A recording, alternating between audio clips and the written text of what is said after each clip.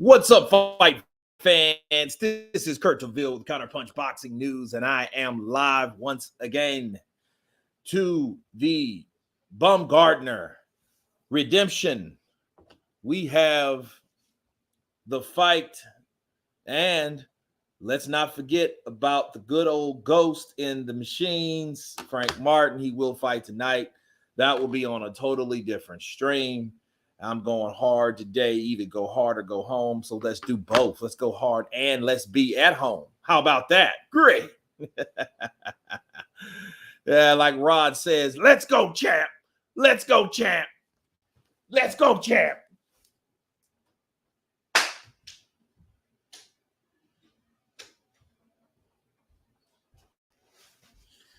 Oh. We got O'Quinn versus Mujica here. Okay. We got O'Quinn and Mujica. Mujica's coming in. I think the favorite, I want to say. So we are live, people, once again. This is 6 of 10. I started at 7:30. Just took me a little quick reset, but we are in this piece, from different all over the world, man. We were just over working. Hold on a second.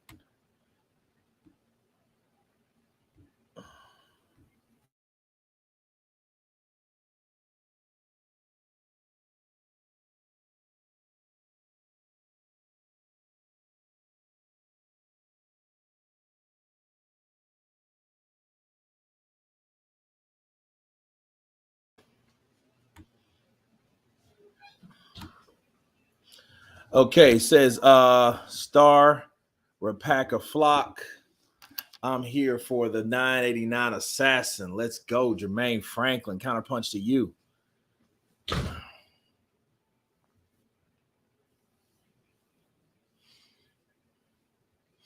Dude, I'm telling you, I'm really refreshed from the last one. I was kind of bummed out from the Josh Kelly fight because it really had me to the point where I'm like, no, dude, please, no. No, please. No, not here. No. And we got a sub live stream set up. Coolness.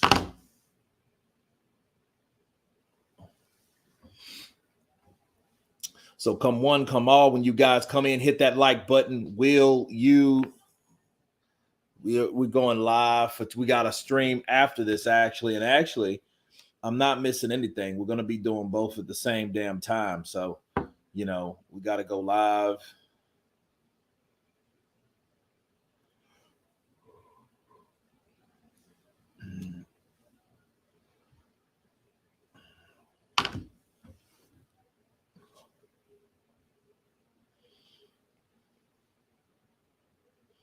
"989 Assassin."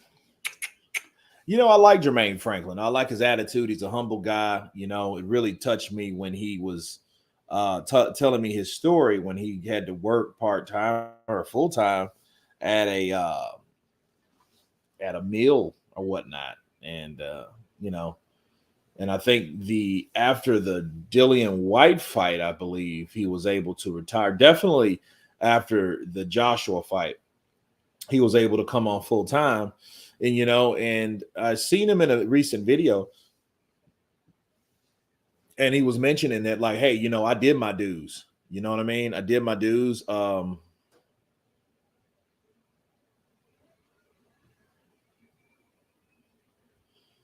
So, give me my dues. And so I was like, that's real, man. I think that if anything, Jermaine Franklin, I think he's going to come out on top. He's going to make a lot of money. I don't know if he'll ever be champion or something like that, but, I definitely like to see him in there with these guys. Derek Chisora, that would be a good fight. I would like to see him and Derek get it on. Guys like that, maybe definitely a Jarrell Miller. Jarrell Miller would be a good fight.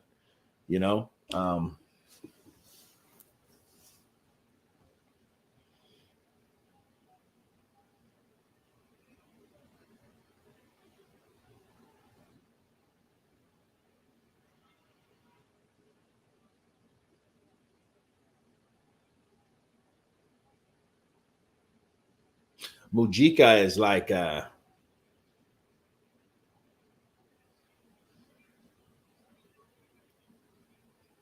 he's definitely a tree chopper, but they're both going to the body to be fair.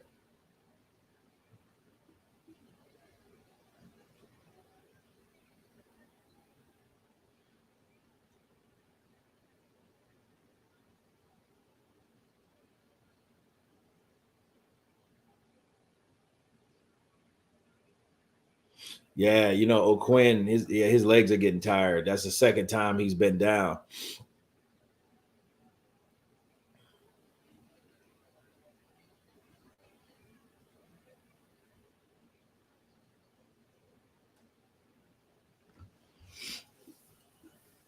I was really hoping he would get the better of Joshua last time, but it's only the beginning for Jermaine. Jermaine Franklin versus Mark Madoff would be good. Yeah, I don't know if he'll have. I know he has the chin. I just see that being a dirty fight.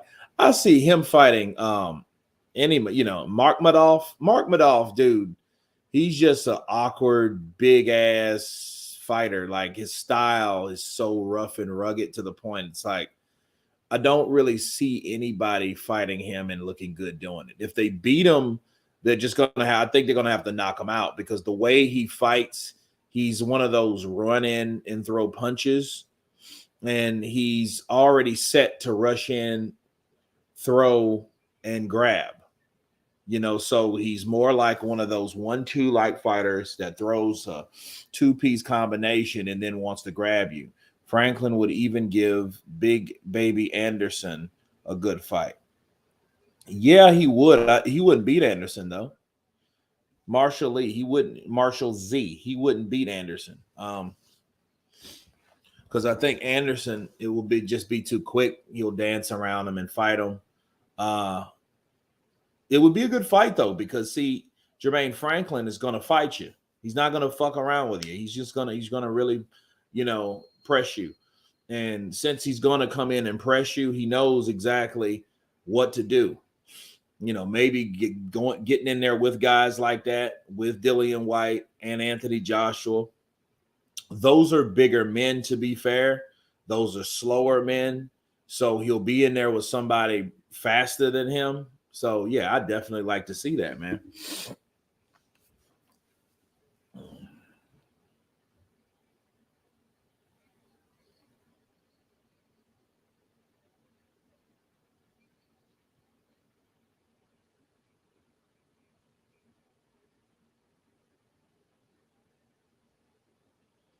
Oh, good straight left from Mojica. Yeah, this is a dirty fight too.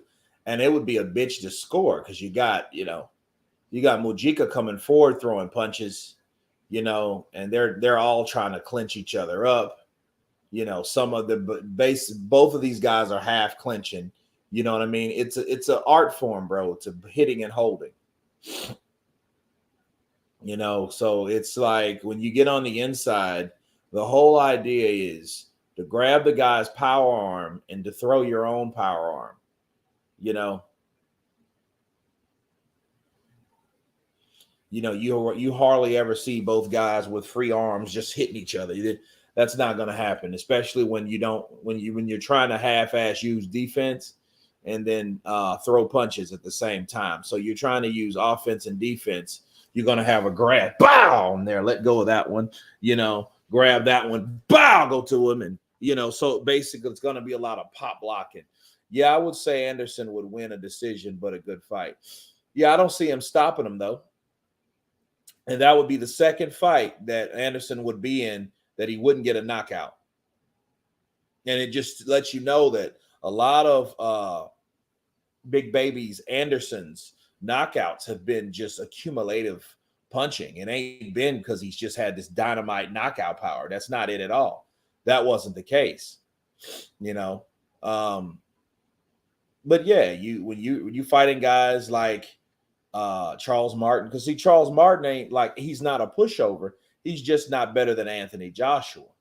Adam Kalnaki, I think if he would have pressed the fight with Jermaine, with Adam, with Kalnaki, and really just instead of letting him control the pace and dictate the pace, that fight could have been a totally different way. Because see, and I think he hurt Adam Kalnaki. And Adam Kalnaki, I think at the time, he's a tough guy as long as you didn't knock him out. And I think once Helenius knocked him out, figured him out, knocked him out, it was over. We got Chickarelli. What's up, brother? Oh man, Chickarelli's in the building. Oh man, you didn't like you missed the first one, but I don't think you missed much, man. Josh Kelly, Gabriel Corso. Dude, matter of fact, I don't even want to really talk about that. Let's move forward. Yeah, let's move forward.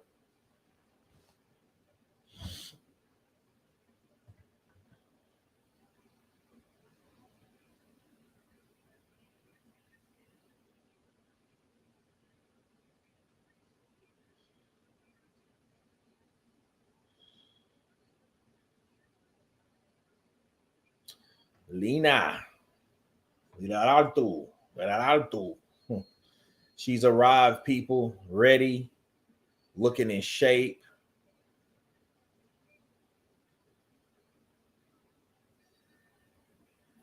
Damn, they got some small ass dressing rooms in there. That shit looks like a little closet she was in with a little couch on it. Yeah, I'm watching the zone, brother. I'm watching the zone right now.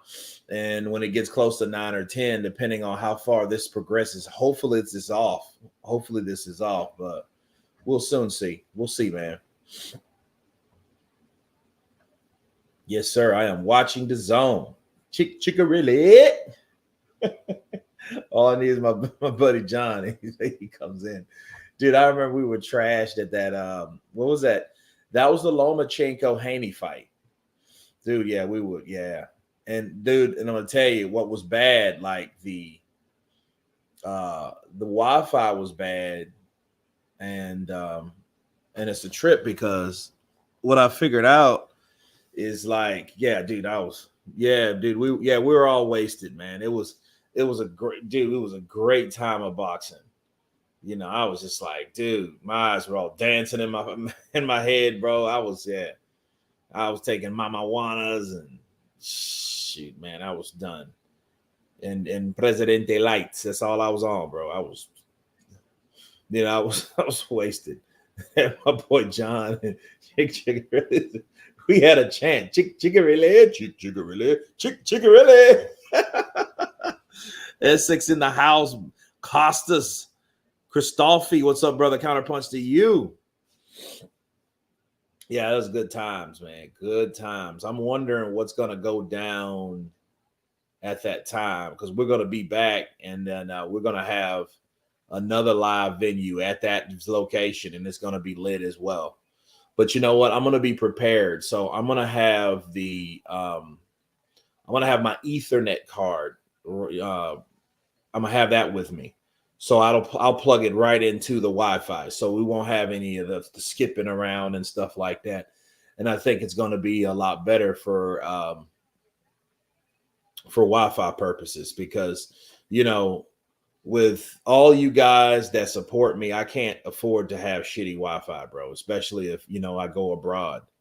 You know, Costas, thank you, brother. Appreciate you. Appreciate you, man. Yeah, you guys were funny as hell. Yeah, man, we're there and had other people there, and it was just, but I knew Devin Haney though, as good as Lomachenko is, I think he needs to fight with more urgency because I think that's a sign of overconfidence. Like, yeah, you may feel that you're doing a good job, but at the end of the day, I don't think it really matters. I think,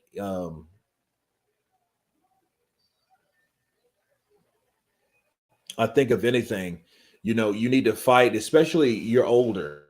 See, Lomachenko was Rene Padilla. How's your workout, bro? I think Lomachenko, he's 35, and I think he should know better than to understand the box. This is not the Olympics. This is not the Olympics, bro. It's just what it is. It's, it's boxing. It's professional boxing. And with professional boxing, what I hate about it is it's a lot of politics involved. So when you have professional boxing, man, I think you're dealing with the younger guy, the undefeated guy. So yeah, look, if I'm Lomachenko, I would be trying to stop Devin Haney. I wouldn't be trying to box him to show him how good of a boxer I am than him. No, that's stupid. We already know you're the better boxer, but you have to show him you're the better everything. You know what I mean? And maybe being the better everything really doesn't matter. Why? This is 10-10. Okay, so this bout's coming to an end. Bars. Kurt, do you think Morrell could end up being a harder fight than Canelo for Benavidez? Maybe, because styles make fights. Styles make fights. I think it's a little too early for Morrell, but if Morrell wants it, he can get it. And I think, David, he's getting him out because he knows, let's get him out of the way before he becomes a problem later on.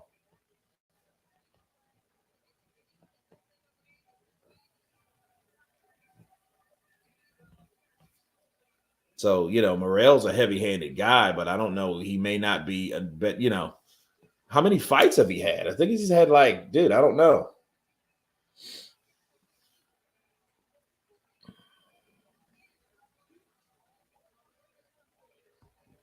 But yeah, I think that, man, let me look up Morrell anyway.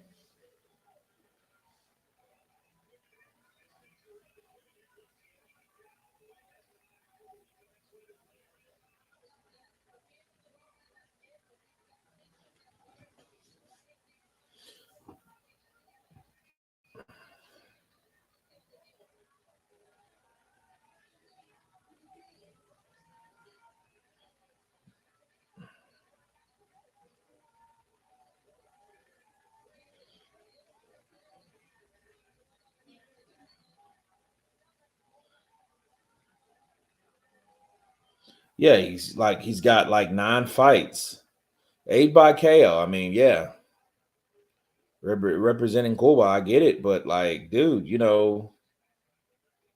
don't know. You want to take on David Benavidez,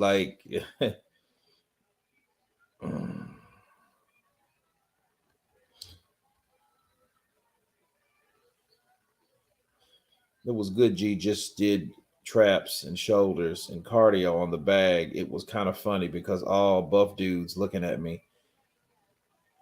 And I'm thinking about jumping in the pool later to do some laps again like yesterday. Man, that's good, man. Swimming is very good, bro. You want to get in shape, start swimming. So he's a year older. That's it.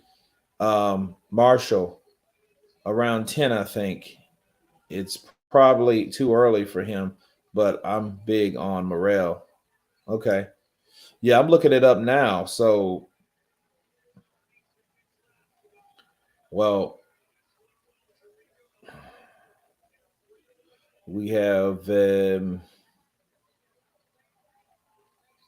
so it's David's 27-0 with 23 knockouts. Josh Goggins, good evening, brother from Alabama. Hashtag bomb squad. Josh Goggins in the building to this day. Tell Deontay I said what's up. If he's not watching, you'd be surprised who's watching these live streams. Yeah, Wilder's been looking good though. Wilder's been looking real good.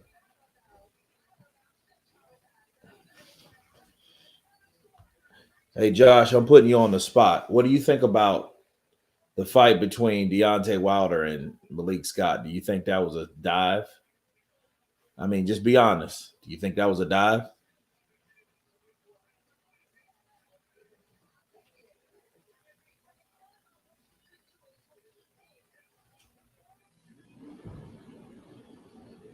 What was that? I think that's Illinois, I think. Dude, that's a shitty tattoo he has. So he should never go back to that tattoo artist again. That tattoo looks like trash.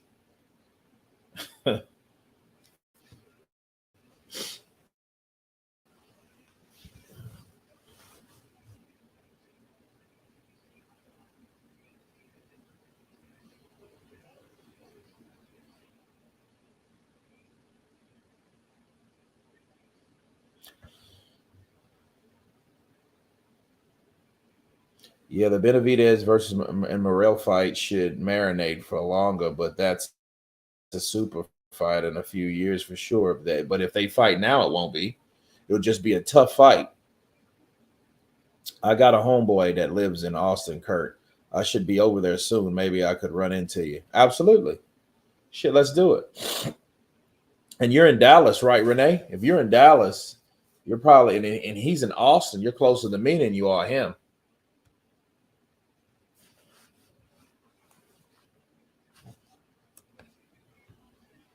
Where'd Josh go? I guess that's no comment, I guess. Fair play. Fair play. You don't want to talk about the lows?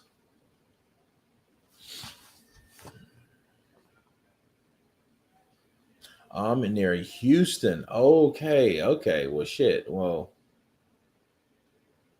then again, maybe not.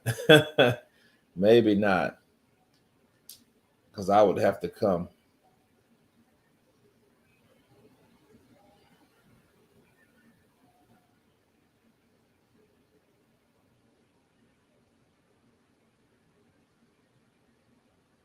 That was a good fight, though. It looked like it was a hard fought, tough fight, to go 10 rounds. I think Benavidez may fight Munguia next. Benavidez and Munguia. I definitely have Munguia getting starched, bro. David Benavidez versus Jaime Munguia is an absolute slaughter fest. That's a massacre. I mean, it like the way Jaime Munguia fights, we've seen him with Sergey Deverenchenko. Sergey Deverenchenko showed you how to fight someone as one-dimensional as Jaime Munguia. Now, understand, I'm not talking shit at Jaime Munguia. I loved him as a prospect. As a prospect, I think he was an absolute monster.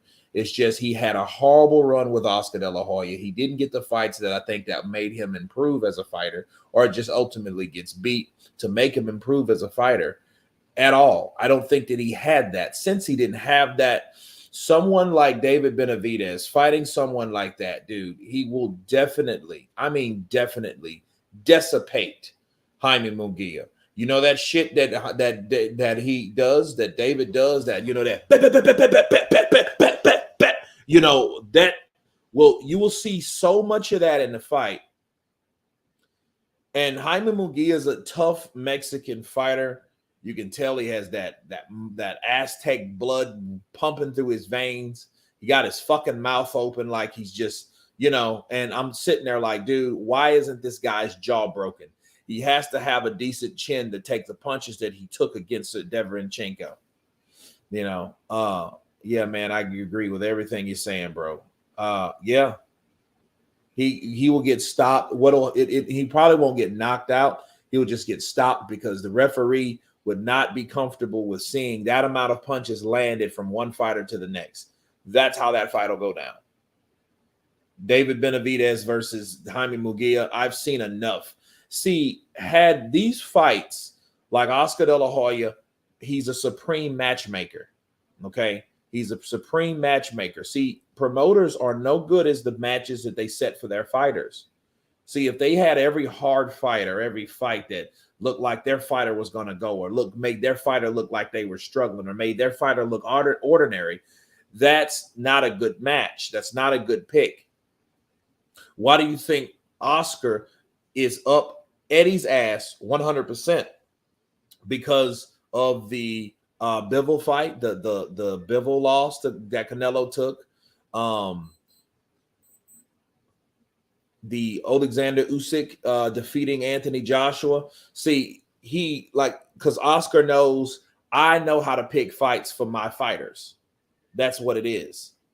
Munguia's defense is way too leaky, and he's way too predictable. Jaime Munguia, he has basic fundamentals. No special effects, mouth open.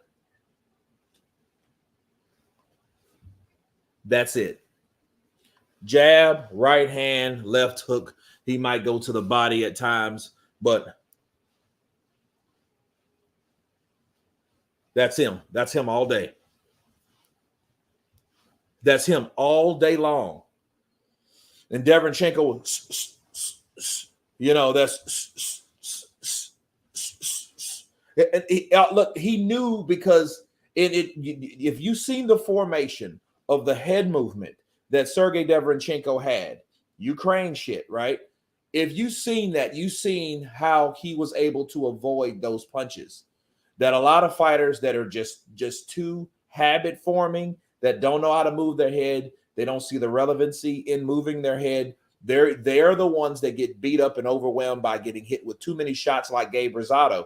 Gabe Rosado thought that he was going to overcome, Jaime Munguia with a couple shots. He didn't anticipate how busy Jaime Munguia was. But in a perfect world, we already knew Gabe Rosado was done after seeing that fight with Jaime Munguia. See, Gabe Rosado in the day, give him 2 or 3 years ago, he would have starched Jaime Munguia. Jaime Munguia would have been flat on his back, because Gabe Rosado, there's no way he was going to get a guy like Gabe with the skills and the experience that he has 3 years ago. There was no way that he was going to let him get away with fighting like that, because Gabe was going to catch him with the shots that he needed to take him out. I don't think he had the stamina where he's at. I think Gabe is 37? I think he's 37 years of age. It's over for him. He's had over 40 fights. That's it. How old is Gabe Rosado? Gabriel Rosado is 37 years 37. Old. So at 37 years of age, he didn't have enough in the tank to deal with somebody like Jaime Munguia. See, when Jaime Munguia 5 years ago knocked out what's the guy that beat Cotto?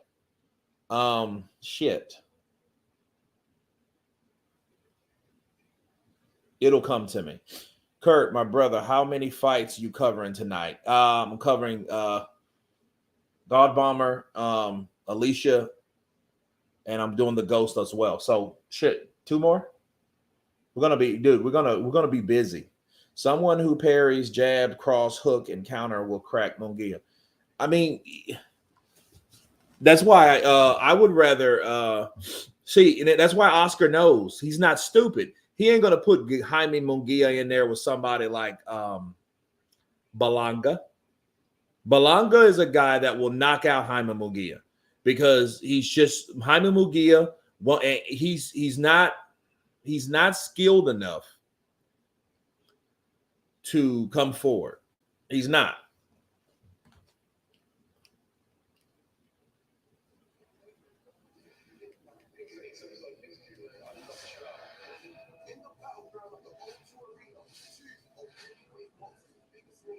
Here we go.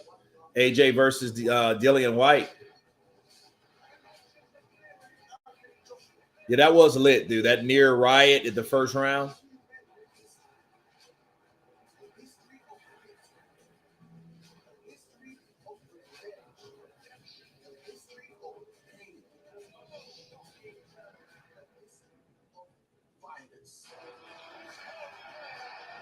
Nice. This commercial's lit.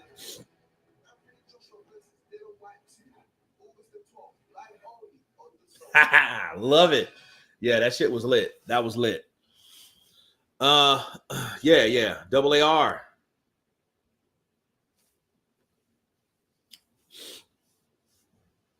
We got Paul versus Diaz, Joshua versus White. Dude, August is gonna be so lit.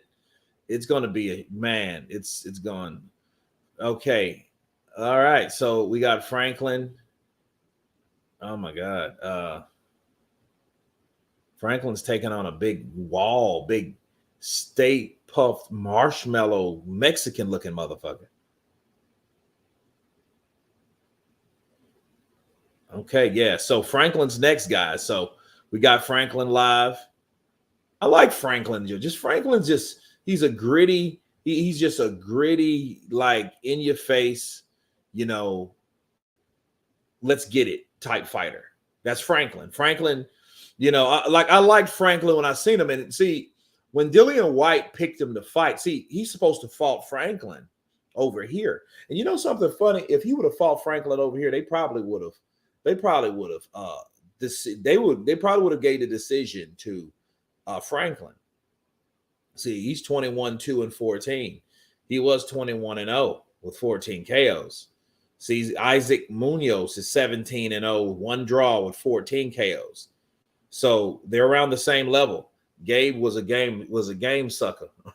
He was a game sucker. He was Marlon. Absolutely. White tried to land the haymaker between rounds. Yeah, how much is Tyson Fury going to make in the crossover fight? AAR, I don't know.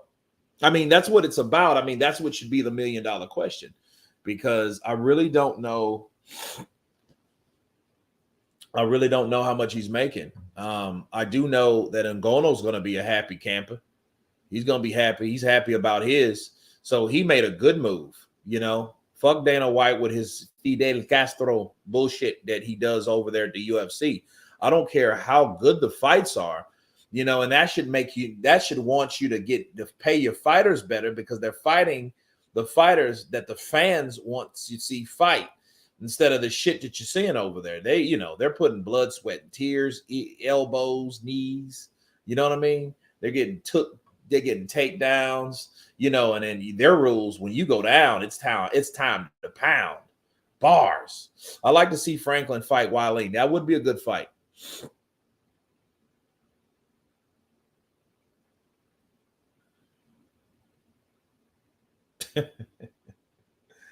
Yo, man.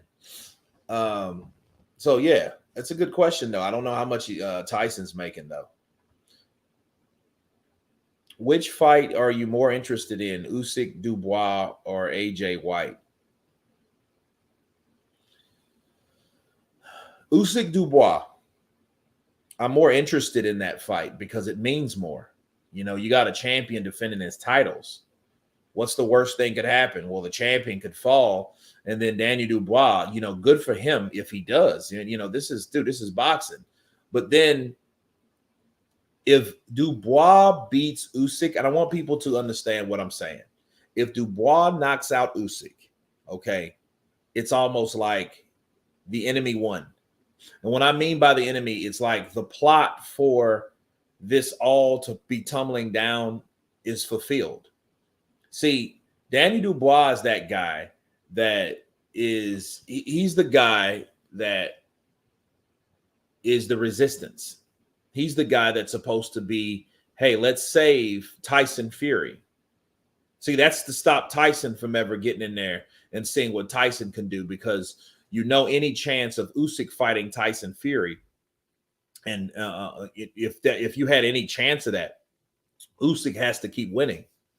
That's the only chance. If he loses, there will be no, because you know Tyson doesn't respect him. He doesn't really want to fight him. He calls all this shit about, you know, he doesn't speak English and all this. So no, you know, but AJ, but see, I just don't see that happening.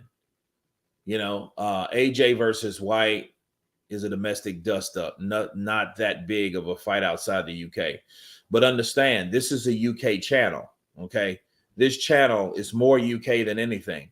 So people's going to come here to see Dillian White take on Anthony Joshua 2 times at the same place that they went hard in the last time, at the O2 in 2015. Or was it 16? No, it was 15. And those guys got it all. So, yeah, it's going to be crazy. Isaac Munoz. You know, this guy has to fight well because he looks like he's fucking retarded. You know what I mean? Like, because he looks like this guy. He looks like a guy that can't fight for shit. He looks like a tomato can, but he's 17-0, one draw with 14 KOs. And, you know, so fighting someone like that, yo, he has to come with it. Danny Dubois versus Andy Ruiz would be a good fight. Yeah.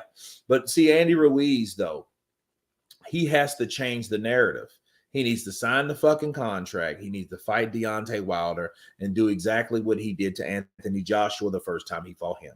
That's what he needs to do. Because, see, narratives are formed, you know, from the other people due to actions. How you eradicate narratives, you put action to eradicate them.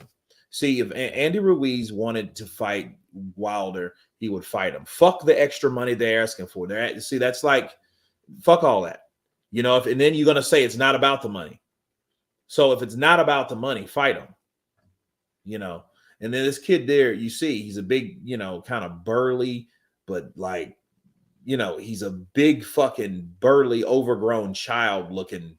He looks like his muscles haven't really developed because of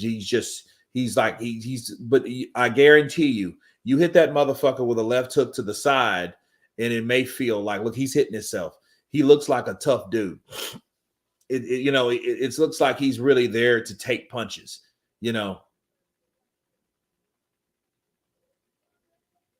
So here it is. So, okay, they come in. Now he's another Drago. Oh, great. Drago Munoz. Okay. Dude, there's some good boxing fundamentals too. This dude could see, and that's the thing. This dude can really look. You could tell he's a good parrier. He's already out. He knows how to step out when Franklin steps in. He's not taking unnecessary punches. He's punching. He's using these damn Reyes gloves.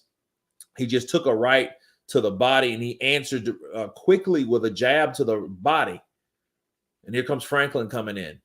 Good fun, good head movement from Franklin. So, okay, now they come in. They get themselves out of the clinch, which is good. That means, you don't have a fucking hugger in here. Double jab upstairs, jab to the body from Franklin. No one's really landed anything flush yet. And that's due to their both guys' defense. Oh, good jab from Franklin. That's the first head snapping jab I've seen. And here comes Munoz coming with a jab. And he throws a right hand, misses it. Then Franklin comes back with a left hook.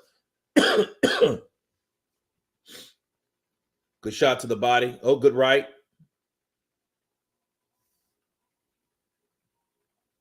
Go good jab. Oh, good left hook from Munoz. Good left hook. Sop, then bow. And you tell he threw those first 1-2. The 1-2 was throwaway punches to land that solid, hard left hook. Good right from Franklin.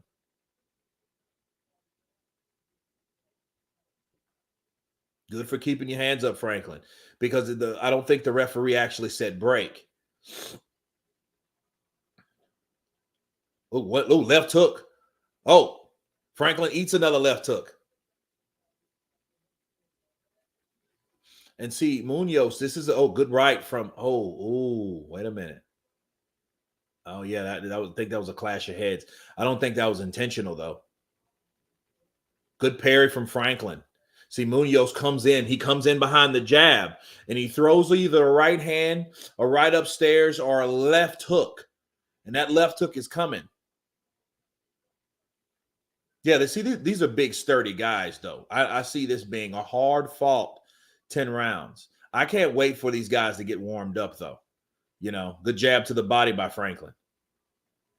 Franklin comes underneath. Oh, comes underneath and gets in. That was the first round. I give it to Franklin.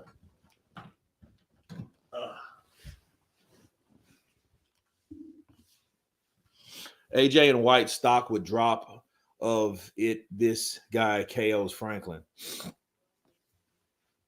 Lady Sean Don Dempsey, son. Counterpunching you. Hey, Cutty. Hi, lady. What's it going about?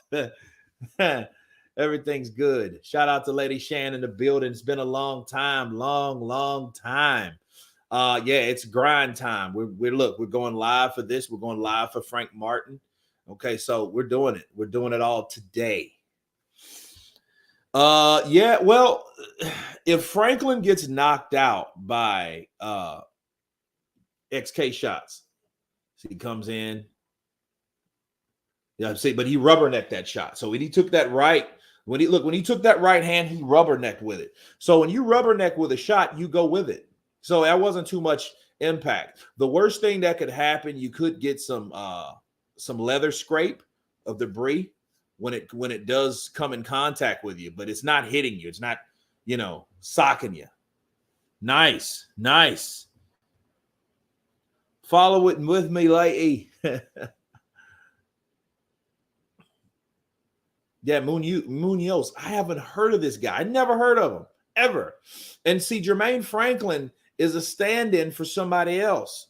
The battle of the bad builds. It's the bad builds. Yeah. It's like fucking Bookman from Good Times versus the Stay Puffed Marshmallow Man.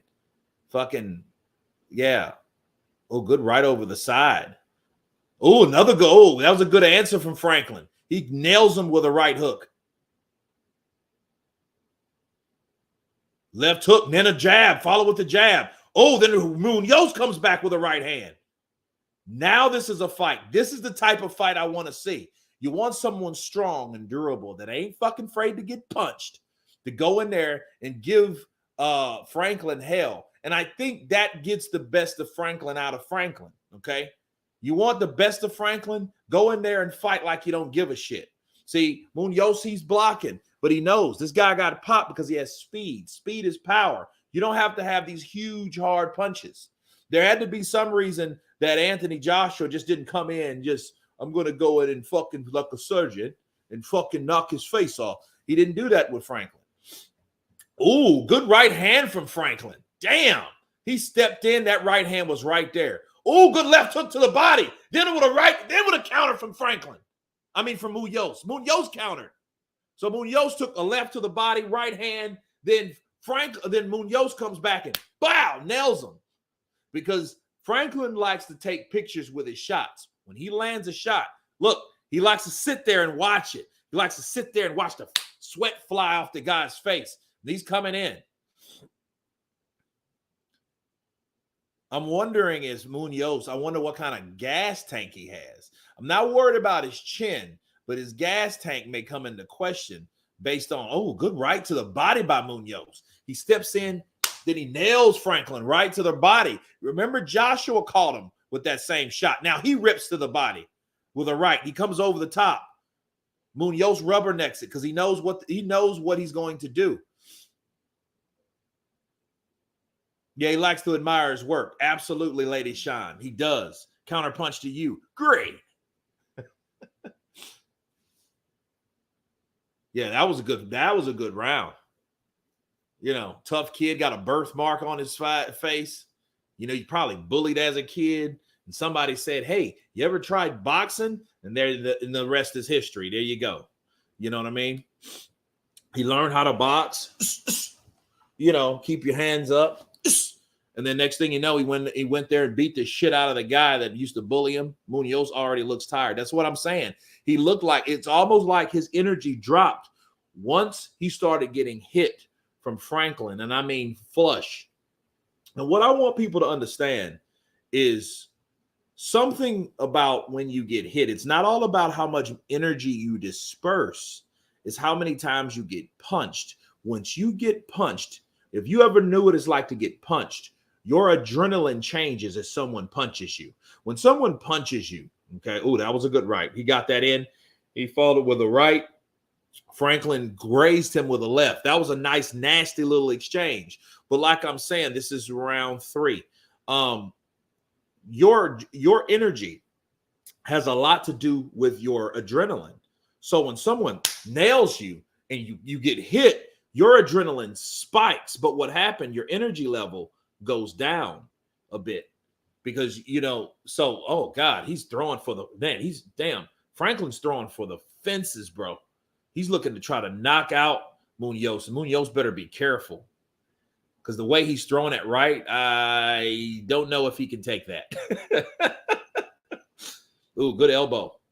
He almost reminds me of somebody with like an open flower when like, have you ever trained Muay Thai, to get into split someone's defense, open flower, mix them up and bow, catch him with an elbow, open flower, closed flower, but it looked like he did that technique. Kurt, have you seen Ryan Garcia working fundamentals with Derek James? Yeah, man, I'm going to do a video about it probably tomorrow. Yeah, and Derek is not fucking around with him. He's slapping the shit out of him when he tries to throw that hook and leave this shit all I'm like, dude, yeah, you're bound to get knocked out. Oh, good left uppercut by Franklin. Bro, that came out of nowhere. Oh, good left hook from Franklin. Whoa. And this motherfucker ate it like a steak. He ate it like a steak. Okay. Good. Hey, a good punch selection, bro. That I didn't see a left hook coming. Because you know with Franklin, you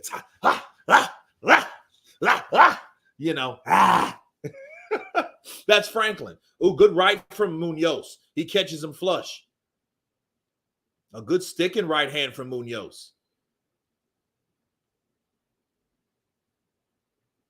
You know what? Franklin likes fighting on the zone because you know why? Those fucking the zone checks a little different. They're a little bit more thorough. They're already cut. They already got. Oh, whoa! What happened? What happened? What happened? What happened? He's holding his backside. What happened? He hit him in the hip. I think he hit him in the hip, dude. His fucking face went from pale white to lobster red. Munoz looks like a fucking lobster being cooked at 350 degrees. Yes, he does. If you look at him, his whole face has changed. I don't know if you guys ever played Samurai Showdown, but he looks like the character when you get to the point where your little special move, your whole fucking face turns red. That's what he looks like. Oh, good right to the body. Oh, good right. Dude, these dudes are banging. I think he hurt Franklin with the left hook. Nice. Oh, he wants to take a little walk around the park. Franklin says, let's go. Man, this is one hell of a fight. This may be the fight of the fucking card, the undercard. Wow. Wow. Bro.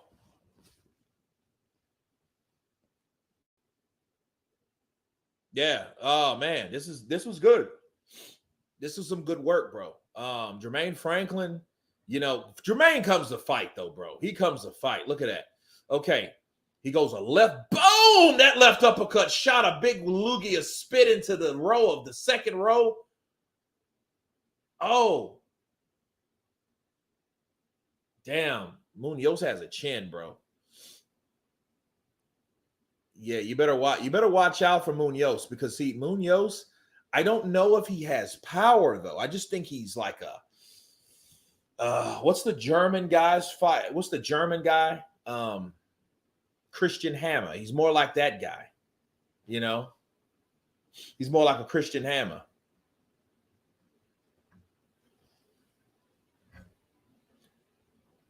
They're in the middle of the ring. They trade jabs. Jab to the chest. Left hook and a right hand thrown by Munoz. Didn't connect. Jab to the body by Franklin. Munoz comes in with a surprising jab. Good head movement from Franklin to avoid that shot. Now Munoz will try. He wants to box a little more. Makes sense. He wants to keep him at bay. So he's using his jab.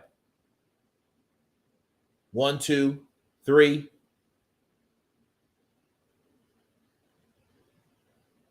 Oh, good jab from Franklin. That's right up the center.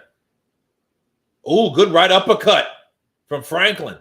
And see, Munoz, this is what happens about the adrenaline. When you get hit, you know, I'm going to fucking, like when someone hits you, it's automatic. It's like a twitch muscle. You're going to hit them back. I mean, if you got some fight in you, you know what I mean? If you know, bow, somebody hits you, you're going to fight. You know, it's just a bow. You're going to throw that punch. But also, that's inching away at your adrenaline. And you have to understand, this is world championship boxing. Okay, so, you know, well, good right from Franklin. Franklin's landed more on him. Munoz hasn't landed anything. He eats a jab. He comes back.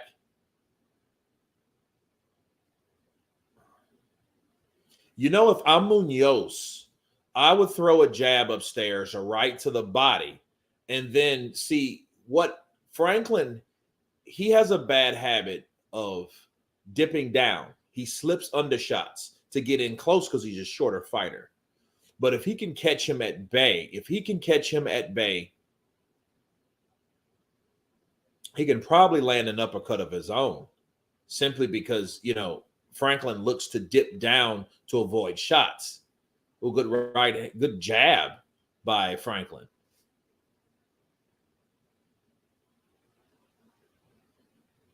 The battle of the good chins. Is there anybody that's fighting today that would be good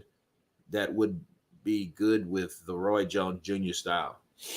Shit, Alycia, Baumgardner. Oh, good right. Oh, good right. Oh, man. These are all right hooks. And Munoz is taking it, though. He's taking it, but he looks like he's been outside in fucking Austin, Texas for about an hour doing lawn work in 108-degree weather.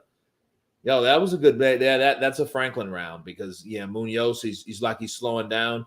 Then he's remembering his boxing fundamentals because he knows he doesn't have that much firepower because he's getting tired. See, once a fighter's game changes, his plan changes. The game plan changes due to the fact of the lack of adrenaline, the lack of stamina.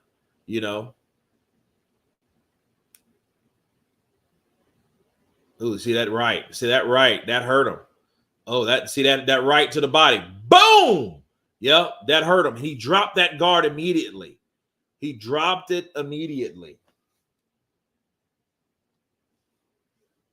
So, yeah, Franklin needs to go to Munoz's body because he's softening his body up. He could probably hurt him upstairs, but you physically hurt people downstairs once you land those shots downstairs. Boots is the closest to Roy I've seen. I don't know, man. I think that's a little too early, but Boots is a very, my dad is now a fan of Boots Ennis, which is good stuff. It's good stuff, man.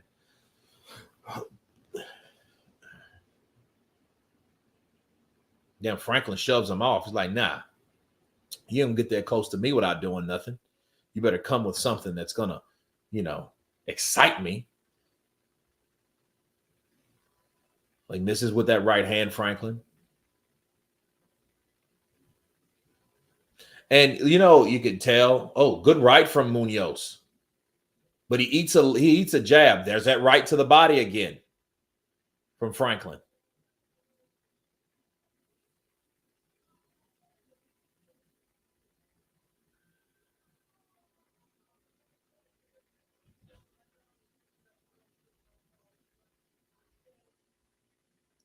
Ooh, good right hand from Franklin. Hey, protect yourself at all times, even when you spin out. So, that right hand. Yeah, Munoz, you could tell he's getting tired. He's getting tired simply because, see, this is what happens. Munoz hasn't been in there with somebody like Franklin. Franklin has been in shape. Franklin has been in shape since the Dillian White fight. You're definitely the Joshua fight. I think ever since he's fought Joshua, he's just been probably a gym rat. You see his titties are starting to, his titties used to be kind of formed up. Now his titties are kind of flattening out a little bit. You know what I mean? So, he's lost a lot of weight. And then the most important thing about Franklin is Franklin's made some money. He's putting them checks back. And he knows, like, dude, I got to keep on. And he's given us these exciting fights on the zone. You got Dillian White, then Anthony Joshua, now Munoz, and now he's busting up Munoz, turning him into a fucking lobster from Red Lobster, and on heat of 350, and he's getting cooked. Okay, so yeah, he knows who good right hand. And see, Munoz, he has a chin, bro. You can tell how he's built. He's built like a fat ass Superman. He looks like a fat ass Clark Kent. All he needs is man. Oh yeah. He's getting tired, bro. He's getting tired. And see, who's to know Munoz? I don't know in 17 fights. No, 18, because he has one draw. I don't know if he's accustomed to these type of fights. See, Jermaine Franklin just went through 12 rounds with some of the top fighters, the top heavyweight fighters. Dillian White, top heavyweight fighter, top 10, 15 at least. Anthony Joshua, top 10 fighter. So, fighting someone like Munoz, which is the new kid around the block, but hasn't been in there with this type of fight, with this type of experienced fighter, it's telling it. See, Franklin's doing his thing. Franklin's just taking these rounds after rounds after rounds after rounds. Munoz is tired, bro. That body shot, I think, made him wake up like, dude, I really need to start protecting my body because he really hurt me to my body. I wish White would have fought the version of Franklin. This version of Franklin.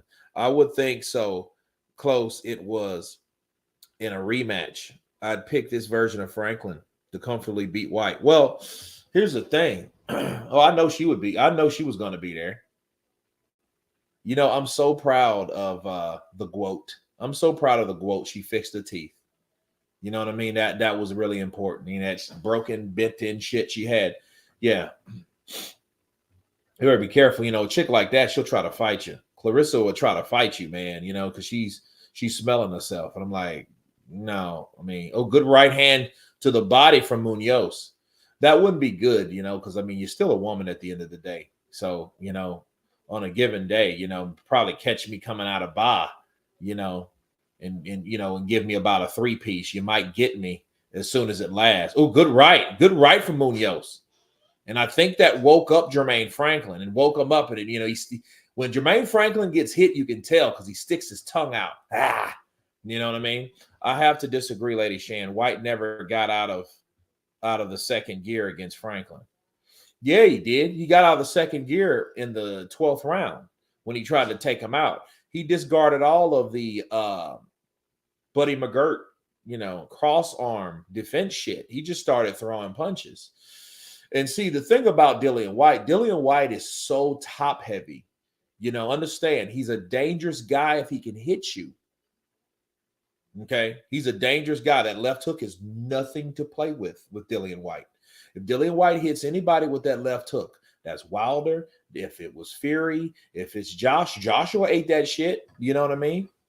Franklin is a better boxer fundamentally, is better than White. Well, here's the thing. Franklin may be better in certain things, but understand, the jab will take you all around the world, and Dillian White's jab won him that fight against Franklin.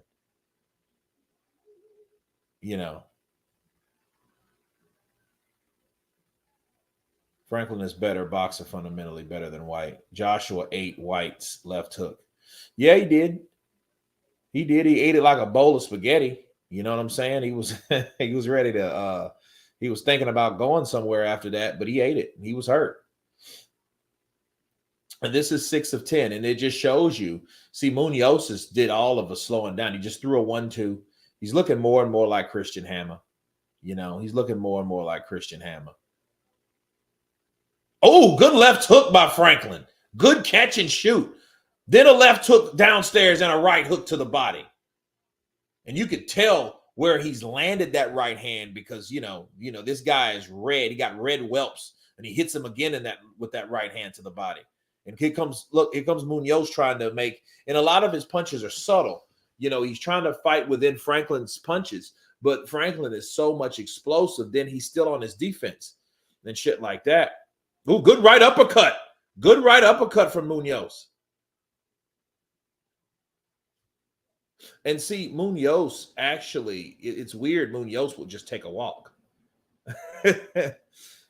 Franklin getting frustrated though.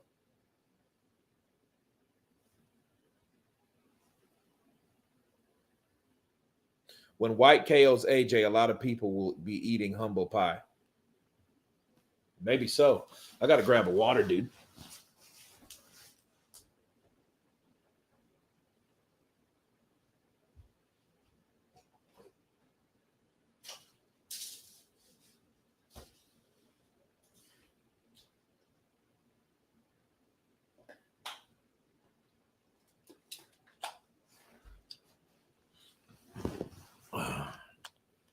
He tried to hit him twice after the bell. probably got that shit from Joshua. You know, Joshua was doing all that tough guy shit. You don't fuck with me. What'd you say? Okay, what's going on? What's going on? Yeah, it's the wrap. Yep, need to fix it. Yeah, that was probably intentional.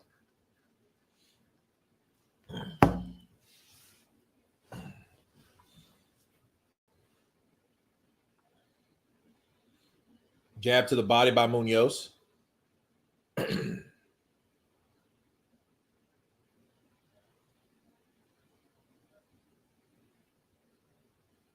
Here comes Munoz. Good right to the body by Munoz. He eats a jab from Franklin. Munoz throws a couple 1-2s.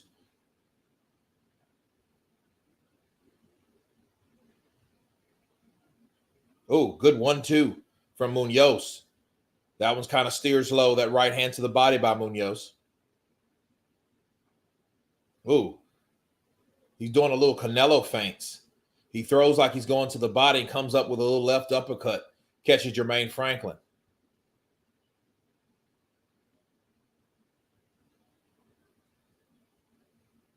Now it's round 7 of 10.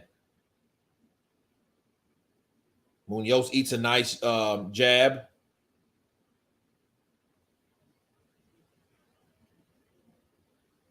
Ooh, good overhand right from Franklin.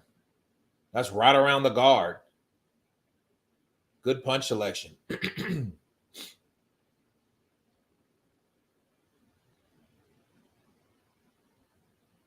Yeah, I was just going to say that Canelo feints. Yeah, but I mean, he has to do something because, you know, fucking around with someone like Franklin, he has a good chin. I mean, don't get me wrong. Franklin can be hurt, but he's tough. He's a good chin.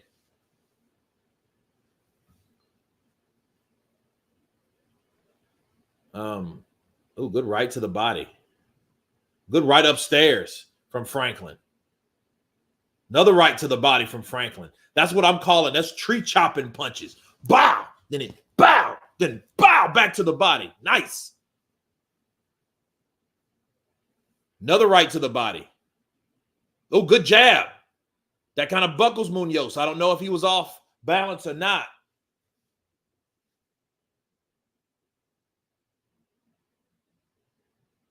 Oh, good right uppercut. Good left uppercut from Munoz. They trade uppercuts. Oh, good right hand to the body. Yeah, yeah, that shit's killing. Oh, good left hook. Yeah, he's sucking in. Munoz is getting tired. Another right. That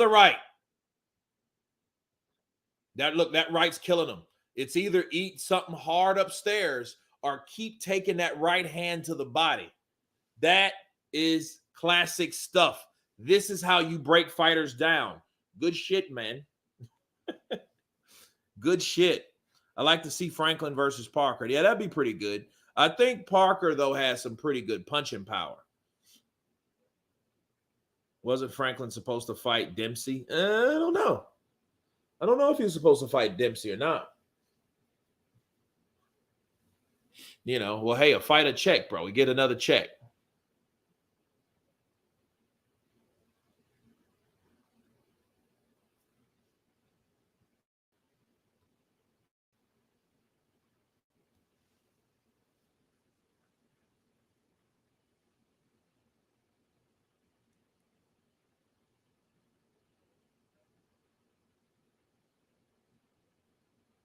There's a lot of good fights for Franklin, and Franklin's going to fight them all. You know, give me 500,000 for this one. Give me 400,000 for that one. Give me 800,000 for this one. Yeah, man. This McKean is fighting Hrgovic. Yeah, that fight's on. It's already set. It's on the undercard of AJ and White 2.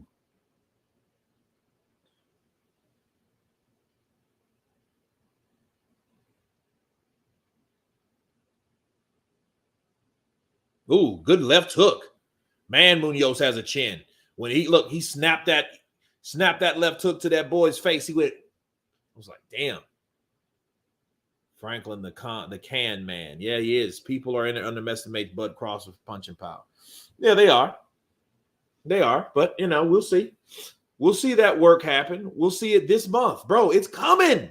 It's this month. It's this month.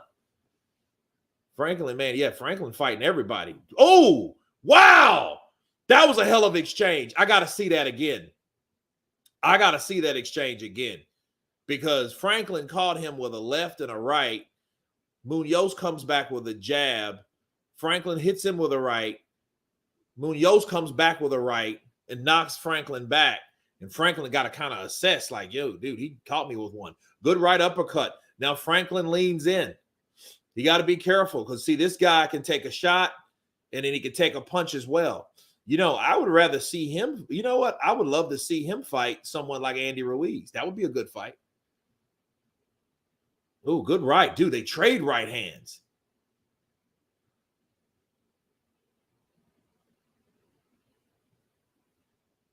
Yeah, Munoz, dude, he rubbernecks a lot of his shots. It's not the fact that he can't avoid them. He just doesn't like to move.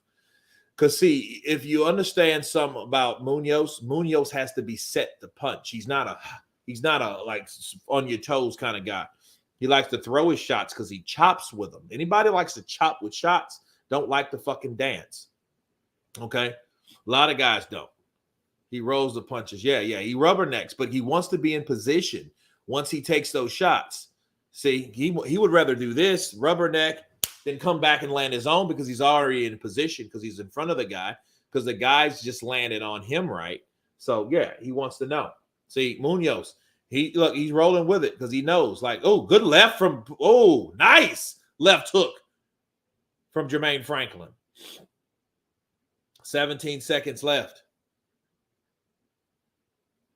See, he ain't gonna waste that time because when somebody punches you out of position, you're doing all this shit. You may not be where you want to be to land your shots. Good left hook, good right uppercut. Oh man, they're throwing that leather. Dude, I gotta see this because I know these replays are coming. Let's see them. Let's see it. Yeah.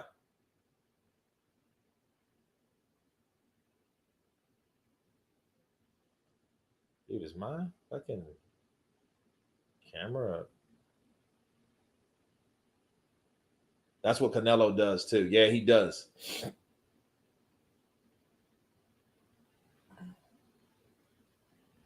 Left hook lands. He grazes it. I want to see this exchange again, though. There we go. Left hook, right hand lands for Munoz. Left hook lands, right hand lands. Munoz throws another right hand. Good stuff, brother. Good stuff. Franklin ain't going to be able to stop this guy, but it's a unanimous decision win for him, I'd assume. Well, here's the thing. The last thing he does, like, he could go for it. He could go for that punch. Yeah, they need to wrap that tape back up. I don't know why that ref hasn't seen that, but his shit's becoming unwrapped. So it's 9 of 10. Get Charles Martin versus Jared Anderson recently. See, what did I tell you? But I think they purposely did that. They knew that shit was like it was. Get him to come back, take a nice breather.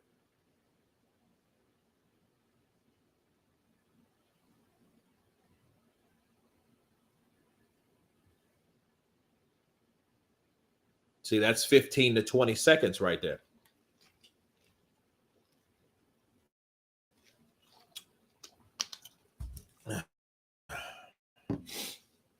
Those women are horrible. They just said that he is slick and it has a lot to do with potential. And he reminds her of Andy Ruiz. The guy is a human punching bag, but yet she's going to say he's slick.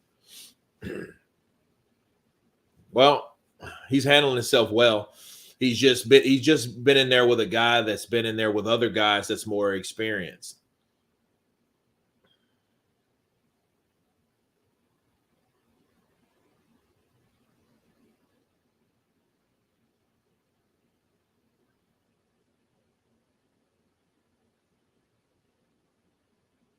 Ooh, good right hand.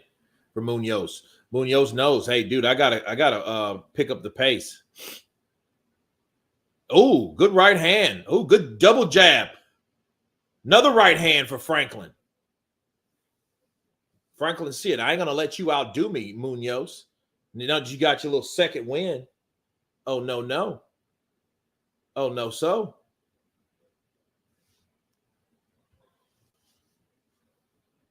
Oh, good jab upstairs and a right to the body. Good right uppercut inside from Munoz.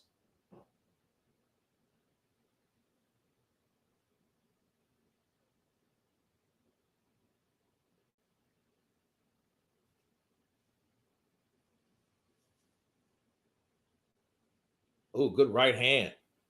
Yeah, Munoz has a chin, bro. Oh, then he takes a solid left from Munoz. Munoz turns him around. 1 minute left in the 9th round. And at this point, I think Munoz should be really trying to go for the knockout, don't you think? Because if he has any chance of wanting to stay undefeated, fighting someone like Franklin, you know, Munoz, he's a big dude. We will see him again. See, good right hand lands. Oh, good left hand lands for Franklin.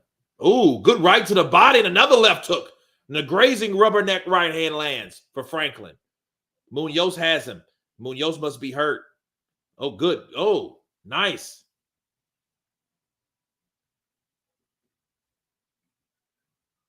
Ooh, jab, right hand, follow up with a left hook. Those guys are banging, bro. They're banging. Oh, nice.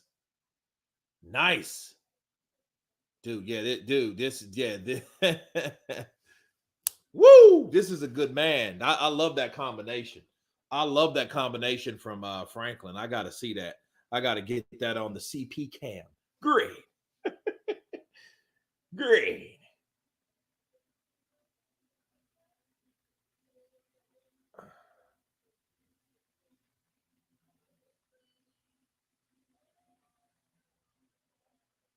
Let's see here.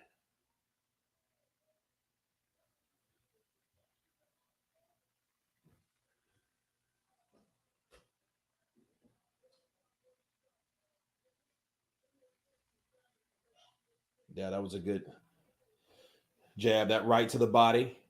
That was a good shot.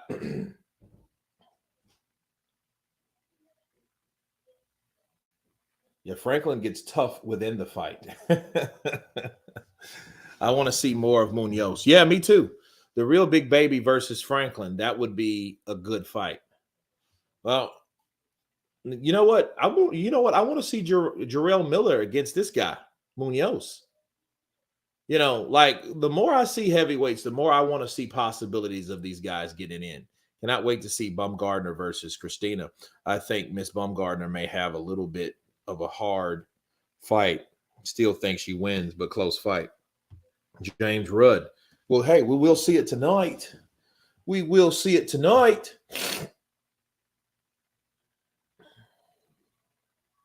Oh, man.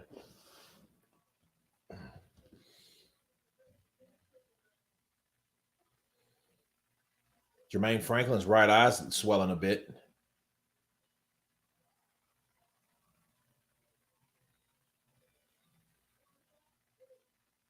Oh, 1, 2, 3, 4 landed for Franklin. Yeah, see, Munoz, he's gasping. He's gasping, bro. He's tired. You see, he's just walking. He's not even bouncing. He's just walking back. This is about British level. He won't be a world champ, but yeah, more of him, please, to test the other lads. You know, oh, good left hook to the body from Franklin.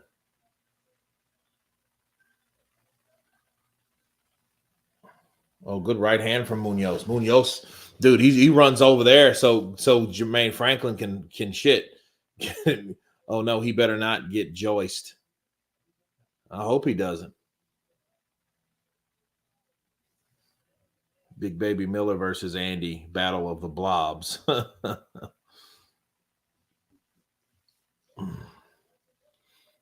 Big men, man. Oh, good left hook from Franklin.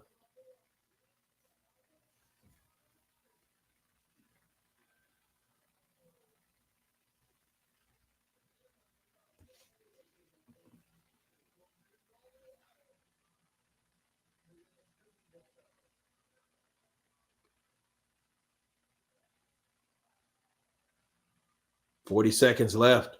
Yeah, Munoz, he's done, bro. Look, both of these guys. Well, look at Franklin's. Both of his raps. He's gonna slap him in the eye with one of those raps. You know, that ref's like, fuck it, let it go. Let it go at this point. Yeah, look at Munoz. Munoz is just holding on, bro. 20 seconds left.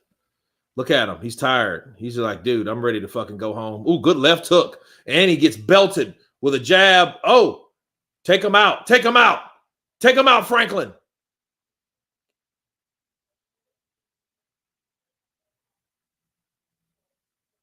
And he tries to turn. Here's Franklin. Oh, that was a good fight. Good fight, bro. See, look, Munoz went 10 rounds, but he's tired as shit. He is tired as shit, people. Yeah, he needs a rest, a break, a new trainer, a new strength and conditioning, a new diet, a new lifestyle. That motherfucker needs a lot.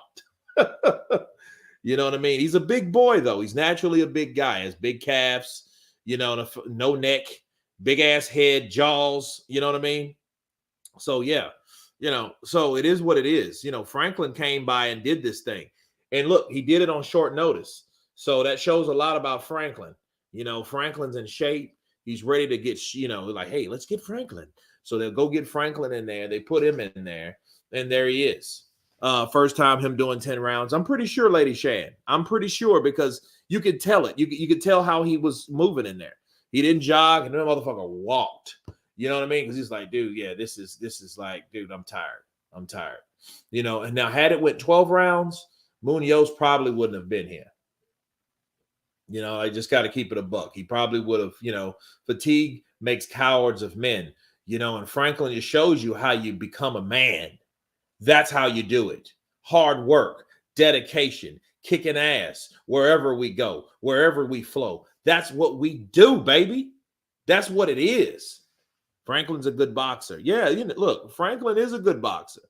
You know, he's a good boxer, good chin, you know, great boxing fundamentals. His titties are shrinking. He's doing good, man. He's always thinking bars.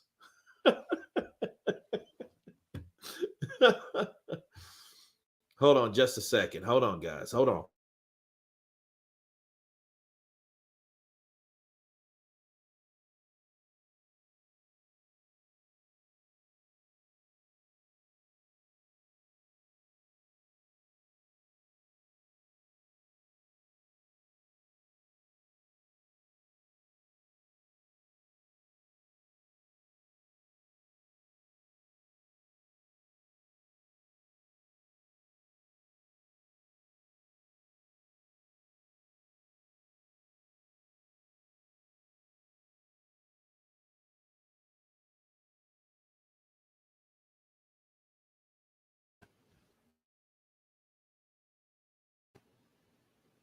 Franklin, unanimous decision. Yeah, yeah. Yeah, I mean, it should be. I mean, there shouldn't be any kind of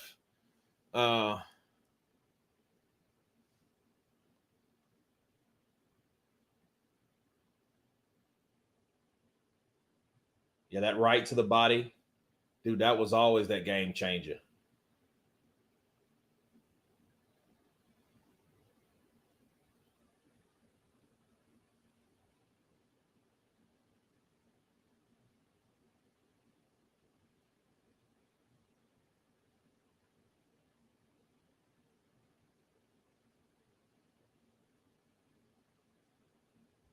Did I miss that uppercut? Didn't I? Did I miss that uppercut? That uppercut was the best punch, man. That uppercut was the biggest punch. Let's go. 989 assassin up in the building. Counter punch.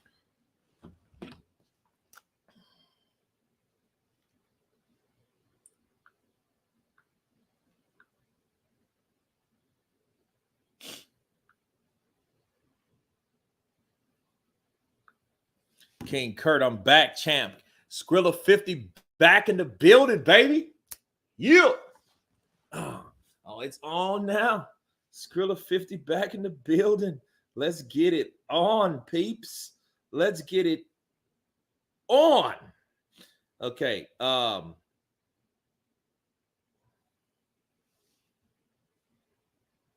Salute to the heavyweight counterpunch boxing, Karma Boxing, and MMA. Counterpunch to you, Karma. Like, we're doing it big in here. We're doing it big in here.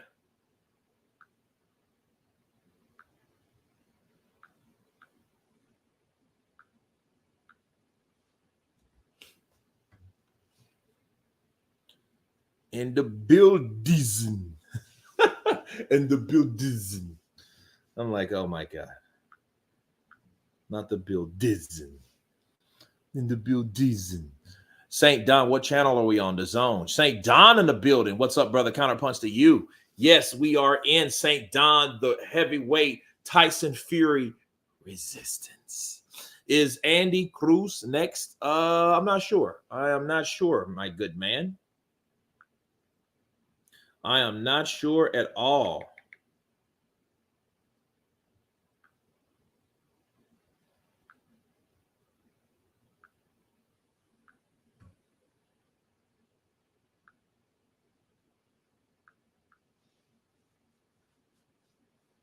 I like when she says that. James Rudd. I bet you do, bud.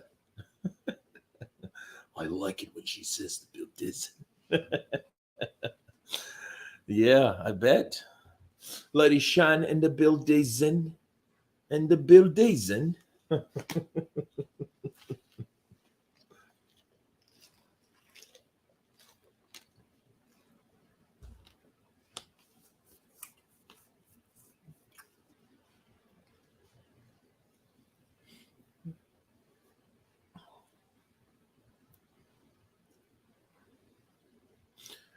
I think this is like the making of Canelo. Yeah, when he fought Floyd. Yeah. At the end, I want to make history. Yeah, fight David Benavidez, bud. You're over there with Al Heyman now. He's going to put you in there. I'm going to give you $50 million. And I'm going to want you to fight David Benavidez. Oh, you going to fight him, motherfucker. You going to fight him, motherfucker.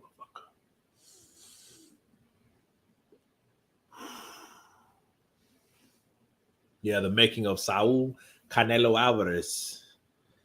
Yeah, man. It's good stuff. It's good stuff.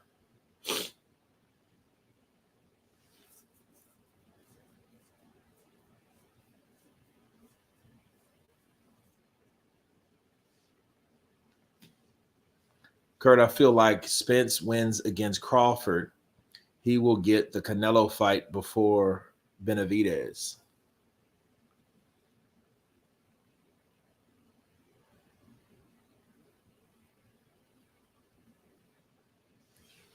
Renee, that may be the case. Because, there's been, Errol has been dying to get up to fight Canelo, Because remember when Errol Spence was just feeling himself, that's back when he was chasing Keith Thurman. And when he was chasing him, it was like, okay. It was more so that Errol Spence was pretty much planting seeds. He was planting seeds in there, man. Good morning, Counterpunch Boxing crew. Big up Kurt. I think Spence wins, Joshua wins, Charlo wins. Wow. That's a lot of winning from man. If they all won, you know what that means? That means that we will have a fighter of the year once again, no other than Derek James. Oh, we talking about the Franklin AJ beat? Yeah, he pretty though, B-class fighter, but tough. And Andy would beat him in a competitive fight though.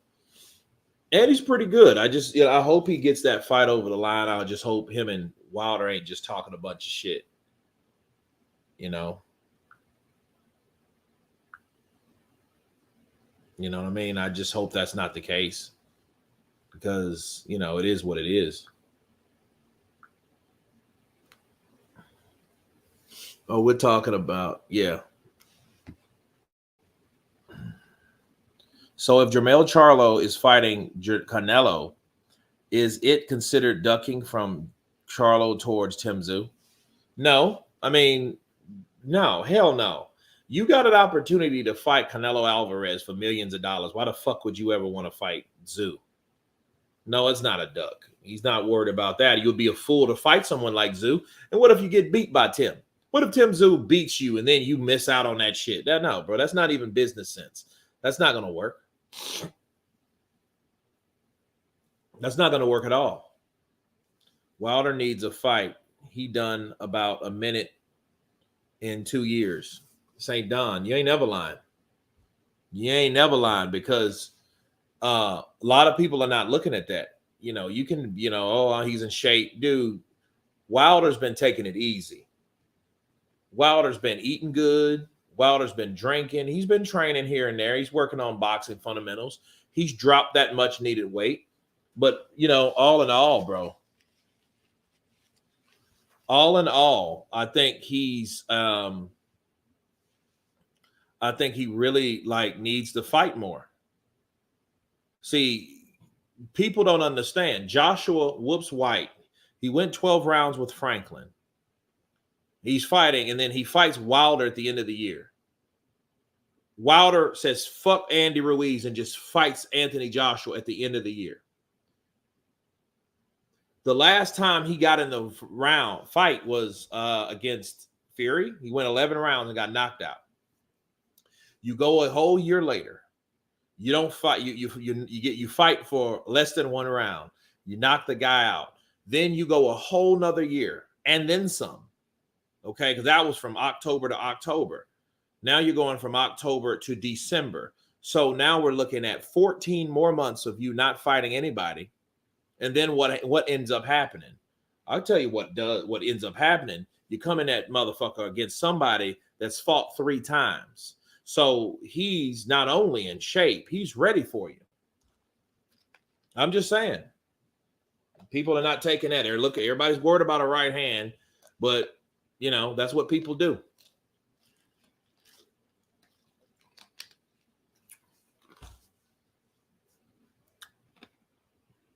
Mm-hmm. And then it will be a rematch between Joshua and Wilder. And I guarantee you, if Joshua beats Wilder, you're going to hear more fucking excuses. The LDBC will go on fucking suicide watch, or I don't know, postal, I don't know, bro. Cannon Briggs and said Wilder fights like a drunk octopus. Yeah, when he hurts you, because he's not a good finisher. So he just throws punches together. Windmill. AJ wins. Spence loses. Charlo Canelo stop Canelo. Charlo Canelo stop Canelo trying to bankrupt PBC just like he did with Eddie. Well, he ain't going to bankrupt Eddie because Eddie's not using anyone else's money.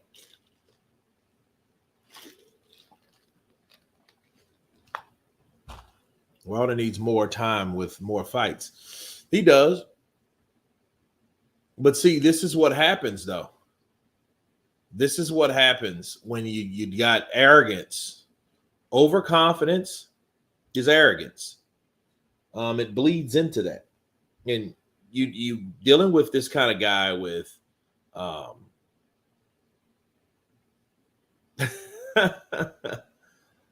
yeah, they got who's this?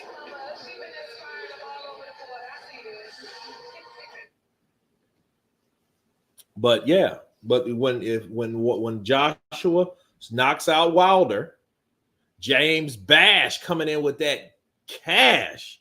Facts. If AJ wins, they'll say Wilder was old. Yeah. Appreciate that that love, James Bash coming in with that cash. Yeah, well, no, they're gonna say he wasn't ready. They're gonna say he was old. They're gonna say a lot of shit.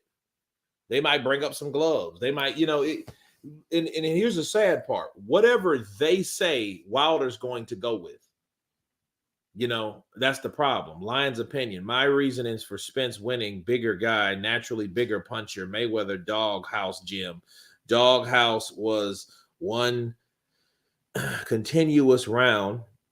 The amount of class sparring that comes through Vegas. Yeah, that was Floyd shit. Yeah, you're pretty good for a bitch. Oh, you're pretty good for a bitch. Hell no. Lace these bitches back up. Let's fight again. Ain't nobody gonna call me no bitch. I ain't come all the way from Texas.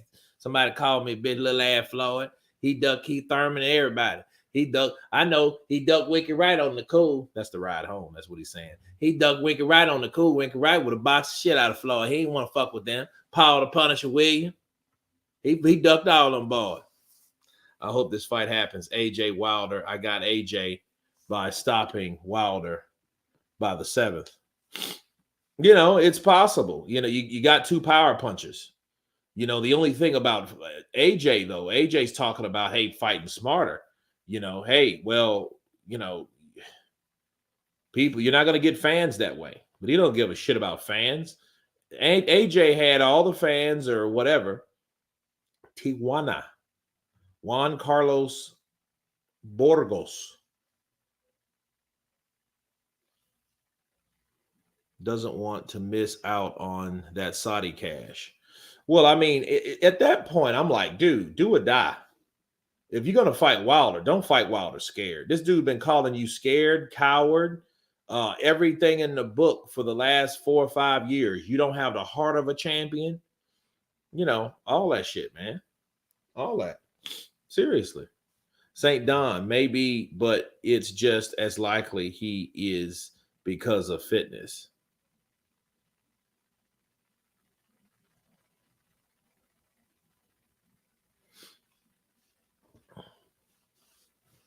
This is Andy Cruz.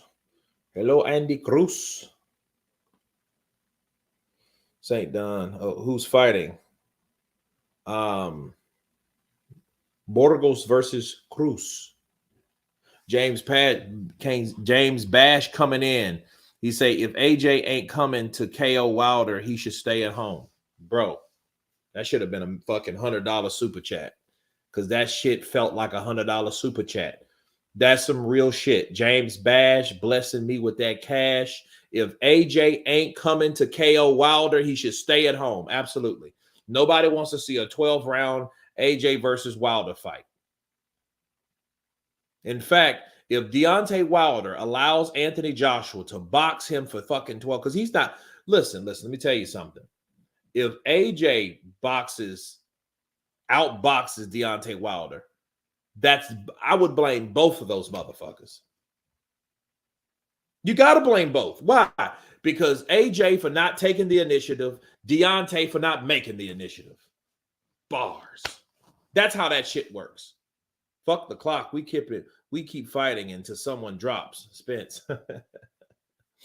Yeah, well, hey, it is what it is. You know, so if AJ is if see, and that just lets you know. That means Deontay, if you can't KO AJ in 12 fucking rounds, you should retire again or whatever you did. Because and AJ ain't trying to take the initiative. He's trying to do that Andy Ruiz shit. No, they should both be clowned. You know, one for not wanting to do shit, one for not making it happen, making the shit happen. Wilder has to make that happen. Wilder got to come at that boy and knock him out. Because if AJ's going to sit around and just use a jab and stay fucking scared, oh, hell no. Wilder, get him. Wilder, get him. That's how that goes. There's no way in Hades that Wilder should allow Anthony Joshua. Because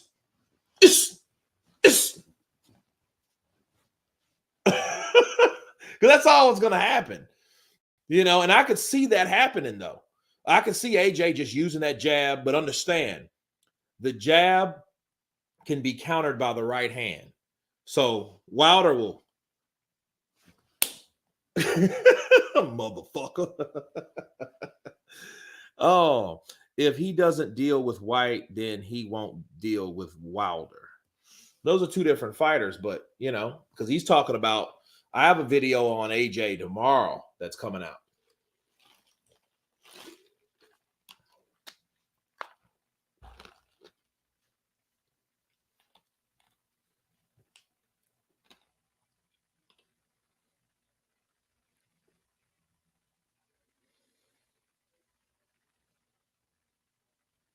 And this is his debut against a guy with a record like this.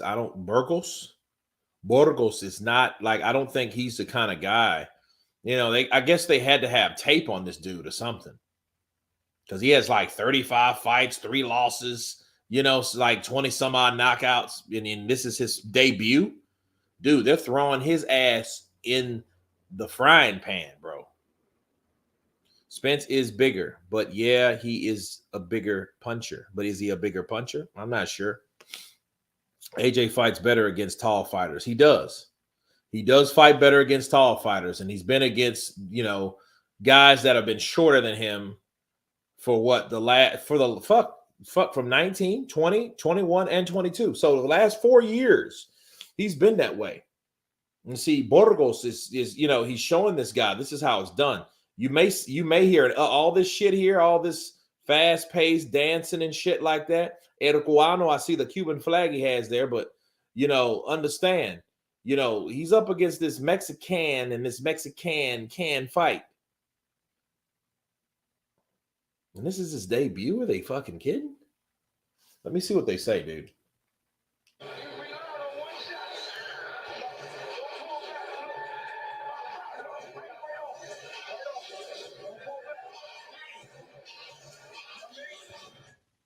Hmm.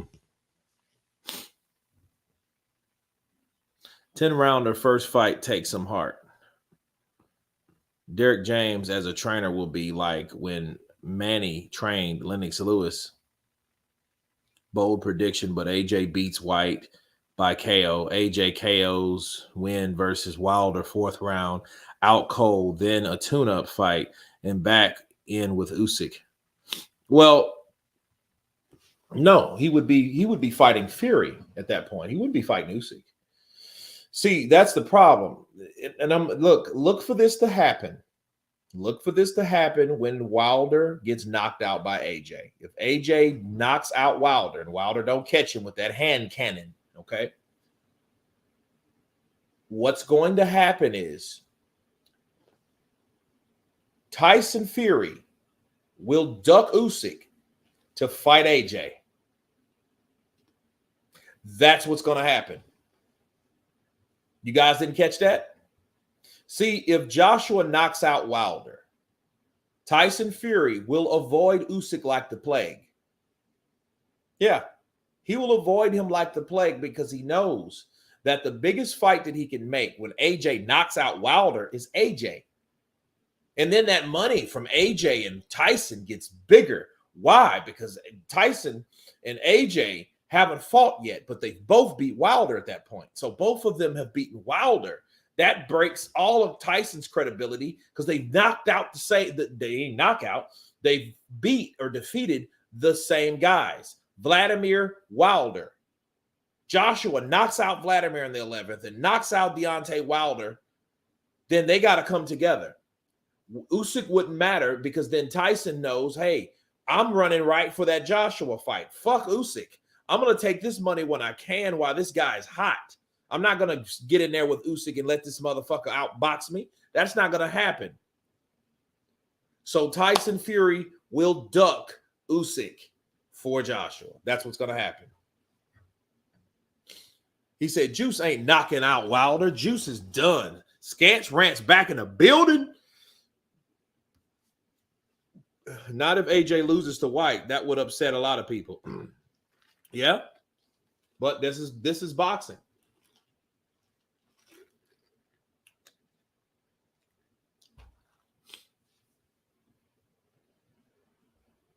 I don't think Fury will be around by then. I think AJ fights Usyk for the belts. Then by the time Tyson grows a pair, the undisputed fight can finally take place. Well, he'll fight Ngannou, you know, then this is what Tyson's been doing, bro. I'll tell you what Tyson's been doing. Tyson has been fighting bums, easy fights. Tyson been getting high, bro. Just to be real with you, Tyson is getting high, bro. He's getting high and he's loving his life. So he makes that Ngannou money, then he takes a break. Who's going to tell him what to do? Mauricio? Mauricio don't care. All he does, he's going to throw, yeah, here's 3%. Here's 3%, Mauricio. Get the fuck out of my face. I told y'all AJ juicing. I cheated me. I told y'all AJ juicing. Jay cheated me like Fury. Yep, that would probably be something he would say. I bet you he couldn't take that punch. I hit him with a hard right.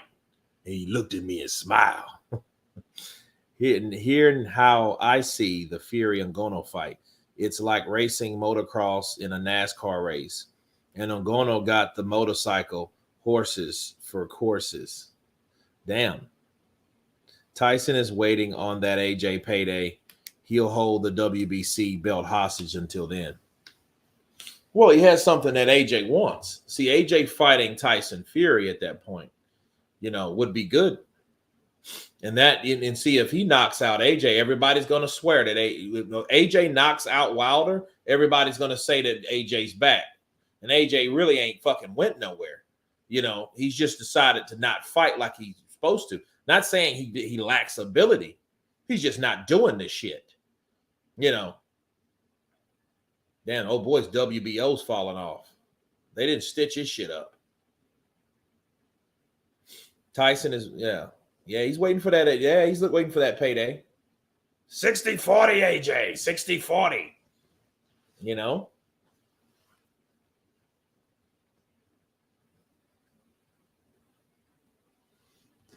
But then I'm going to tell you what else is going to happen, though. Tyson Fury's going to duck Usyk, but see what's going to happen. He's going to get help ducking Usyk by Mauricio Sulaiman, because once Sulaiman finds out AJ knocks out Deontay's done, because he knows AJ's 3% will be a lot bigger at that point. So then he will mandate a fight between Tyson Fury and Anthony Joshua. See, remember poor ass Andy? Andy's going to be begging. Please, Anthony, I've beat you. You've beat me. You fought White again. Please.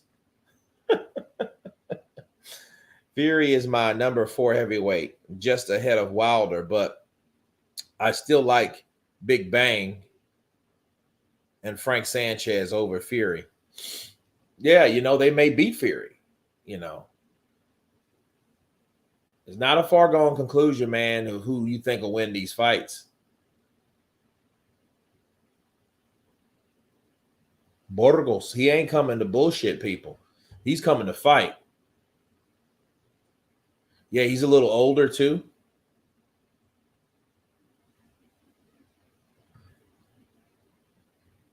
Andy Ruiz took Anthony Joshua's soul, and Usyk owns it now.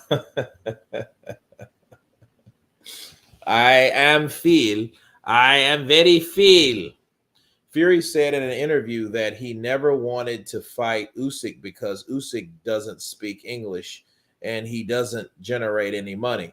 Yeah, Skrilla 50, he said that shit years ago. I think he said that in like 01 or something like that. He didn't want to fight Usyk because, Usyk's not that dude, for him to challenge. That's a bad thing. That has no written all over it.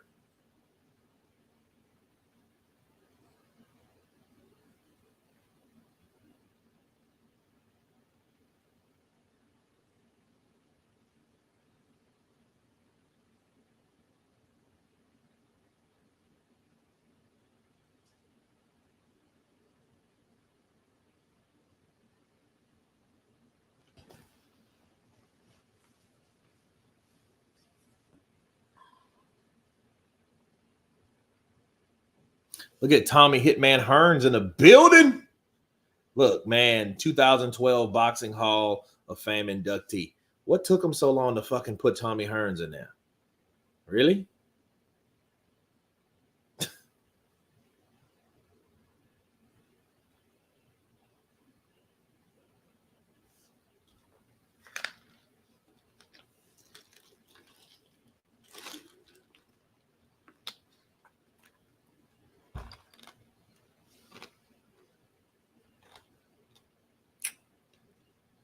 Big Bang Zilly Zane could knock out Andy if he doesn't get past 6 rounds.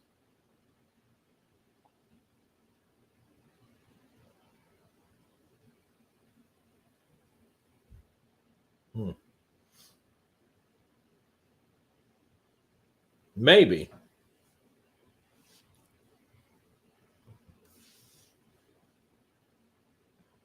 I don't know though, man. Zhang, he hits hard, but I don't know. See, Andy has a hell of a chin too. He got that fat ass weight back. He got his sneaker weight back. So yeah, it's no telling. It's no telling what could happen.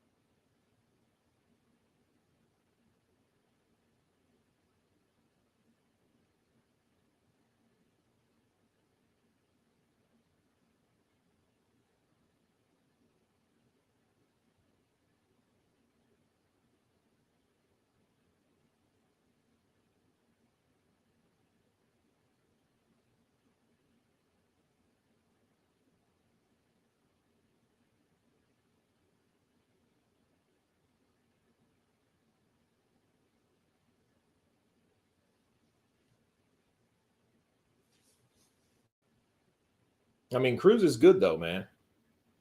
AJ is my number two heavyweight. He's far for the monster yet, but he's the only one I see right now having a chance to beat the monster. Usyk needs a lot more time with James, but I like improvements I saw against Jermaine.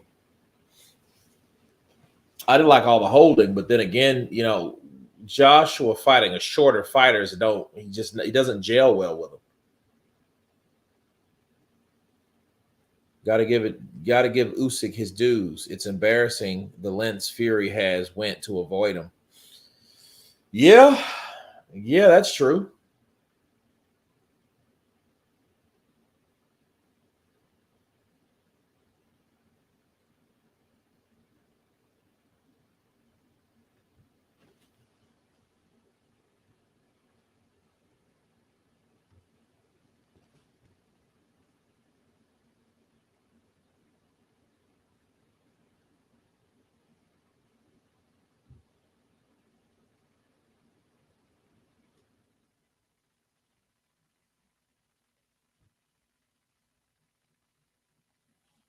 Dude, Andy's quick as shit, bro.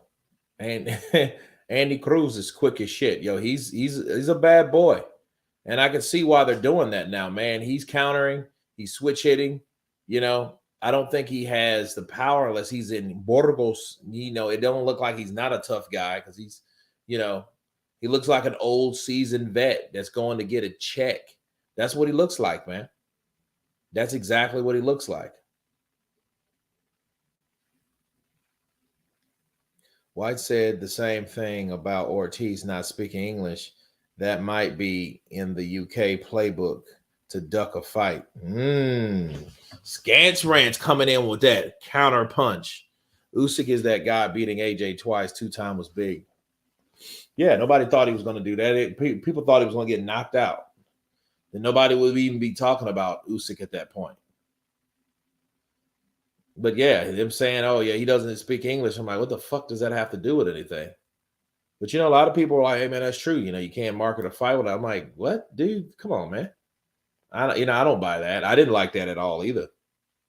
But me personally, I thought that Ortiz, come on, bro. In 2018, the 2018 version of Ortiz taking on fucking Dillian White, bro, I think Ortiz would have knocked out Dillian White. I think he would have knocked out Dillian White. A lot of people wouldn't have liked that. I don't give a shit. I think Ortiz would have beat Dillian White. He probably would have beat Joshua too. See, that Ortiz is the same guy that they had to cheat because he wobbled Wilder so fucking bad. They put Wilder wobble back to the corner, then got out of the corner, then they stopped it. Then they took Wilder over there to check him out. So they gave this man a minute and a half. They gave him 30 extra seconds just so he could, look, let's let him clear his head a bit. Yeah, they helped him out. They helped him out a shitload, Yeah, Ortiz, I feel bad for Ortiz because Ortiz's career could have been a lot different. He could have been where fucking Ruiz was. Then AJ would have had to fight Luis Ortiz again if Luis Ortiz would have upset Anthony Joshua. You know what I mean? So, dude, it would have been big, bro. I would have been so happy for him. And Luis Ortiz wouldn't be in this position. And I'm going to tell you guys this. Luis Ortiz did not get fucking $7 million to fight Deontay Wilder the second fight in the rematch. That's bullshit. That man was too hungry. You believe Luis Ortiz got paid $7 million to fight Deontay Wilder? I don't believe that shit. I don't believe it at all. I don't believe that shit at all. Leonie Roch coming in with that counterpunch love. Counterpunch to you. Yeah, I agree. If Fury's still fighting top 5 heavyweights again, he will pick AJ. Still think AJ wins by unanimous decision. Dan Raphael said Ortiz got 7 million. Dude, I don't think he did, bro. I really don't think that he got 7 million. I don't think so. I think what happened is he might have got 1 million. And they might have deferred the amount of money out. Because you got to remember that, okay, he fought Wilder in 19, right? So Wilder was with Showtime because he went back to Showtime after he dropped that fucking DAZN deal. And then they gave him $10 million to fight Dominic Breazeale. So when he fought Dominic Breazeale and he got beat by Dominic Breazeale, this is what happened, okay? I think what happened with Dominic Breazeale, Showtime dropped him, okay? Showtime dropped Deontay Wilder. Then Fox PBC picked it back up because Al Heyman is cool with them too. But then Showtime didn't want to have anything to do with him. So now he was back on PBC Fox. And now that I think that was on pay-per-view based on the sales. Sales sucked. It didn't do worth a shit. So that means the network, PBC, would have to then pay out Luis Ortiz that $7 million. I don't believe it, man. I don't believe it because Luis Ortiz in the next year, when Wilder got his ass mollywopped by Tyson Fury in 2020 in February, Luis Ortiz wanted to fight Ruiz. He wanted to fight Dillian White. He wanted to fight anybody that he could fucking fight. And I'm like, wait a minute. That does not sound like a person that just has been granted $7 million. G Stacks 814 counterpunch to you. What's up? Going hard. Jamie Turner. Yep. Ortiz should have won that fight. Well, he didn't, though. He got knocked out. That's the whole thing. Luis Ortiz got knocked out. But the point is, Wilder was young. Wilder was young enough. Wilder was strong. Wilder's a strong, tall motherfucker, man. And Luis Ortiz was just at a perfect time for him to fight. So he was a test. I think he was just where he needed to be. Yep, Ortiz should have won that fight. Any of those two guys, Bivol or Berterviev, are about to fight anytime soon. Yes. Berterviev fights next month. Okay. I think early next month. He's fighting Callum Smith. So Callum Smith, I think that it's going to be on ESPN because Berterviev is an ESPN fighter.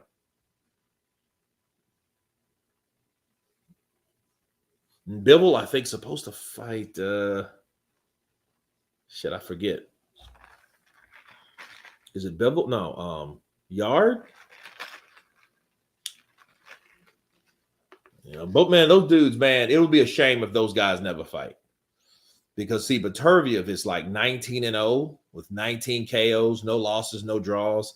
Has Ortiz made 7 million his career? I doubt it, bro. You know what? I'm gonna look, Skrilla 50. This is what we can do, right? Well, you know what? We can do that now. Let's see, because sometimes that shit's a little off. But let's go. What's Luis Ortiz's net worth? Okay. All right. Luis Ortiz. All right. This is another guy. He's a Puerto Rican. No. Boxer.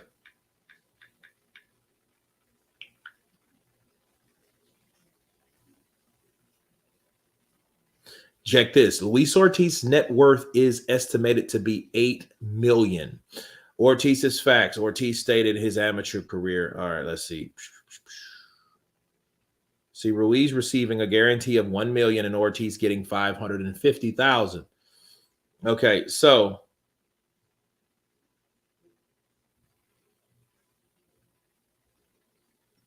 see, this was wait, let's see. 8 million as of this writing, and that was August 29th, 2022. So that tells you if they are reporting Luis Ortiz net worth of 8 million, born on paper, March 29th, 1979, and you're telling me El Cubano, this guy, this Cuban guy right here, has made $8 million. All right. That means there is no fucking way he made $7 million against Deontay Wilder. Counterpunch. Make that make sense. You made $7 million in one night against Wilder, but your net worth is $8 million as of last year. You fought Wilder in 2019. Come on, bro. Let's do this. Hold on. How much did Luis Ortiz make against Deontay Wilder the first fight? See, he had a look. Ortiz made $550,000. He made the same against Ruiz. Okay.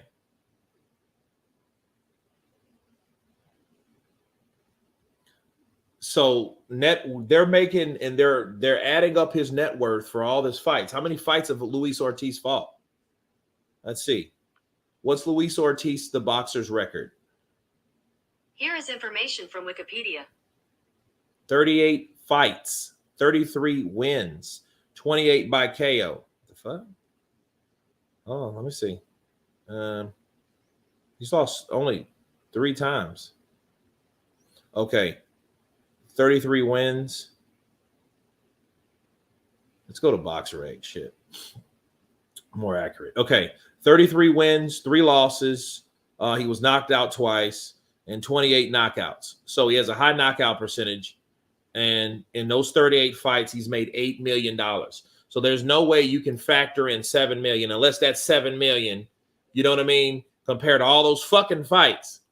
You know what I mean? You got 2,000 apiece. No, there's no fucking way. So that should tell you right there they lied. What do you think is next for Loma? Loma's going to be a tough gatekeeper. What channel is the bomb fighting on? Who is the bomb?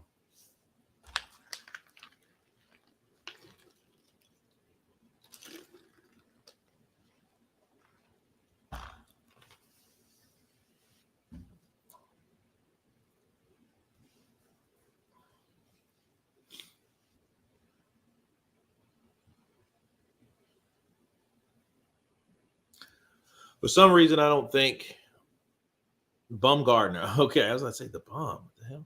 No, she's on the zone, bro. You know, I know that station you love so much. I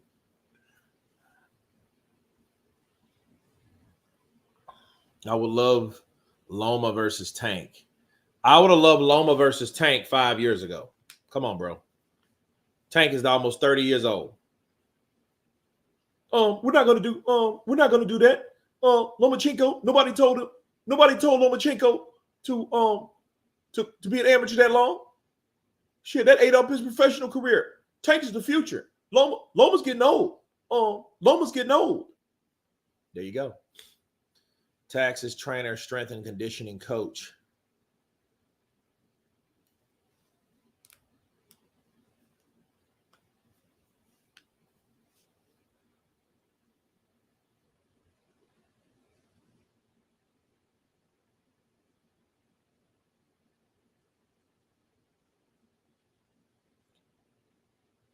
Dude, Cruz is kicking a little ass and taking a little names. Damn. I pay the $20 to watch women gift.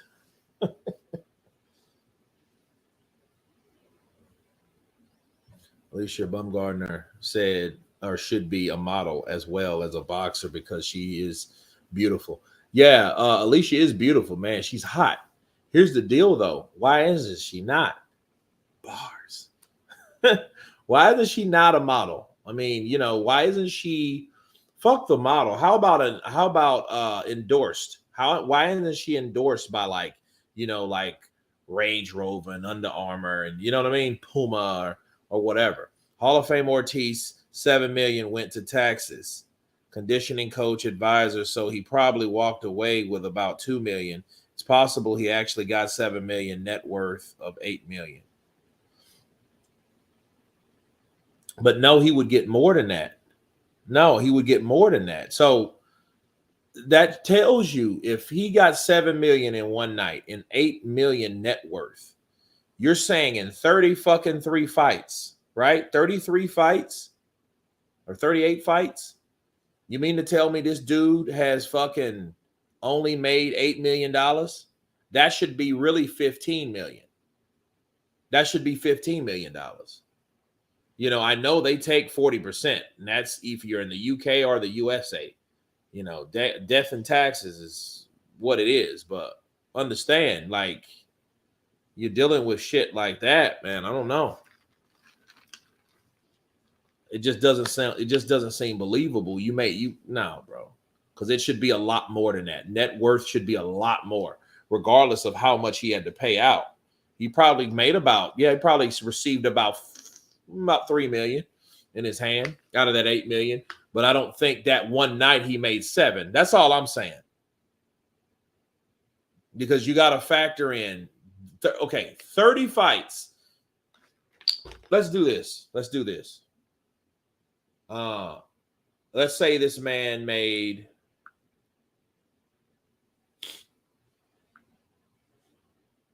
$30 fights times 150,000.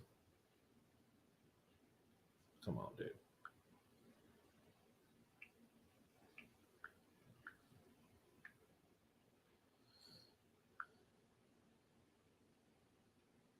See, 30 fights is 4.5 million. And that's at 150,000. And I'm not even saying he made that much. I'm just going on a low end. Let's say that's $150,000 that he made. Okay, that's 4.5 million.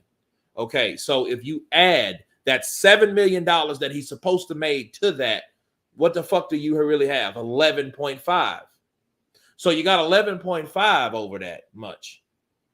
But it's much more than that. I'm quite sure. His last 10 fights, he's made at least 500,000 or 250,000. That shit adds up quick. If you fight 4 times in a year and you're making 250,000, you got $1 million, but you're going to have to pay about 450 in taxes, which I think is a fucking scam. I always have. I just never really liked I just don't. I have a different type of mind. You make the rules, you can break the rules. Cool.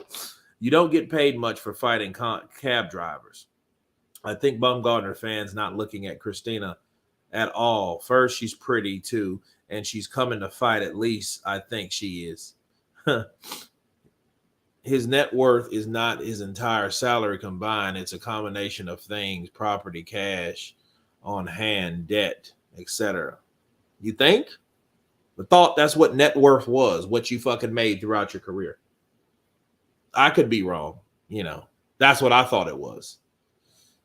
Tyson Fury is over Luke Ngannou. 8 of 10.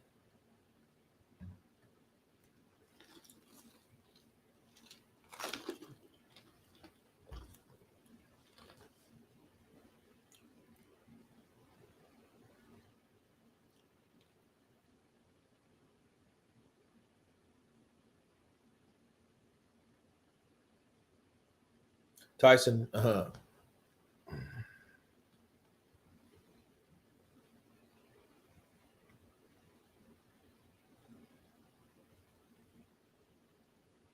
Okay, so I think this is the 9th round coming up.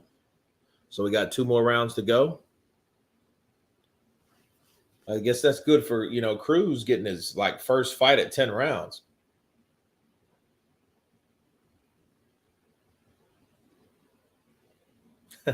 Cut tu hermano de Cuba. Tal vez, pero tú no sabes. Tal vez, tú no sabes, tal vez. Eres mi hermano, mi primo, mi algo. but I think he's from fucking Detroit. I don't have any family in Detroit. Net worth is everything you own. Exactly. Car, home, cash, saving bonds, companies, and debt included. Okay, there you go. That's what I thought it fucking was. You know. But I don't know, man. I don't know. When does Alycia versus Linardatou start?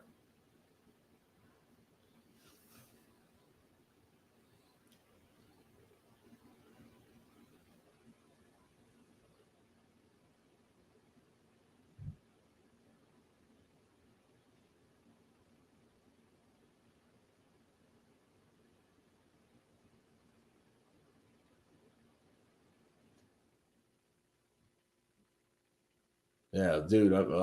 Borgos, he's tough as hell, though.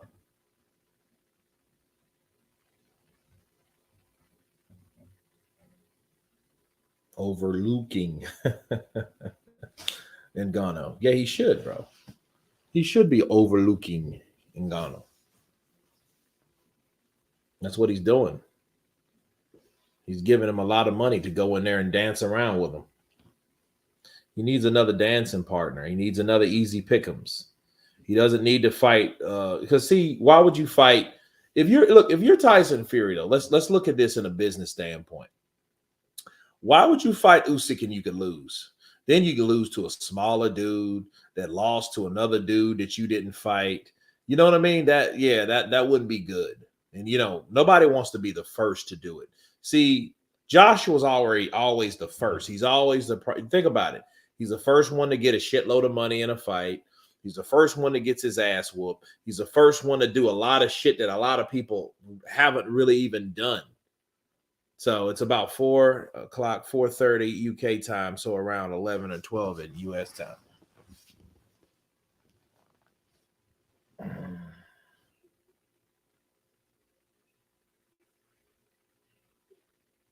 Ortiz has been fighting since the caveman days, so he should be the richest man in boxing history.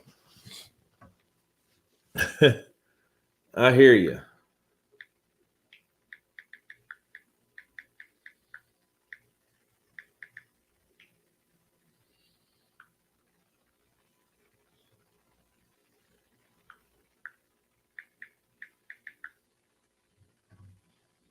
First one to fight in Saudi, got that Saudi money of fucking 85 million or some shit like that. Now, Andy, let's see. What's Andy's net worth?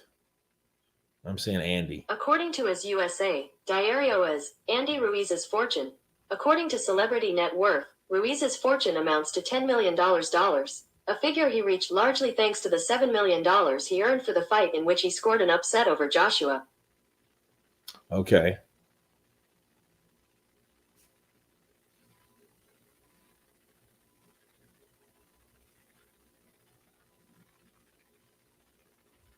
A guaranteed of 1 million. Ortiz was being paid with pebbles. He's old. Ian Robinson, good morning from the UK. Counterpunch to you. Damn.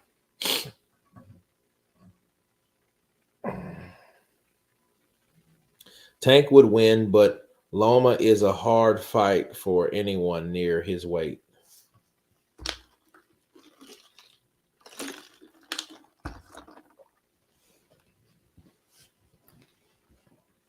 He wouldn't win a decision with Tank. But see, I think Tank would try to knock out Loma, though. That's what I would respect about Tank. Tank's different, man. Tank ain't like a fucking Devin Haney. He's not a Shakur Stevenson. He's Tank Davis. He's knocking motherfuckers out. So he brings you that exciting element. He brings all the new school, the young rap and shit, the young rap urban gang, and he brings that whole urban crowd to the prospect, but he also brings you a fucking devastating knockout that all fight fans can respect. That's the thing about Gervonta Tank Davis in a nutshell. See, Gervonta will have somebody will be on the floor, somebody will be getting off the floor when Tank gets around you. You know, when Tank comes into the ring, he's going to take somebody out. They ain't going to come in the same way they came out. Fighting the best because of management. Ortiz should do a ring walk and a horse and cart from his era. That's not right. You guys leave Ortiz alone. Steven Robinson versus Franklin. Some hours ago, Robinson is nothing like Ivan Drago from his movie. No, he's not. Kurt, would you say that establishing and understanding footwork is the most important skill to learn as a junior boxer? Yeah, that and head movement. You know, those go hand in hand. You know, I mean, I know people like to learn in steps. I learned in steps. Footwork, you know, but then head movement. Head movement should be the first thing that anybody learns, and they shouldn't do anything until they've learned that.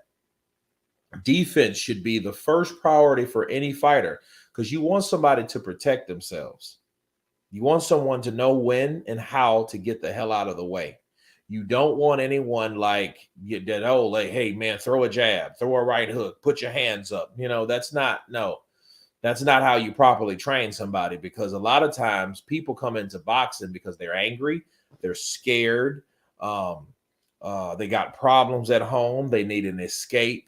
So, you know, a lot of people like lashing out. You know, some people just like to fight anyway, but then you're teaching them how to fight, but you're teaching them only half of what you should be teaching them.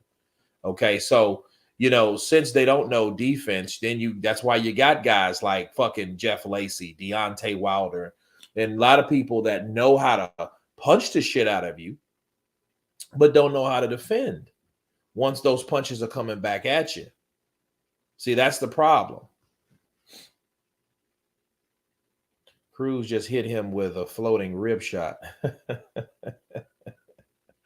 It's a floating rib shot, Lady Shan. Yeah, I don't know what you're talking about, Lady Shan. That's a floating rib shot. Y'all remember that fucking Alexander Flores fight? That Flores fight. Yeah, now that wasn't a Flores fight. That was a Flores flight. That's what it was. Kurt, fantasy fight. Shields versus Ann Wolf. Who you got and why? Man, I got Ann Wolf. Ann Wolf's crazy. Ann Wolf will whoop her to this day. Ann Wolf is about, how old is Ann Wolf? About 50? Ann Wolf's buck wild, though. She's like one of those chicks with musty armpits, and, you know, she likes to sweat. You know, she one of those ones that take the cock, you know what I mean? Yo, you gonna give me some of that tonight, huh? Oh, you gonna get it up? You gonna give me some tonight? What? Yeah, you heard me, bitch. Whoa, what? I like to see Amanda Serrano versus Baumgardner. That'd be a good fight. Yeah, that actually would be a very good fight. Well, Tank Davis has been beating the hell out of blue collar workers, and mostly recently on Instagram model. He needs to fight a real fighter. Okay, this is over. I've noticed some heavyweights who have been used to knocking people out within 4 rounds lack head movement because they haven't had to really use it.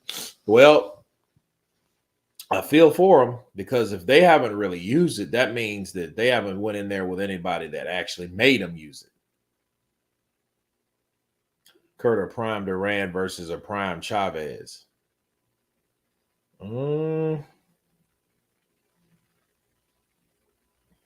don't know. I always wanted to see Duran and Chavez, and they fought around the same time. It's just kind of weird, you know. It's kind of weird. Duran fought first, though. I think he's older. Yeah, that would have been a hell of a fight. Kurt,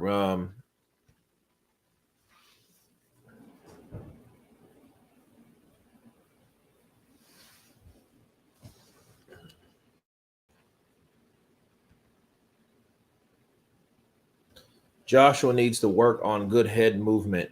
It's better than it was, but he's not consistent throughout the fight with it. Lady Shan, don't worry. Fuck around with Wilder. He's going to find out.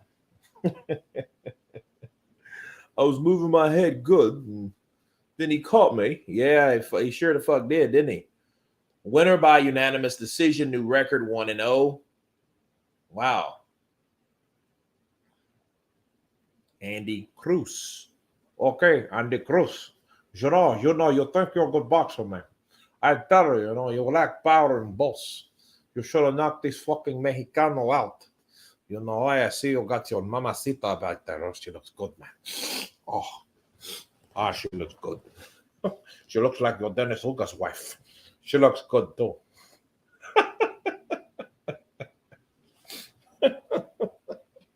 Hey, want to go for a ride? Hey, Andy Cruz is a good friend of mine, We'll see him later. Need to show you some Bolivian flick.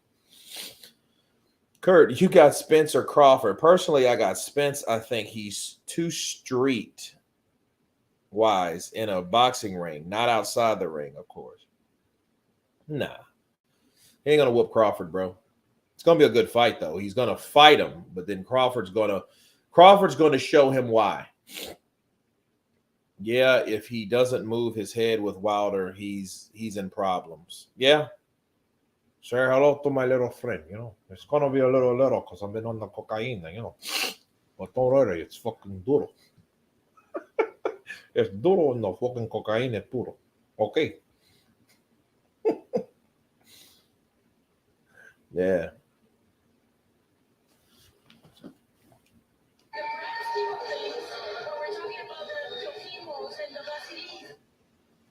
I wonder if he should speak Spanish. If he's repping like that.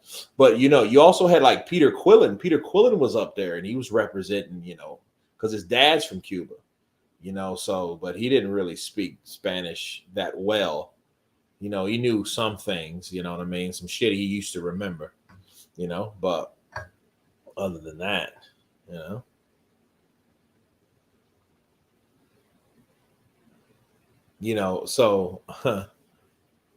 but with Wilder, look, this is Wilder knocking out AJ. How do you feel? Like I told y'all, speak it, believe it, receive it. The nigga neck was so big, I just punched for his neck. I didn't go for his head. I punched for his neck.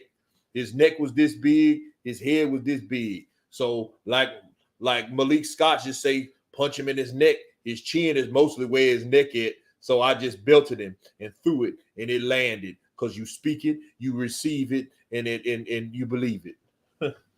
What? I punched for the neck. Tree trunk neck. He was only speaking Spanish in the corner. His coach words had to be translated by another cornerman. Really? Oh, okay. Who remembers the video a couple years ago when Kurt impersonated Jarrell, Wilder, and Bob Arum for like 2 hours? I don't know, man. It was pretty cool stuff then. Tom Cruise. Tom Cruise is actually looking older now. He's trying to, grow his hair out, kind of give him a new, like, little younger look. But yeah, his face is kind of showing the wear and tear of just being aged. Doesn't look bad, but his face is getting a little puffy. He's exfoliating and shit, probably much more than he should be. But you got to keep that,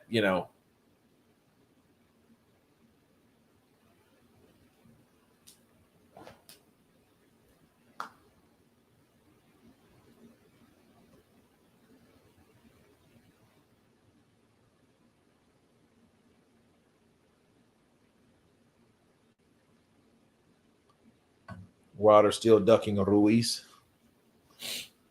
I don't know.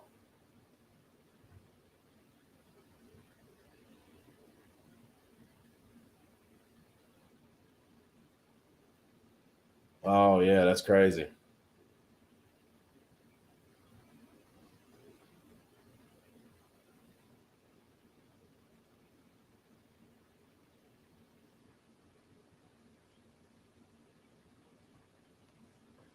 I have a clip of channel of Kurt doing this. It was epic. He did all the impressions.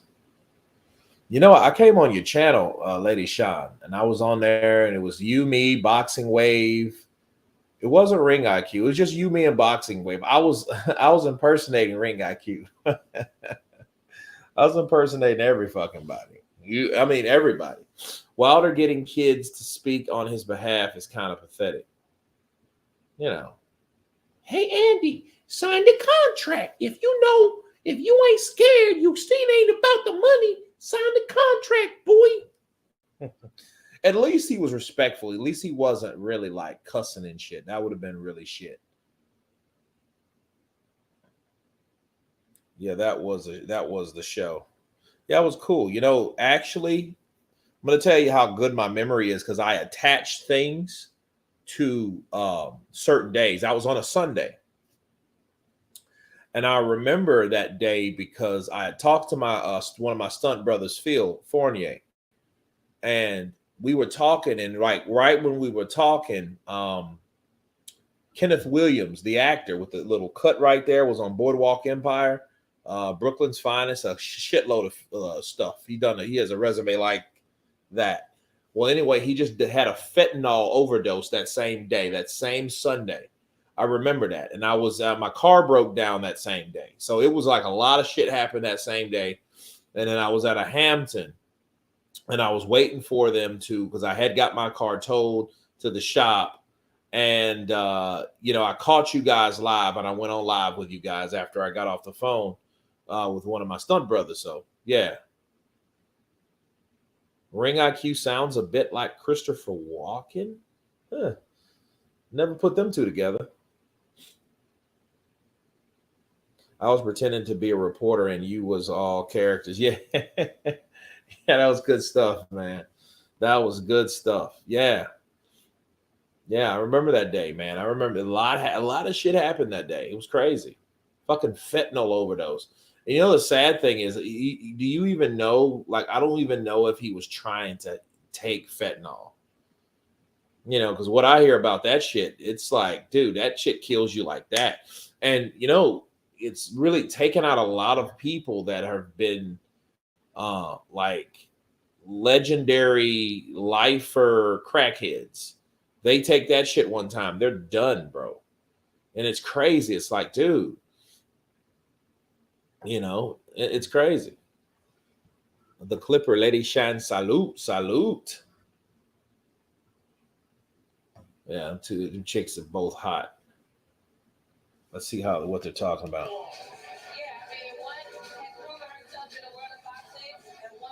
Little fit chicks. Fit.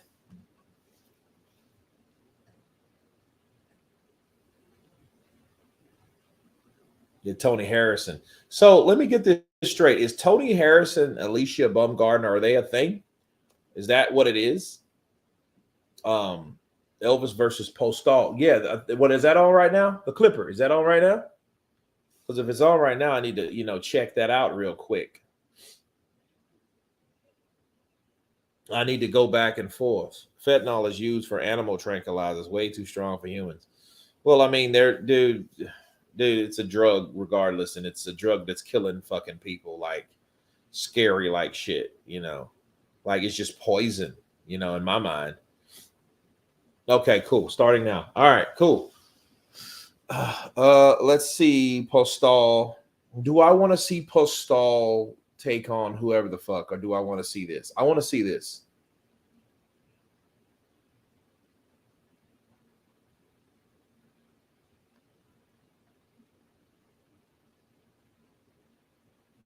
Oh yeah, rumor has it they're a thing. You know, it's good. You know, I mean, I'm kind of glad that. Because, you know, like Alycia, she is like where Tony Harrison kind of was a few years ago when he beat Jermell Charlo, upset Jermell Charlo, and then got stopped by Jermell Charlo, I think around 11 in that fight. And, yeah, they have similar records, too. 14 wins apiece, 1 loss for Alycia, 2 losses from Christina, 7 KOs by Alycia, 6 KOs by Christina. So similar records, you know what I mean? Shout out to David Diamante, right? He was a guy, he was involved in a motorcycle accident a couple years ago. Because I met him like a couple years ago. And then like right after that, he had this car accident. When I asked her on my show, does she have a boyfriend? She blushed and denied it and said boxing is her boyfriend. Yeah, that's pretty shitty. I would have been pissed off. You don't talk to me. You don't not talk to me like that. You better mention me. You know what I mean? But it is what it is. I don't know. Maybe, because I don't know. But Tony Harrison, I mean, it's like you would think someone like Alycia Baumgardner would be with someone like Joshua or somebody like that. Some big high up name. I mean, it's cool though to see that. You know what I mean? Like I know a lot of stunt couples. They're together and they meet because the similarities, the type of work. You know what I mean? The discipline. Things you do, things you don't fucking do. Though they're a thing, in my opinion. Okay, it is what it is. Okay. Is she from where? Where's that from? Where's that flag? Is she from Sweden? Wait a minute. Where's the fuck that from? That's Dominican and what's that? What's that flag? That Greece, right? Yeah, yeah. That's a Greece flag, right? A Greece flag and a Dominican flag.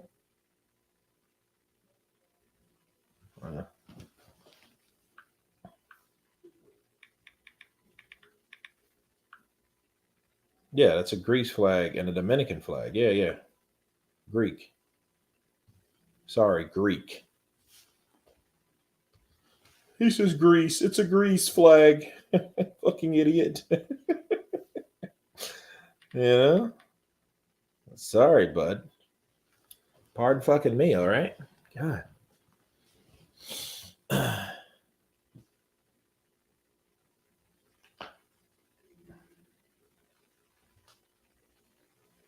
There's a lot of hookups in boxing in every level. Kenneth Williams was an English comedy actor many years ago. I don't know who that is.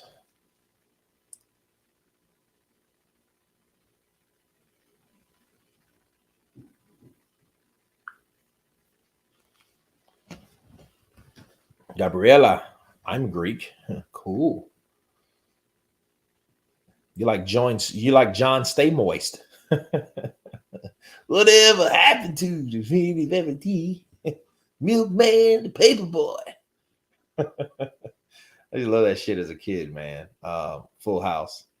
Kurt, you remember the boxing movie Body and Soul? The Leon, the Lover. People rarely talk about it, but it's a good watch. Never fucking heard of it. B. Michael.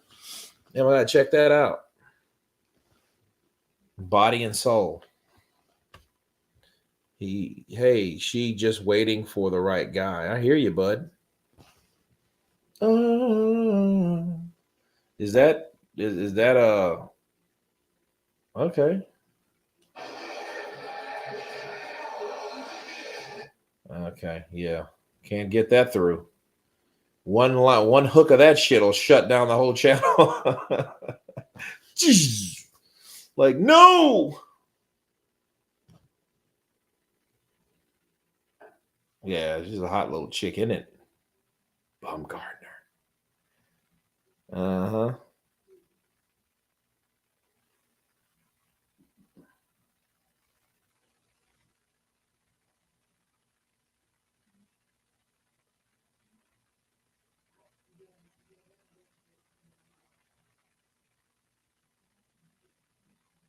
I wouldn't admit that.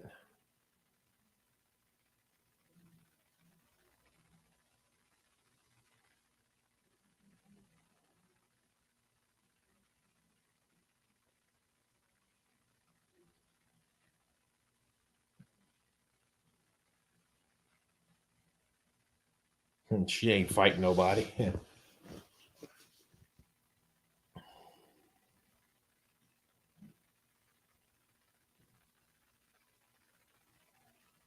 Undisputed super featherweight champion. Oh no. Don't tell me she got those. Why does she have those things where her nipples are? That's not okay. That's very distracting, isn't it?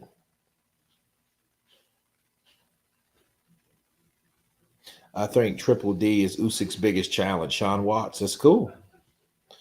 I think Huey Fury and Savannah Marshall are a couple. Really? Oh, they might be. They might be.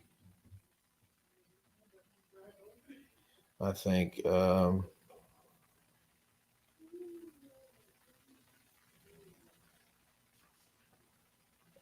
I don't know why you, dude.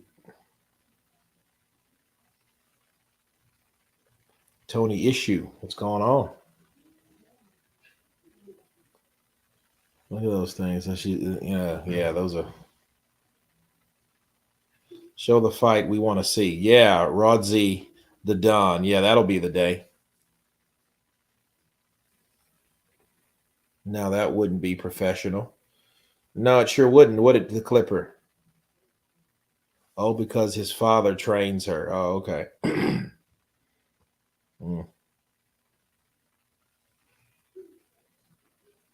Everyone is sleeping on my side thing. Someone has to support. Let's go, Christina. James Rudd. I heard that.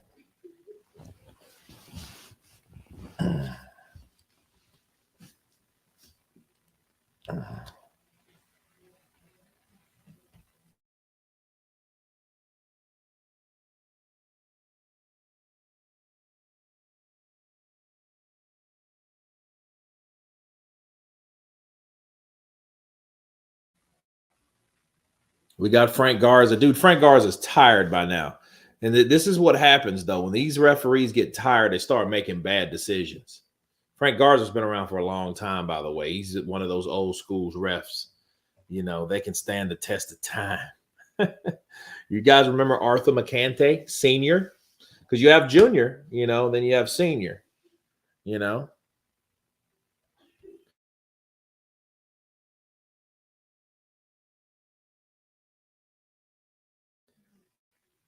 Everyone is sleeping on my side thing. Okay. Imagine side piece. Usyk will prove. Yeah, Usyk will prove. Okay. Okay, Sean Watts. The bomb and steel. All right. Wait, what ring? Who's wearing? I need details, please. Okay, James Rudd. Apparently, you're not watching this. So, yeah, no horny ass dudes coming to watch women boxing. Y'all wrong. You'll be shaming yourself. Shame on y'all. Shame. But Christina, she's 14, 2, and 6. She's wearing like these, like a Greek flag, CLD, right? She's wearing a Dominican flag on that side, a Greek flag on the other side, little ass shorts, looking like Hector Camacho, hair bleach blonde, got a little tank top on, of course. Then here's the deal. She has these like deals right here where, where nipples are. And I'm like, that's a distracting factor. Now, Alycia Baumgardner, she has a tank top on, but it's all glitter, just like the same color of her trunks. It's like a glitter pink. Okay. So I hope that helped you out, and where the backside is, it's all like upward, because of that cake. It's a man's fight. Okay. It's a man's fight, not bitch. Okay. How did Franklin get on the fight today? Tony Issue. It sucks because somebody else pulled out, and then Franklin's old tough ass came in and stole the show. Renee Padilla. Kurt, do you know the Virgil Ortiz and Stanionis fight didn't happen because Ortiz had to go to the hospital because of weight cut? No, I didn't know that, but Ortiz just needs to go to 154 and stop fucking and embarrassing himself. So I hope they fight at 154.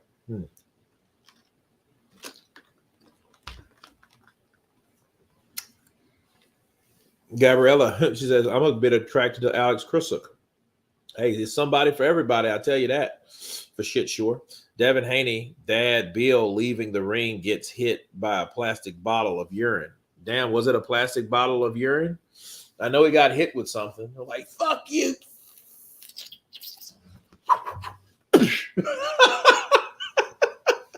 Kurt, what's the score? Triple D or Usyk? You got to go with Usyk right now.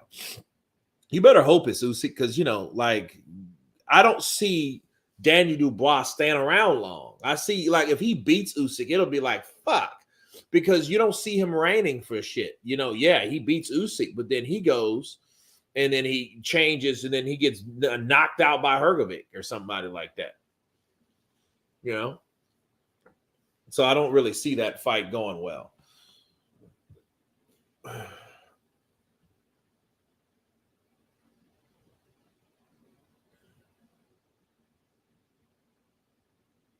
Well, yeah, Christina, she definitely needs to use her jab, and she's not. She's trying to maneuver her way in and parry her way in, where Baumgardner's just piecing her up, just piecing her, just using that jab, keeping her back all night.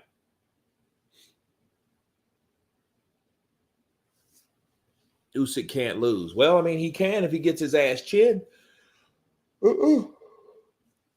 Bro, it's, hey, this is what it is. Women fighting, that's what we come to see. Well, at least I did. Baumgardner and Christina are pretty. Now, if they're talking women who I came to see fight, the GWOAT is that one. Triple D's leg will go. Oh, good left hook to the body. Oh, good left hook. Oh, she's piecing up Christina. Yeah, Christina's, yeah, she's dog shit, bro. She ain't even fighting back. She's getting fucked up. And then fucking punches her fucking chest. Why don't you punch the other woman? Don't punch yourself. Wow. Look at this. Look at this. Yeah, she just got beat up, dude. Alycia's like, bip, bip, bip, bip, bip, bip, bip. I'm like, oh, no. Look at Tony. Look at Tony. Yeah, Tony working that cake. You go ahead, Tony. I'm proud of you, son. You go ahead. Triple D's chin is questionable, and don't forget Usyk was hurting Joshua with the punches when he turned on the gear. Yeah, thank you, my guy. Yes, it did. You, the man. All right. Do you want to see women fight? Not really. You know, women fight dirty. They claw each other eyes out and scratches and shit, grab each other hair and twist it up and all that fucking dirty ass shit. Yeah, Baumgardner's, man, she's already piecing her up, bro. Look at her. Look at it. The left hook to the body, uppercut, left hook.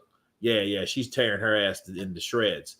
And she's still like, fucking jab, dude. What are you doing? She's not even using a jab.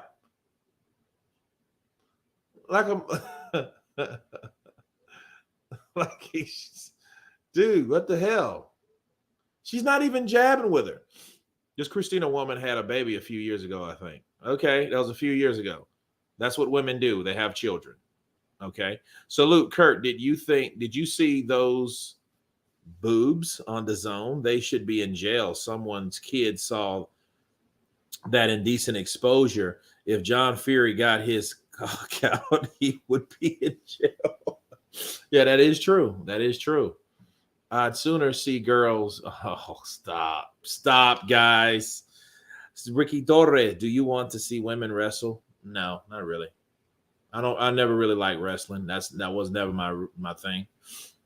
You know, I either thought like, no, I'm not a wrestler. Sorry.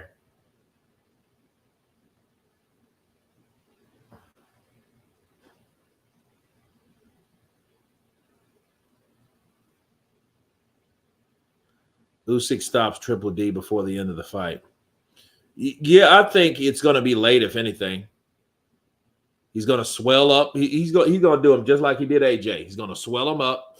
He's going to stand some hard punches from Daniel Dubois, because once Daniel Dubois finds out I'm not going to be able to hit him with 2 or 3 shots at a time, it's going to get that much difficult for Dubois.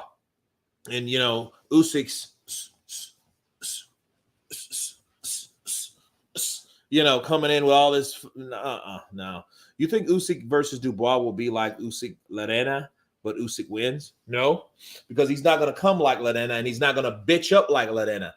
Kevin Lerena did some weird shit himself. It was all bizarre. It just wasn't Daniel Dubois. It was the fact that Kevin Lerena knew he dropped a guy 3 fucking times in the first round, and you didn't try to take this guy out in the second. That don't sound strange to nobody? Come on, man. Come on, bro. You think Usyk Dubois? Yeah, no. Lerena, no, bro. Lerena, no. Kurt, who was doing that log Twitch stance?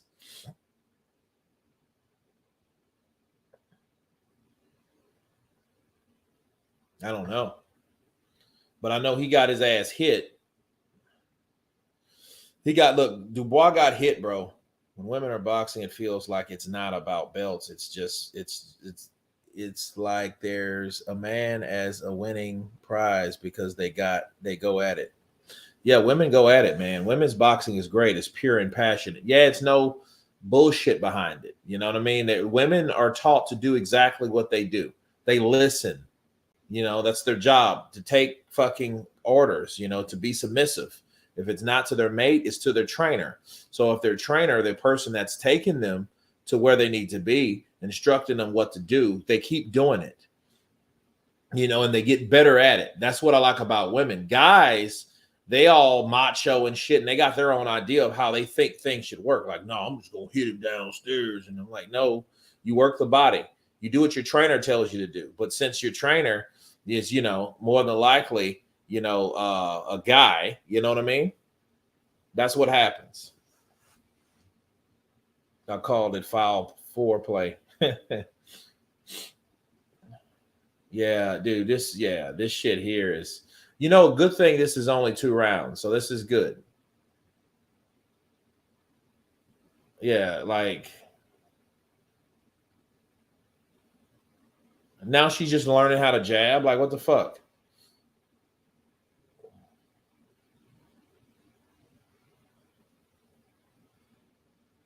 Roy Jones knocks out the bodybuilder, TKO referee stoppage.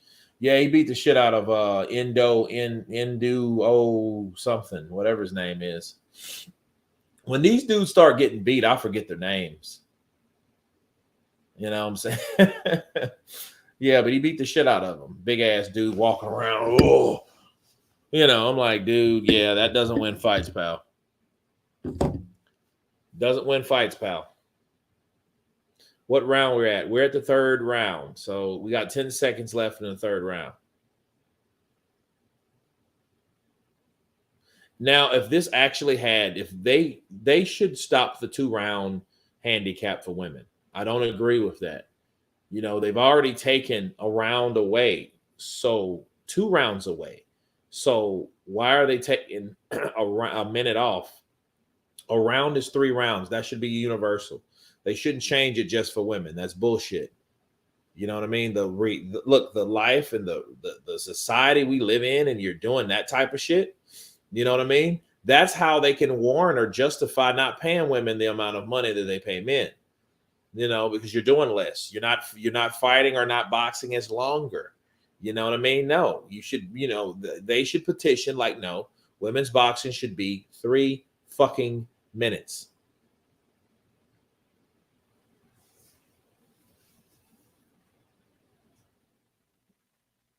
Pressures, let's go, Christina. Built like a silverback. Joseph Bailey, counterpunch, salute. Salute to you, Joseph Bailey, in the building. I think they should change it to 12 2-minute rounds just to see how the women get it on.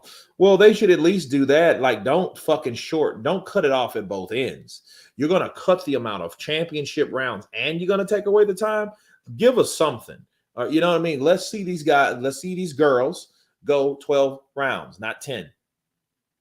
Because again, that that a lot of times, they don't complain. So if they don't complain, nothing gets done. You know, I think they should change it to 12. Yeah, that's good. Rose de Don. Yep, it should be 12 rounds, 3 minutes for women. Well, yeah, those you talking about some tired chicks. I bet you about round 6, them chicks gonna be tired. They ain't gonna be doing nothing. They're gonna be crying. Oh man, Usyk wins. Who's built like a silverback, Renee? Who's built like a silverback?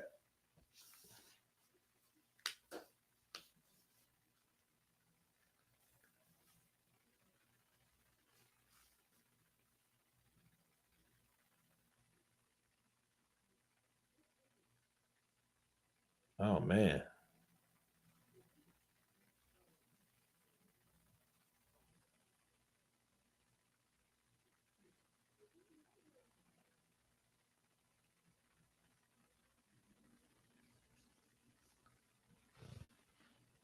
There should be equality.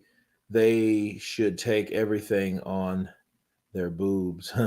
Take their boobs off. Titties flying. Oh, I don't think so. A lot of the times the women be more in shape than the men. Well, a lot of them do more effort. I'd then watch women's boxing. Women should cut it out. They cut it out. I mean, like, I don't. Yeah, this is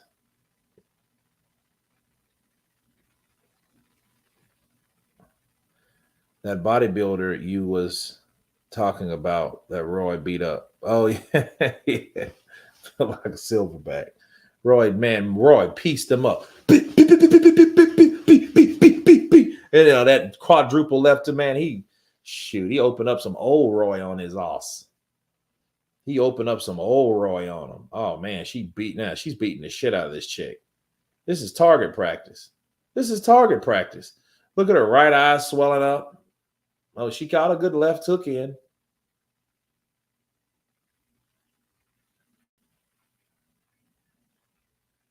So how is Christina doing? She's doing great. Well, no, Alicia's getting beat up. Yeah, she's getting her ass beat. That's what's happening. She's not coming in behind the jab. Like that's now she finally decides to, you know, and that's what she should have been doing. But instead, she wants to go. I don't know. I don't know what happened with her in the round 1, but this is round 5. So, and it's crazy because the shit's almost over and it just started. It's the craziest shit. You know, it's the craziest shit ever.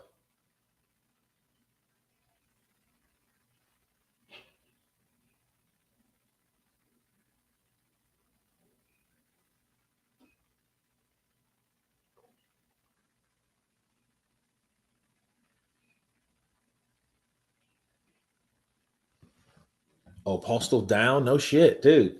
Yeah, maybe I'm looking at the wrong fucking. I'm telling you, like Terrence Crawford was the first one to beat Victor Postal. Victor Postal was the guy that made Lucas Matisse quit. He made Lucas Matisse quit, and then like everybody was like, dude, Lucas, Victor Postal is the man. And he went up against Terrence Crawford and got his ass beat. Oh, good left hook by Christina.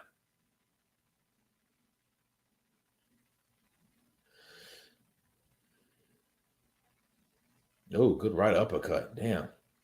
Damn.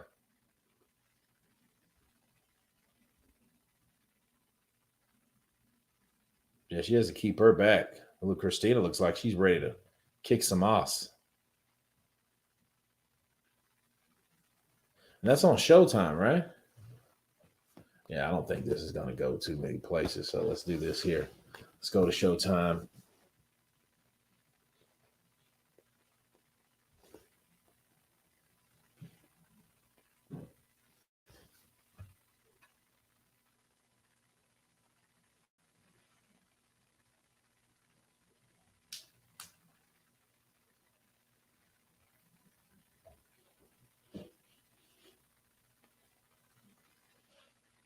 What the fuck? Okay, So is Paramount Plus with Showtime? Is this what I'm this? Because it went from Showtime to Paramount Plus. Because I know they got some type of deal going. All right, so let's check that first to see. Because I know I have Paramount Plus. There we go. Boom. Watch live. Coolness. Loving it.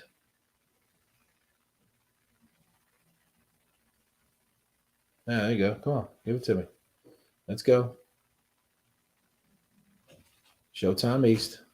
Okay, here we go. We're watching. Matter of fact, let's turn on the Thunder, people. Let's turn on the Thunder.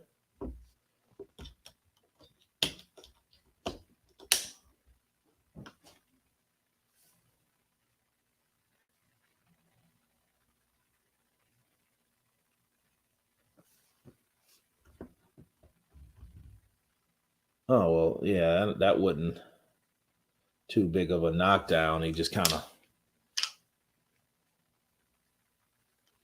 Have you seen the Daniel after Usyk started rapping? Yeah, I looked at it. Daniel's like, what the fuck is he talking? What's wrong with this guy?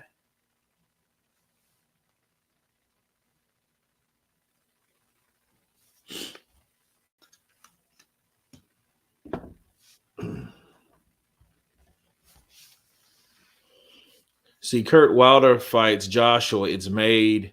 It's made. He didn't send AJ money for a fight. Why for Ruiz? He's sending money. I laughed because he acts like the Godfather sending big money fights. Complains it low, being low.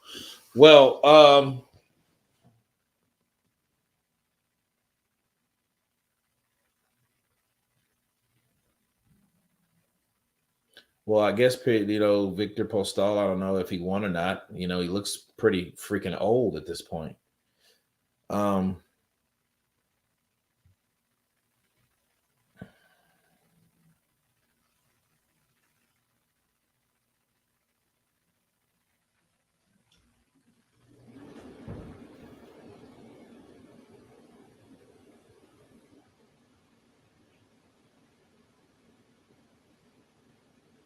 See, now they got Pitbull versus McKee, Storley versus Ward, Emblem versus Edwards. That's all Bellator MMA, bro. So they're moving, they're sliding slowly but surely in to Showtime, and Showtime definitely putting UFC on the map.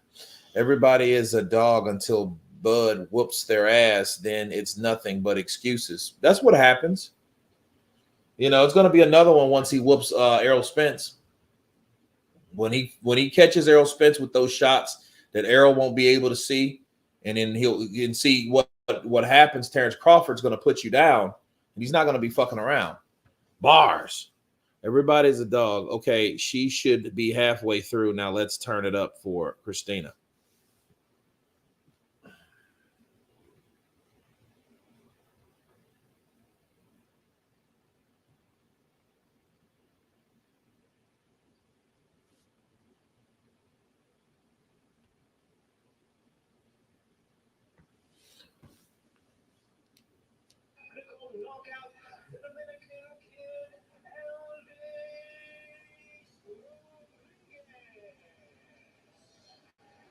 Okay, TKO round 7. Nice. Oh, this fight was stopped. Okay, so there you go. I hope Usyk goes as whatever that way. Win, lose, or draw, and come back. I guess that's his mom. Yeah, it's probably his mom.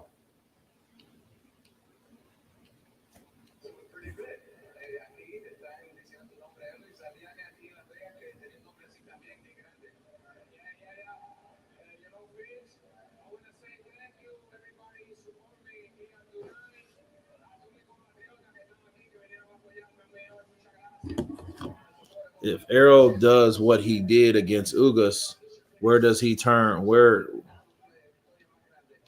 he's not going to do that because, see, one thing about Terrence Crawford ain't going to pull a fucking Ugas fight. He ain't going to fight like Ugas. Ugas is the kind of guy, he likes to crouch and throw shots to the body. It was perfect for L. Spence. But see, I don't understand what happened in that fight. It's almost to me, okay, I'm going to take a nice break. I'm going to turn on the other stream so in case people can be watching on both sides of the equation, because we're going to switch over to the Ghost. We're going to be on both streams. So we got Frank the Ghost versus Artem, and then we still have Alycia Baumgardner there. We're going to go back to Alycia Baumgardner here in a second, and then I'm going back to the zone, see what's going on over there, see if there's any change in the ass whooping that Alicia's putting on Christina. And I don't know. There may be the case, but, you know. I mean, it's weird. Andy, Deontay, both PBC, yet can't be made. But to be made, Deontay has to pay him for what?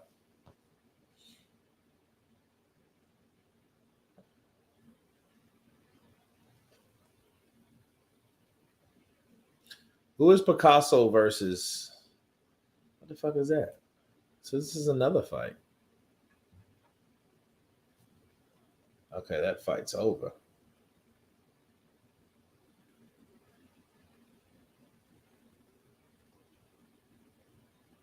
Huh.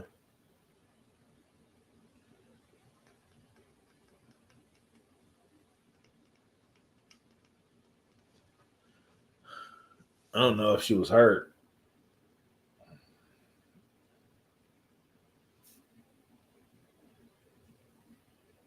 So this is round 8 of 10.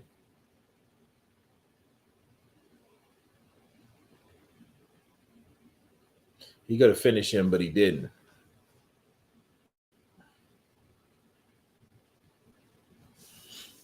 Lucas was paid to let Spence win. That was just weird. There was some weird shit going on. Okay, it's time to put the gas. Christina, how much do you want this?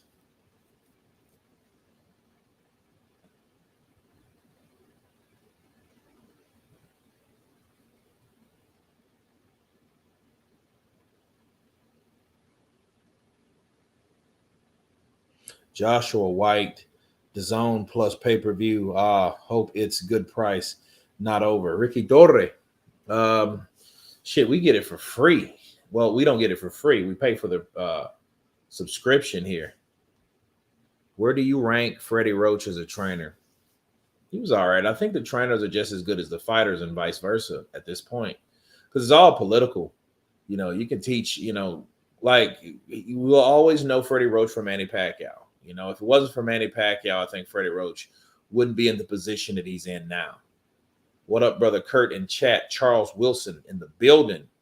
I think Freddie is a good fighter. I think he's a good trainer. And I think people with those type of disabilities take it they have a different, they look at it in a totally different light. Because see, if it wasn't for training, Freddie Roach would probably commit suicide because, he has Parkinson's. So he already said that. He said when it comes down to me not being able to do nothing, man, it's hard. I think he's getting fucking, getting her out of there. Baumgardner, I think she's, stop her. Yeah, she's fucked up. Yeah.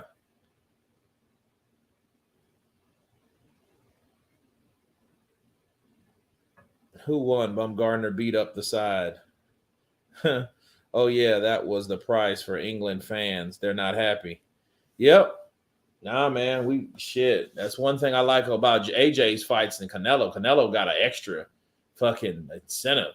He gets pay-per-view on top of that. Yeah, he's beating the shit out of Christina. Christina, yeah, it's done.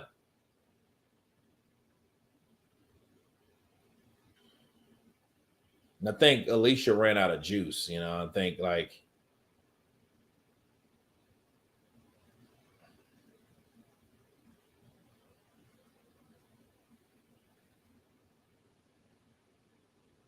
thanks for the shout out and keeping building, Kurt. Absolutely, Charles. Man, we're growing over here, man. We're growing. We're showing. We're growing. We're showing.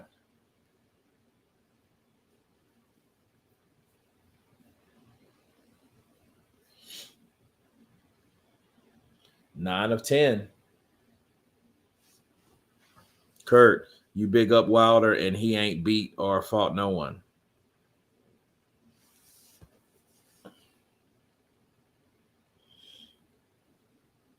Well, we got to see Wilder and Joshua, man. We got to see that. We got to see who wins.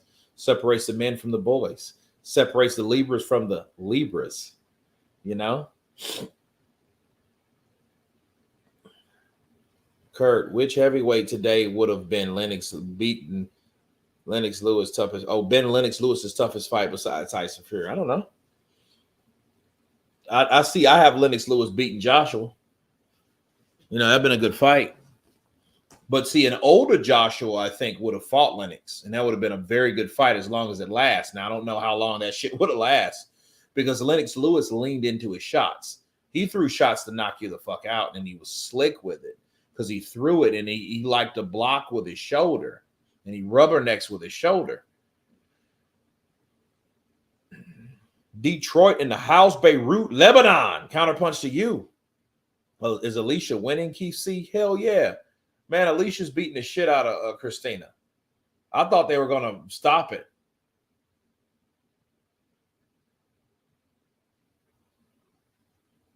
Christina's fighting, though, but she's just getting the shit beat out of her.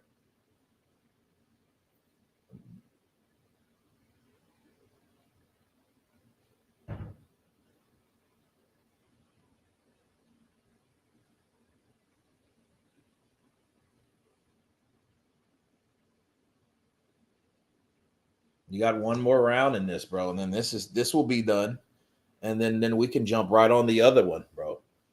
I got to use the John. Give me a second.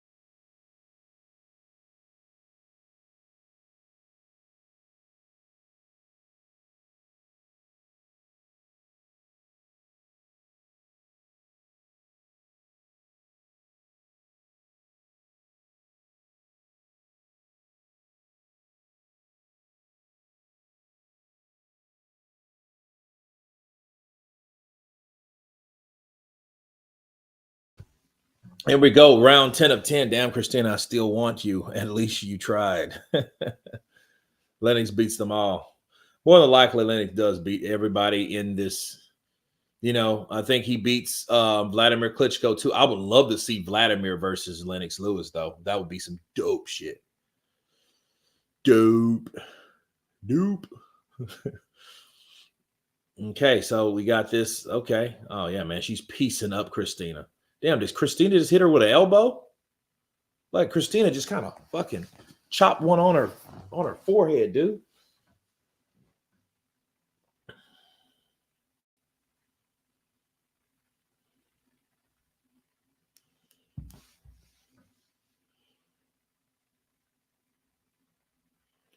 Dude, Christina's coming back. So she's like, shit, I'm gonna give it the best I got. Shit, I'm gonna bang this chick. And she's swinging and missing. And she's just throwing wild, like, dude, she's getting her ass taxed. Ooh. Yeah, dude, Alycia fucking pieced her up. Back. I was like, ooh.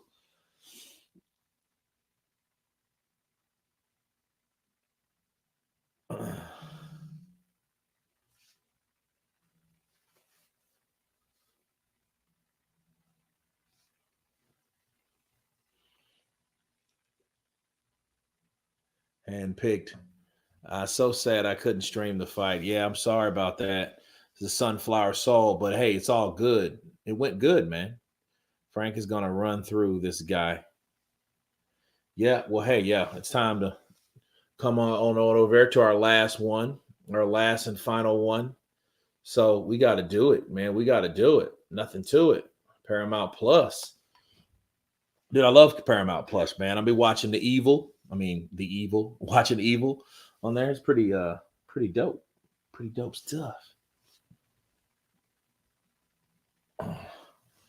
Riddick Bowe was the only one who had the talent to beat Lennox, at least before Holyfield fights, but the Lion still would have pulled it off. Well, get this, James Rudd. This is how it goes, right?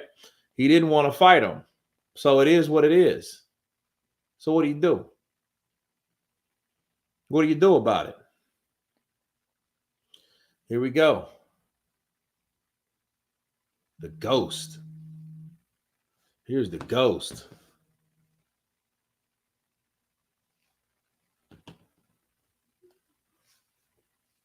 Showtime East. Okay, so they're still there. What's up, fight fans? This is Kurt DeVille with Counterpunch Boxing News, and I am live on both streams. We just ended the Alycia Baumgardner versus Christina Linardatou massacre. Okay, so that's what we were doing, and we saw that. That is over. That is it. So now it's time to bring on the Ghost. Okay, so who's fighting right now? Alexandro Garcia. The Ghost, I think the Ghost is fighting. Is this him? Is this the main event? Let's hope it's the main event. It might not be the main event. So sad I couldn't stream the fight. Alycia won. Of course, Alycia won, bro. Look, Alycia beat the shit out of her, man. He did her. Yeah, this is arm to him. Haru Dinyantum. Pretty good fight. Now we have the Ghost that's coming in. He's coming in with trainer Derek James, trainer of the year. Will you absolutely, Renee, working overtime? You know what I'm saying? Working overtime. That's how we do it, man. That's how we do it with Counterpunch Boxing News. I want to be like James Brown.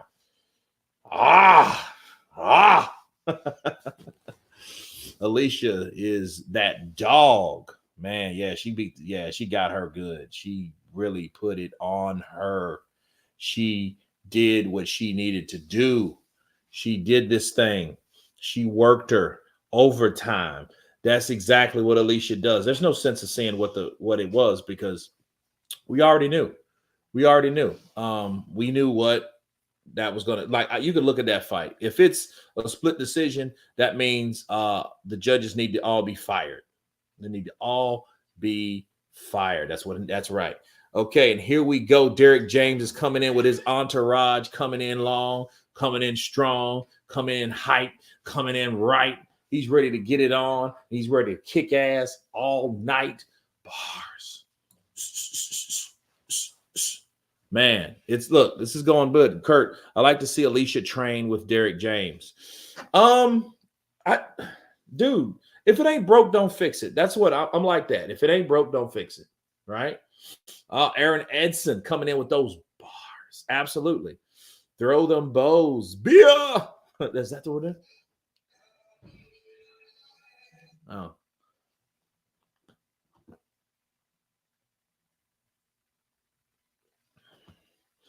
Walter, great power, but doesn't draw unless he has a name opponent. Very few fighters are big draws. Anthony Joshua, Mike Tyson, Prime, Brock Lesnar in MMA in his prime. Ricky Torre, you have a good point, but see, he has a big draw. Yeah, Alexander Garcia. No, it didn't go all 12 rounds because remember, Alexandro, for women, it only goes 10. So, yeah, it's time to get it in. You know, so the Ghost has reached, he's came in. And this kid really surprised me, man. I'm serious. He was a guy that actually Yeah, he did a number on the Dominican Muhammad Ali. Okay. Yeah, he did a number on this kid. And he really surprised me. And with the movement, and you could tell, look at Errol Spence is there. Look at there. He's representing. Now, where's AJ at? Is AJ in the building? Where's AJ? AJ, he should be there, AJ.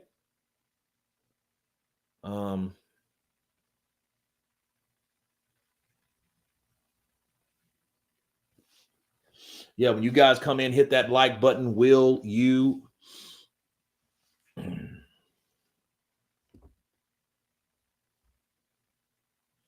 Okay, age 28 to 32, 5'8" to 5'7", around the same height, 135, 134 point and a half, 68 to 68. Tell of the tape. Okay. Artem, I never heard of him. Arunt Union. Okay. Artem Arunt Runyan. All right. Throw that belt away.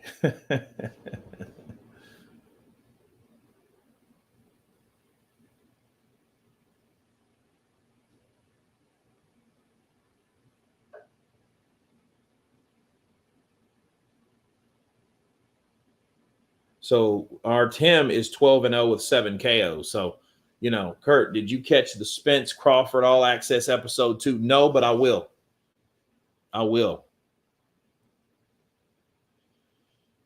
I'll probably counter it tomorrow, man. I've been mad busy, bro. We've been doing live streams the whole time.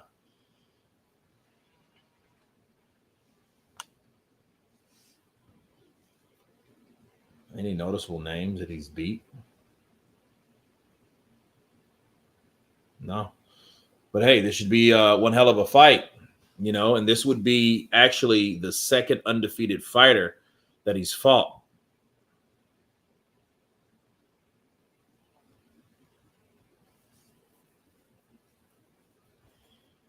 Thomas Taylor.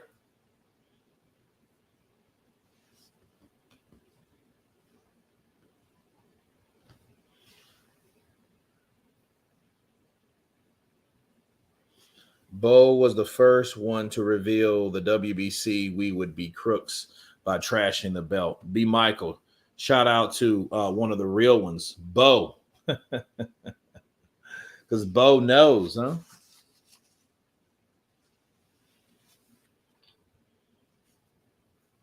No, but I want to definitely check that out, Aaron. I want to check that out, definitely. So here we go. Let's see here. Oh, he's from Germany. Kurt, you going to the Spence fight? No. I'm going to be right here. We're going to do that shit live like we do each and every time. We're going to be all the way prime. We're going to get it, bro. That's going to be one hell of a time. I'm going to bring out the drum. I don't know if I could do this, man. I might go to my house. Because, you get evicted out of this piece. Fuck, paper thin ass walls. Kurt, you going, I wonder if AJ knows when Wilder is going to throw the right when his balls start bulging. Mm-hmm.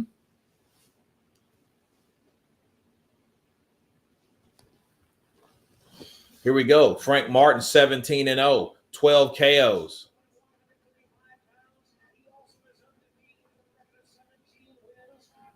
Dallas, Texas. The Ghost. Frank Martin, that's a bad boy right there, man. That's a bad boy right there. It should be a pretty good fight. Hopefully it will, Kurt. Yeah, let's see, man. Let's see.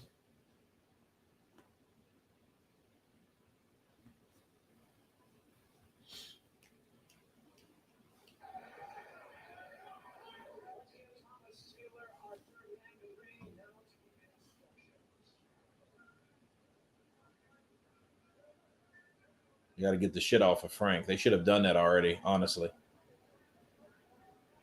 See, now they're waiting.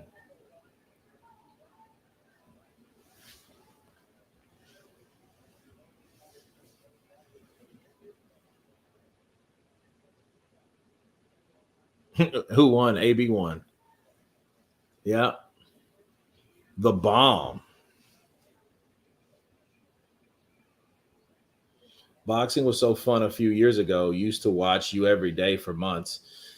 Yeah, I mean, everything is really slowed down. It was like a different dude. It was a different time then, bro. I mean, everything was up. Everything was up. Everything. So yeah, definitely tuning in to the stream during ST fight. Spence Terrence. Absolutely. Come one, come all, bro. We got to show up for that.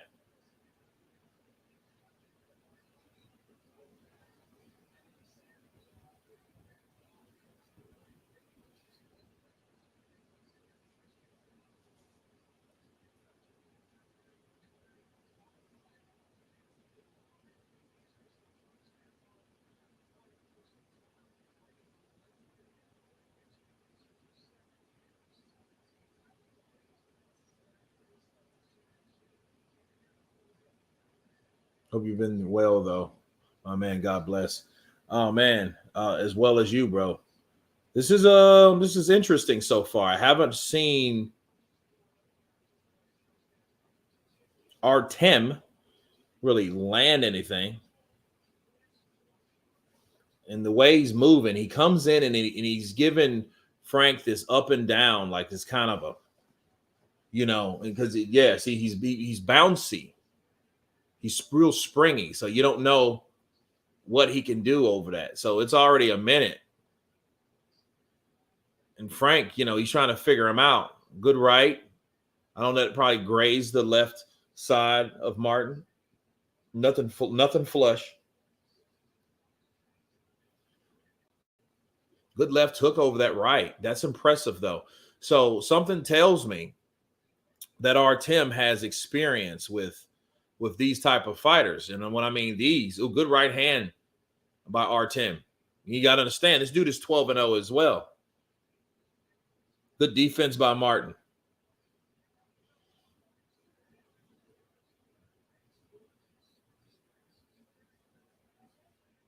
Oh, good body work by Artem.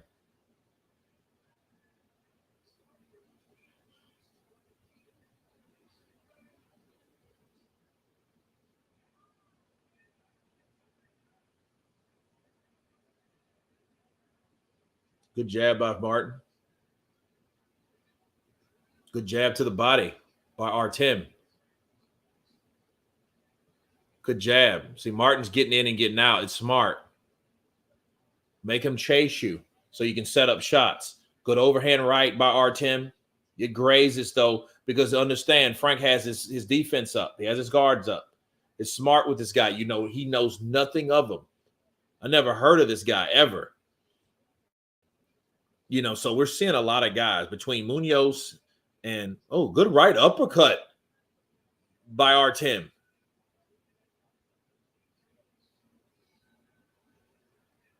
Good first round. Very interesting because it's like normally, okay, so good jab from Frank Martin. He sneaked in that jab. He goes to the body.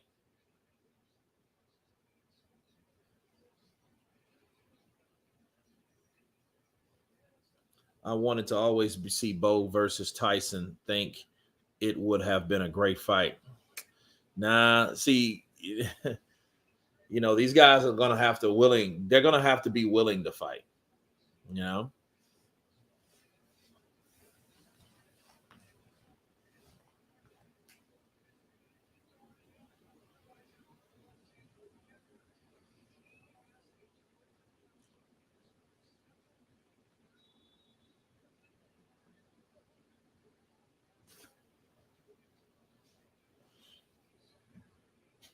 Western Camel Kurt jealous of that hairline.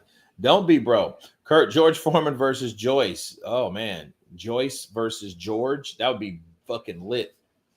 Be a good fight. I don't know, man. I don't know because George Foreman is a hard-hitting guy. And, guys punch like that. It's crazy. Good defense by Martin. Ghost. Oh, good shot. Good counter punch, straight left from Martin.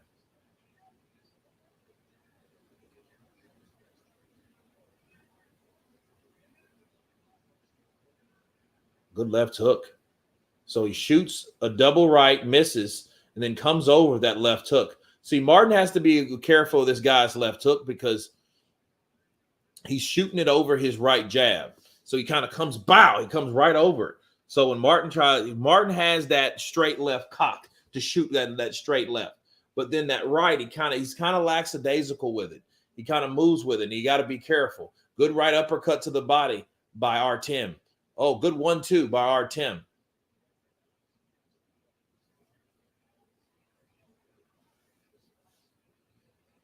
Marcy D in the building. Counterpunch to you. Got Foreman. Yeah, I got Foreman too. I mean, Foreman's proven. Joe Joyce, he got to hang up with he was just starting to get beat up by Zhang. Zhang was just putting it on him.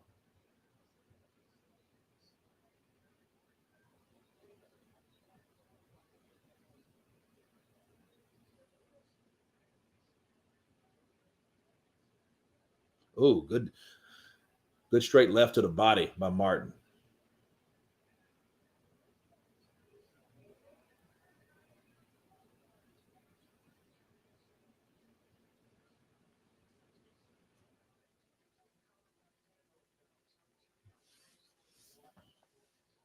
Ooh, good straight left. Good counter left. And he rolled with that shot.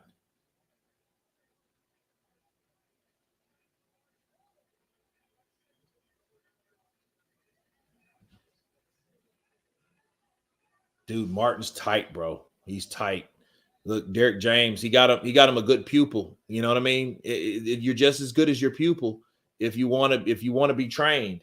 If you want to be trained, you're just as good as your pupil. Because see, now defense solid though, bro. He's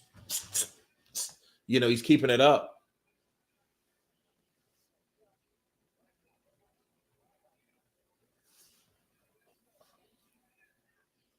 Kurt mentioned how Ronti got robbed. Dude, no.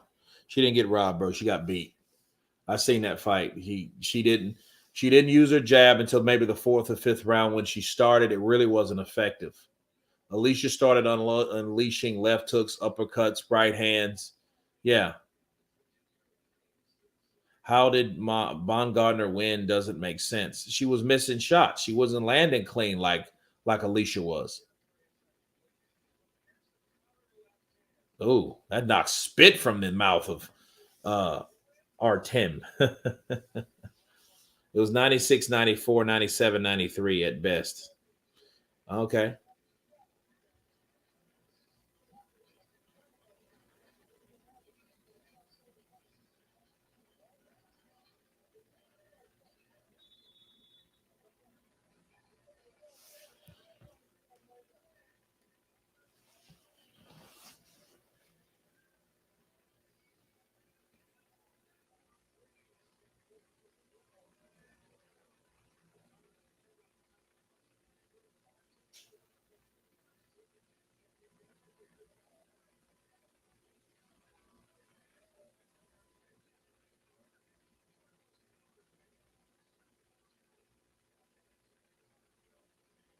No, he goes Frank with a great counter puncher, man.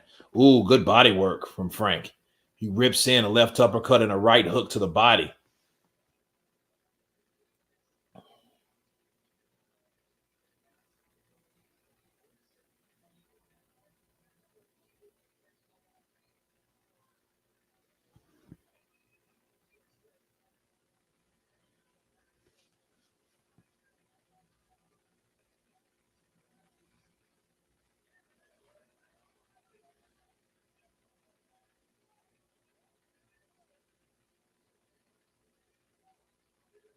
Good defense, bro, by Frank.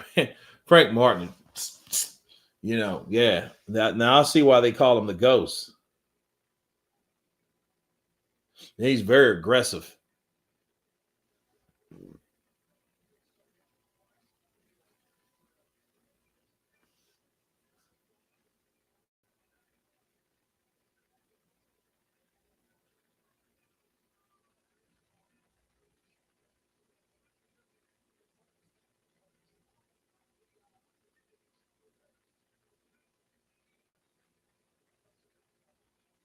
Ghost.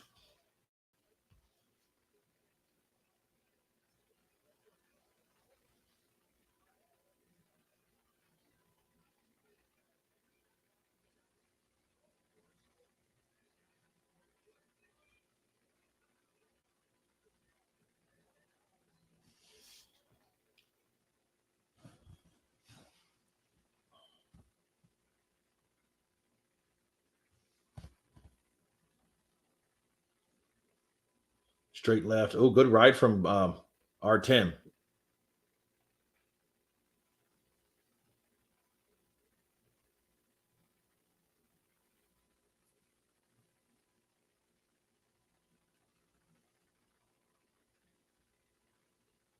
Oh, good right to the body by Artem.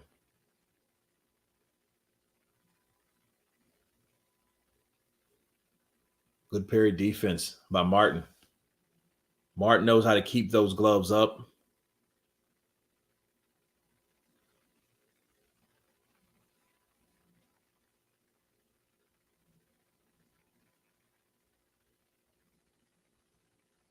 Oh, good left hook to the body.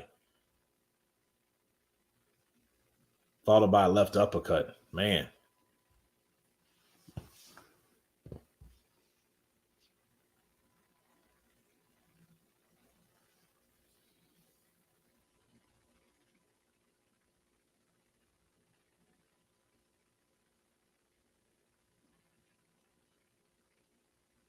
James Rudd. We got the Ghost Martin fighting. Oh, good right, yeah. Right uppercut and right hook to the body. The body work I think is doing is opening up. Look at Rolando Romero coming in 15-1.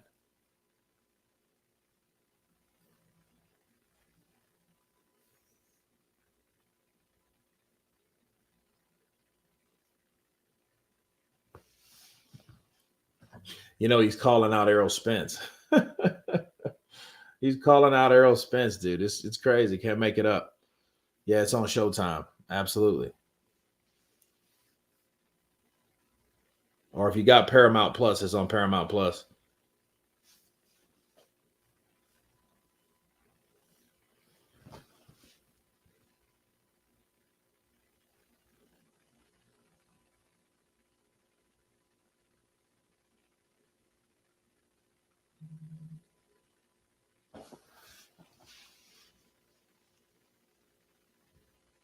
Good uppercut by Martin. Jab.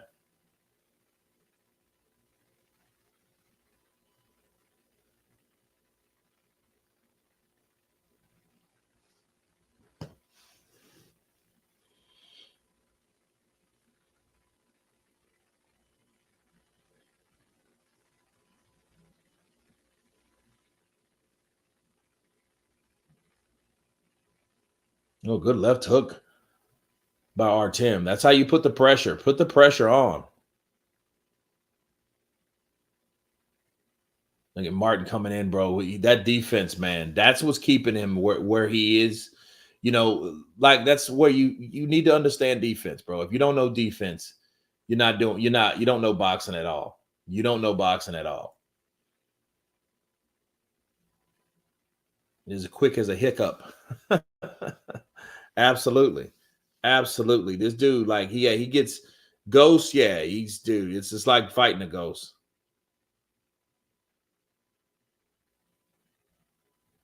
Yeah, he should have stepped to his left and then threw the right. Because I could see him trying to get away from the right hand.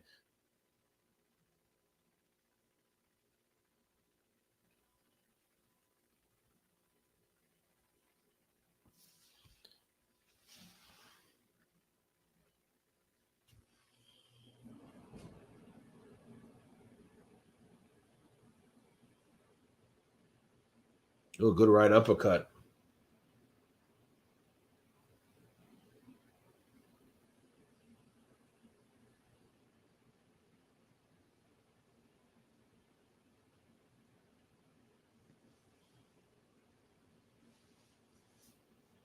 Oh, good straight left to the body.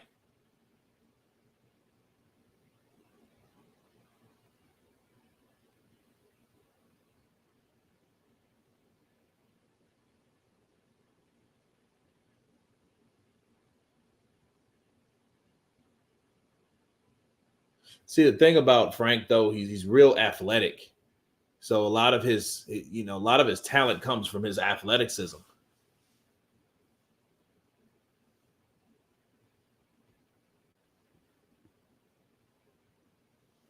Purnell versus Crawford and Spence, who would be the toughest fight? I don't know. Shit, I don't know, man, because Crawford's a killer, and Purnell specified in like slipping shots. Yeah, double D. Kurt, good morning. What happened in the Franklin fight, man? Franklin, took it, bro. He took it unanimously. He took it unanimously, and he should. It was a good fight.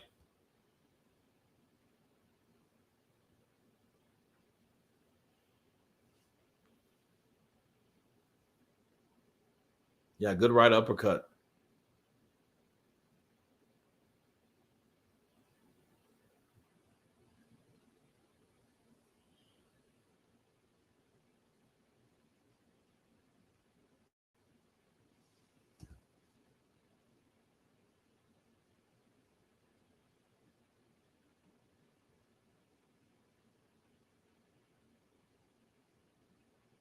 Yeah, Southpaw versus Orthodox, clash of heads.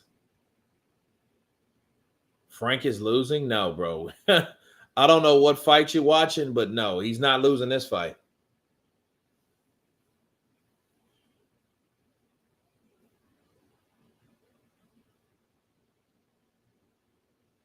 Good right from Artem.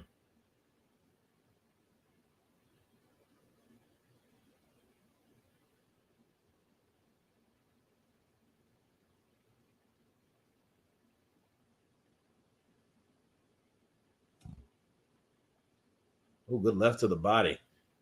Artem needs to do more body shots, though. He needs to work more to the body.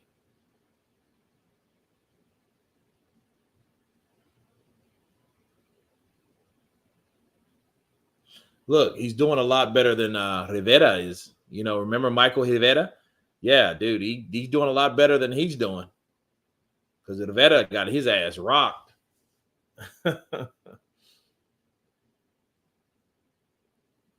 Every Ray Charles and Stevie Wonder can see that Frank is winning.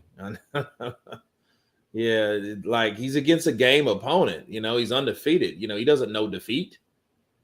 So he's still trying to figure a way, okay, this guy, he keeps his guard down. He doesn't make many mistakes.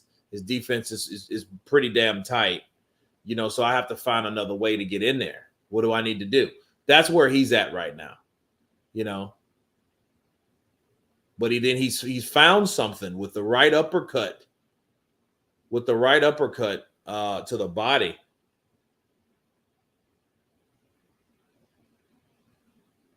This fight is even right now, though. That's all I'm saying. No, it's not even. Now what's happening? Artem's going to the body and figured out, okay, well, this is going to work better for me going to the body instead of that elusive head. That's what's happening.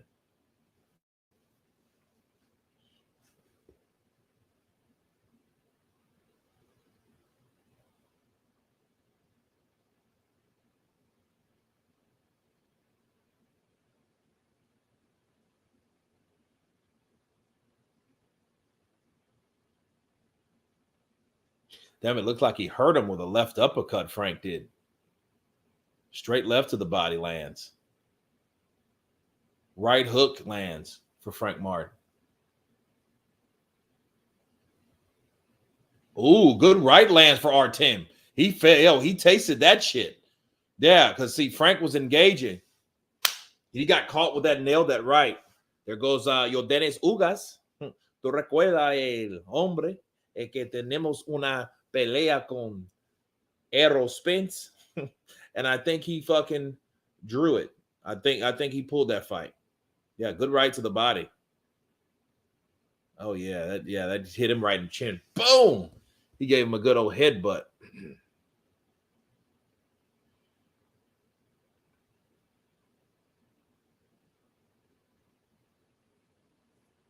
Frank is landing more clean and effective punches. Yeah, that was a pretty good round, though. I've seen, what's happening and what's working for Artem. He's going to the body more. You know, that's what's helping him a lot. What's helping him out a lot. A lot.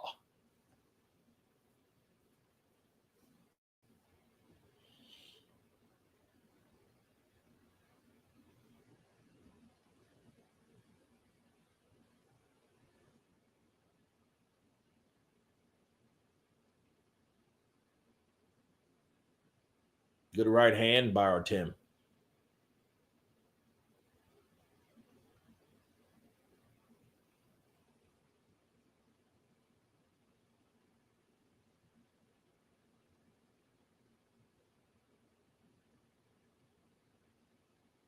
Good right uppercut. See, that right uppercut's working for him. And he knows he needs to start throwing it. And he needs to start throwing it rapidly. Like attacking that right to the body to the point where Frank, it's becoming an issue. Now he knows he has to target that shot. Look at, there's another right uppercut to the body. Another clash of heads, unfortunately. Ugh. That's not a good thing, man. The clash of heads is not a good move. That will mess up the whole fight. But it's already 6 of 12. So I thought this was a 10-rounder. Oh, good right from Artem. Oh, good left hook to the body for Martin. Yeah, look, Frank. Yeah, Frank's opening up a can of whip ass, dude. Does he figure he hurts him? Because he's fucking, dude. He's nailing Artem now, just out of nowhere, like a Manny Pacquiao, like la la la. You know what I mean? He's giving it to him.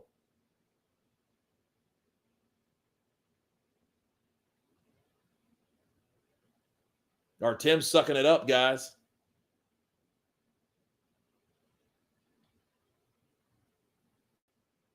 Something happened. Something happened within that, man. This dude's face is getting as red as my strawberry ice cream.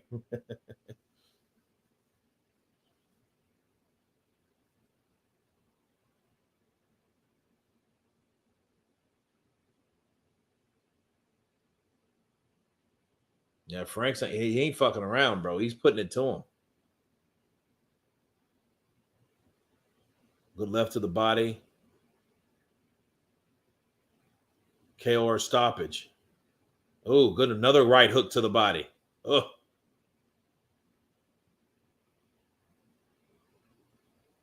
Oof. Oof. Nice combination. Right hook to the body. Straight left. Right hook upstairs. Left overhand left. Nice. Good shit, bro. Listen, Manny Pacquiao can fight like that for 12 rounds, though.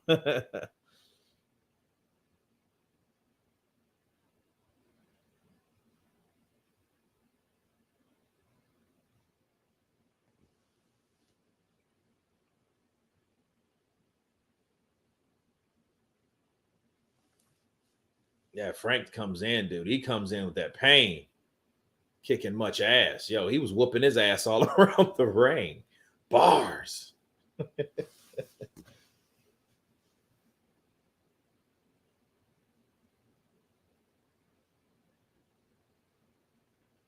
Ugh.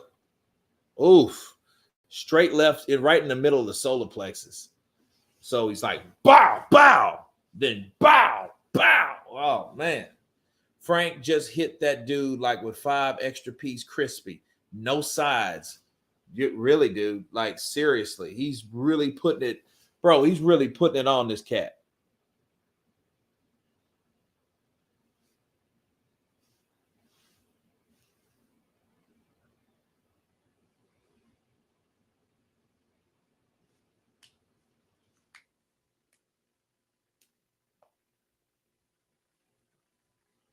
But he didn't clinch. Great opponent.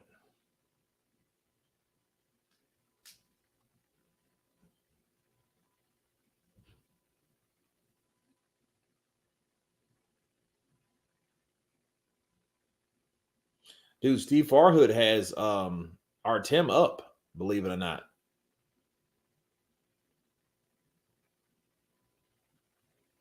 Now, I understand the first round. The first round, definitely.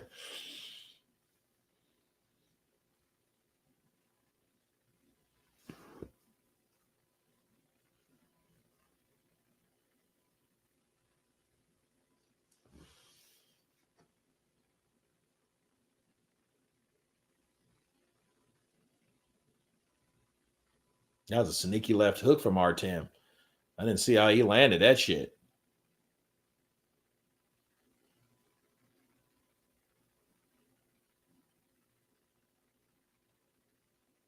I think Frank's taking a little break.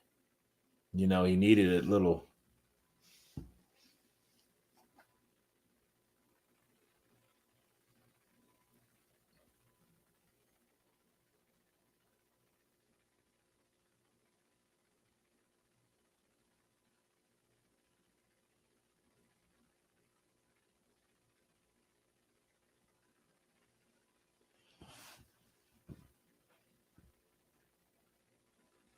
Yeah, I don't know, man. I don't know what's up with that. Vision. I don't know what's up with that, man. Um,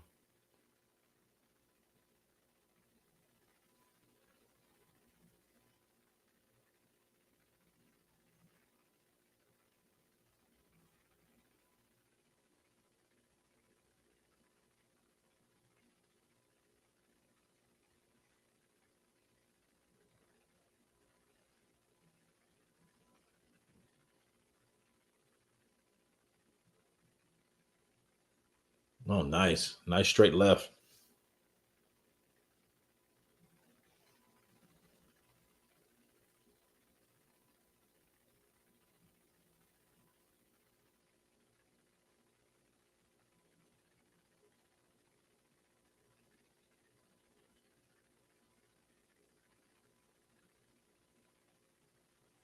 Good jab by Artem. He's standing in the pocket. He's picking shirt. Oh, good right to the that right uppercut. That forgotten punch because he hasn't thrown it in a while.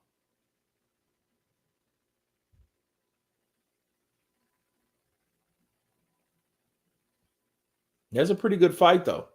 Charles, it is a pretty good fight. It ain't, it is. Look, it's not a type of fight that it's like easily looked at and says, because Frank, he's opened up, he's showing his flashiness, he's showing his things in the ring. But then, you got our Tim, he's staying composed. He's not coming unglued. He's not, then he'll take and then he'll catch him with a nice, decent shot here and there. He has that right uppercut. Let me see what Derek James talking about.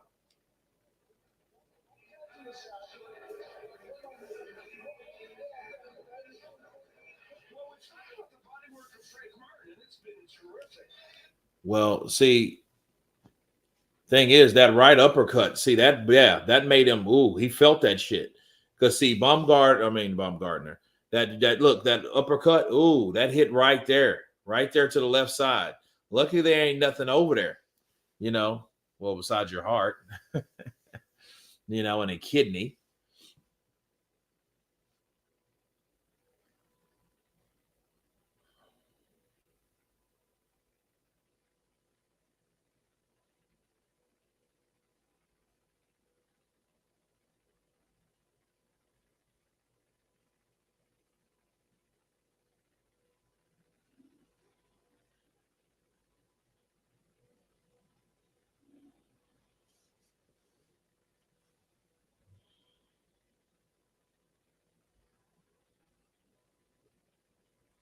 Oh, nice, nice right hand and straight left.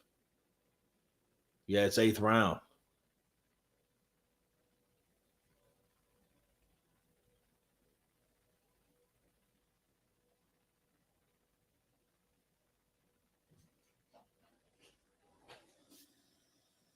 Damn, bounce back round for dude. Frank needs good rounds.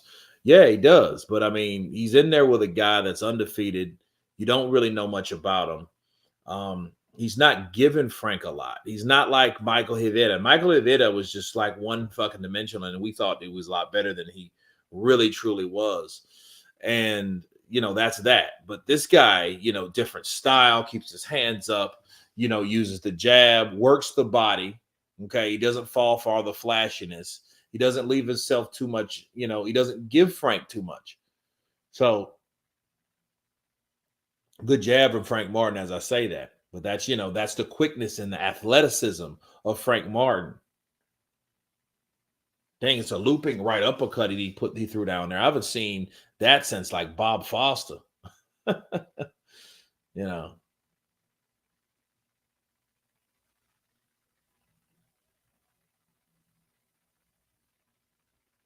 Oh, good left uppercut from Artem. Good straight left from Frank Martin. He comes back with a double jab behind that straight left.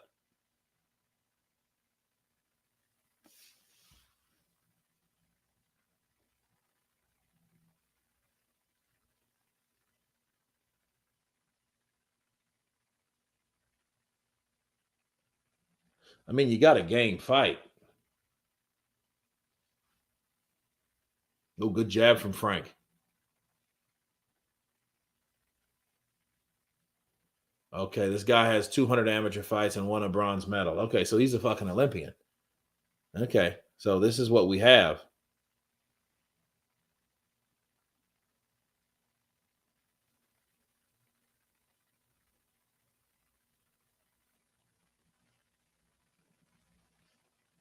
Good jab and that uppercut. See, that delayed uppercut, you don't know where it's going. Frank started to miss a lot. Well, I mean, this is a 12-round fight, so it is what it is. You know, he's been here before. He has to dig deep. That's why he's here. He's a part of that crew. Errol, Joshua, Ruiz, Martin. Yeah, good right hook and a straight left.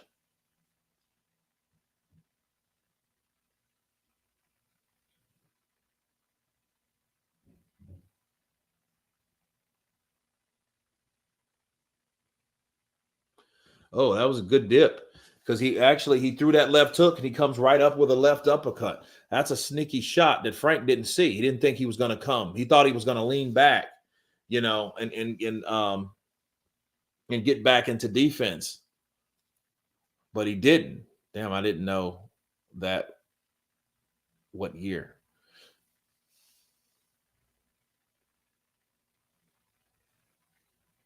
It's funny when you start hearing about guys now. See, now Artem is now starting to unload. Now he's starting to unload. See, and then Frank's slowing down. That's not a good sign. Good straight right from Artem. He missed that right. Frank parries that straight left.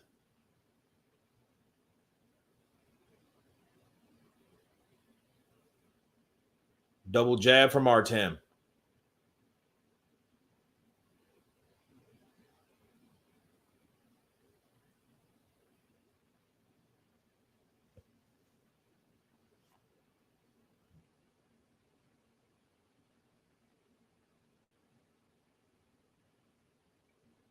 Good jab for Frank.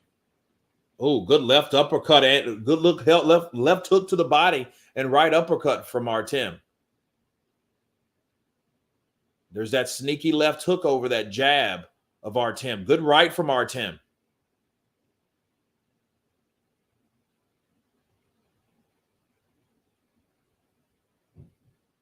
Straight left. Lands for Martin.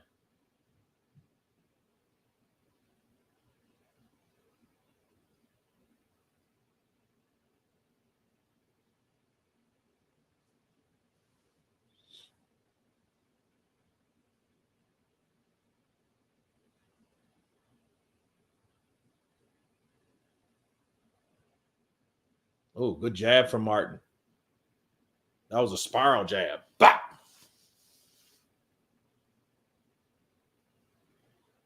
That was a good rubberneck, but it was a parry too. So he parried it. So he seen that right coming. He blocked it with his forearms. That's like some Manny Pacquiao shit. He blocks it again.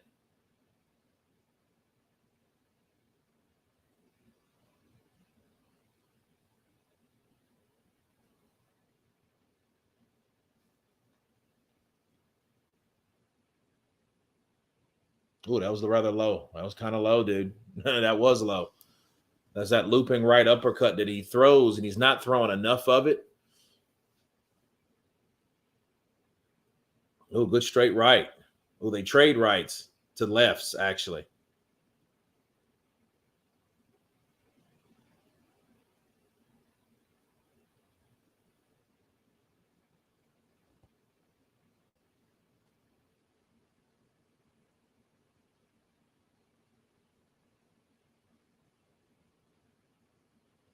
Good left for Martin. Good jab for Martin. And the round is over. Can't remember, but it was a 12-year absence in Germany until he won a bronze medal.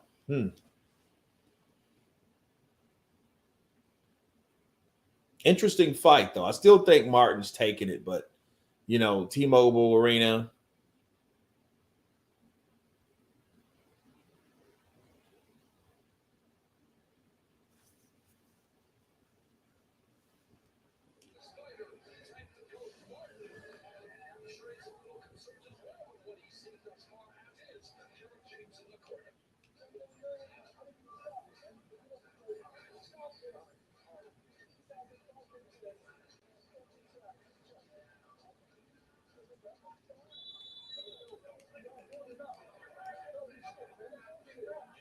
Oh, shit. Derek James saying he's not doing enough.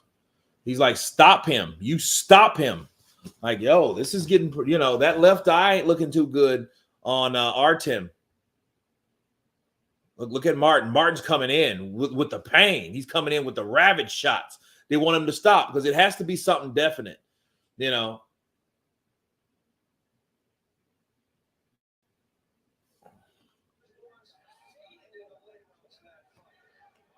Okay, so here we go. So now it's a headbutt.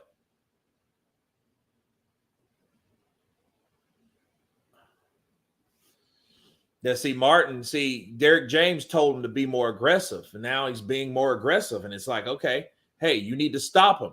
So that's pressure on Frank. So Frank's doing, he's pulling out. He might come in with his head, especially when you come in with your guard and your head, you don't see, a lot of times you clash, especially if that person comes in. Oh, he's straight left, lands for Martin. Jab lands for Martin. Dude, another jab lands for Martin. Martin's on the prowl. Straight left lands for Martin.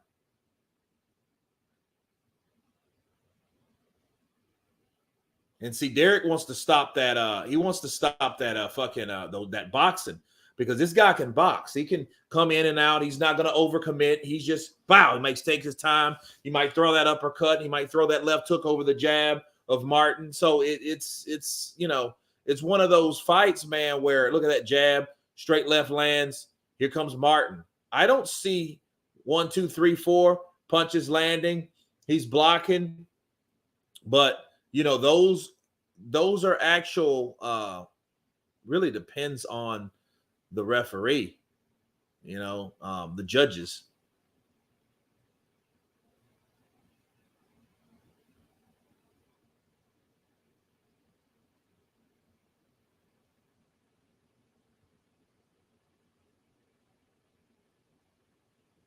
Yeah, because they're harder on Frank, because see, Frank's that new kid on the block, so he's just upset a guy that was supposed to be, he was claiming to be the guy.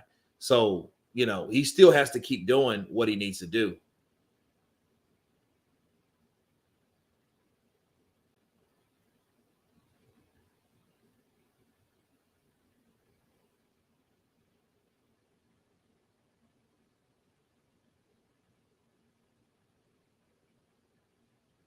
Good jab from Frank.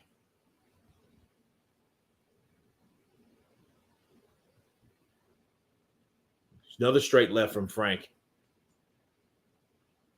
Frank lands again. Straight double left. I guess, hey, if I'm Derek James, I'm going to Derek James. I'm like, is that what you're looking for? Let's see what he says. Let's see if he's harder on him. Let's see if he gives the okay. Let's see.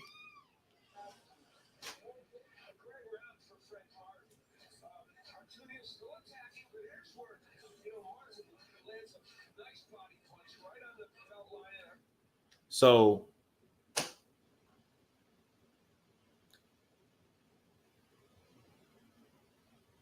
oh, fucking clash of heads. Yeah, that was a hard clash of heads. Dude.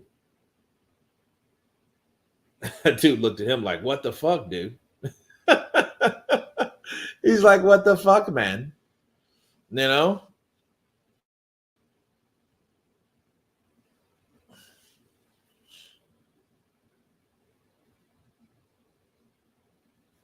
Dude, yeah, it's crazy.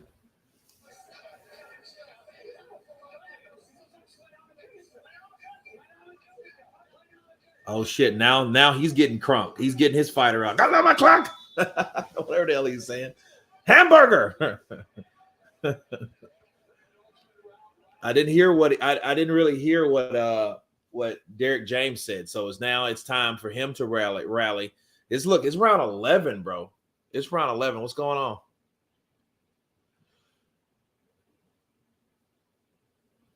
TP, your British accent is so on point. Appreciate you. Let's see what's happening.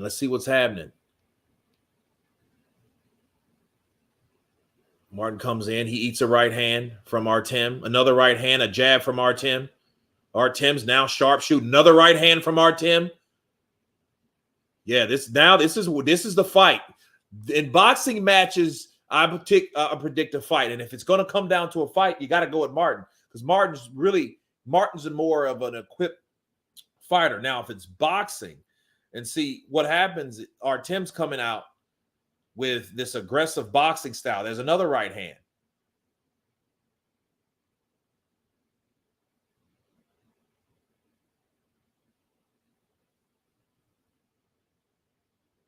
Oh, good defense from Artem.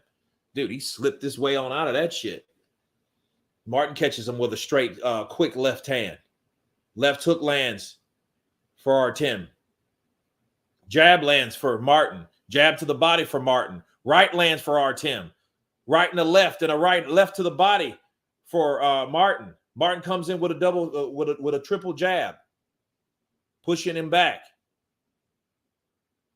There's that right looping uppercut to the body.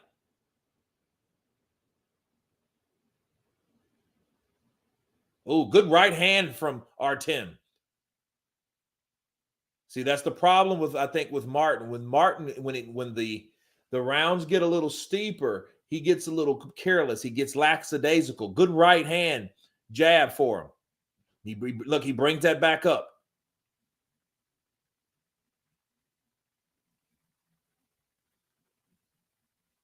Good jab for Martin. Another good jab for Martin. Oh, good. There's that right uppercut to the body by our team. And it's made home to Martin's body, and Martin's felt it. When you slow things down, you get to see that true expression of these fighters. They're good. They need poker faces, but sometimes you can't hide a body shot. Body shots are like, it's hard. It's hard to, good. See, there's that right uppercut to the body again. Oh, good left hook upstairs from our team.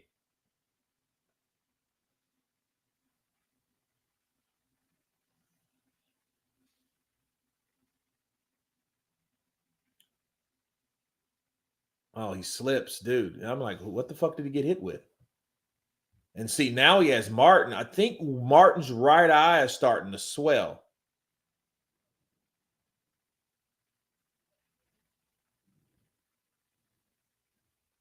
Then he slips again. Okay, now it's round 12. See, Martin knows, look, I got to put on the pressure. I got to wax this guy's ass. I got to do him in. I got to get it in. You know what I mean? And that's what happens. See, and he's got to the point. Oh, what the fuck was that? Oh, it was that wet corner. So whoever's in the red corner. So that might be his corner, right? Is that Frank's corner?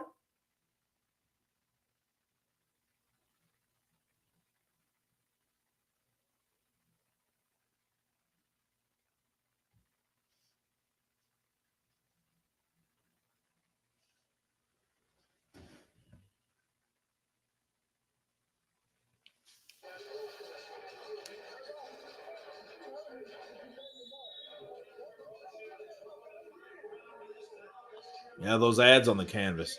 Here we go. Look, two undefeated guys. Who wants it? Felt like his experience, 200 amateur fights and bronze medal would help him beat Martin. Well, I mean, shit ain't over yet, So the way they're talking, 1, 2, 3 punches thrown at Artem. Good right from Artem, and it's landing home. It's straight left for Martin.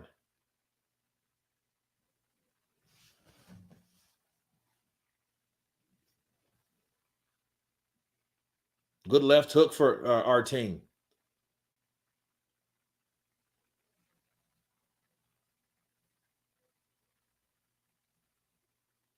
Straight left to the body. Ooh, right, left, and a left to the body from our team. 2 minutes left. Who wants it? Who wants it?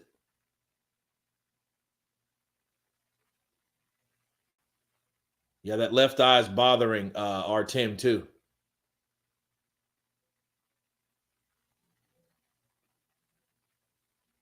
Frank's coming on.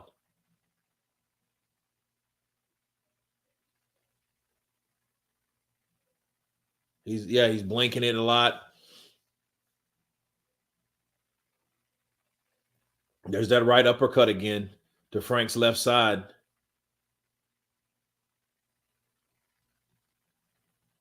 Right hook lands for Frank. Frank's just pretty much throwing shots around. Left, 2 lefts to the body.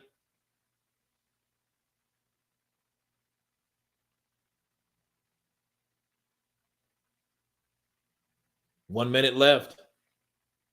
Good right hand for our team. Our team's eyes bothering him, though. You can tell he stopped the output. 59 seconds left. Oh, what happened? Oh, yeah. Yup, he got the knockdown. There you go. He took a knee. He did take a knee. It was getting too deep for him.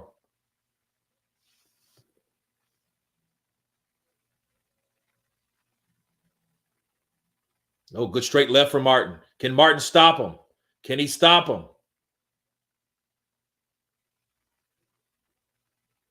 Right hook, straight left to the body.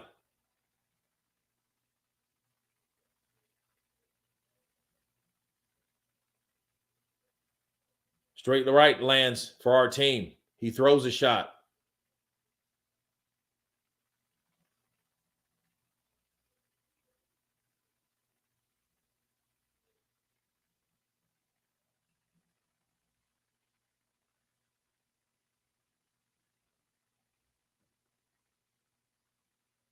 And Martin's like, yeah, fuck you. That's it. Yeah, Martin. Yeah, he had to close the deal. Look, he was like,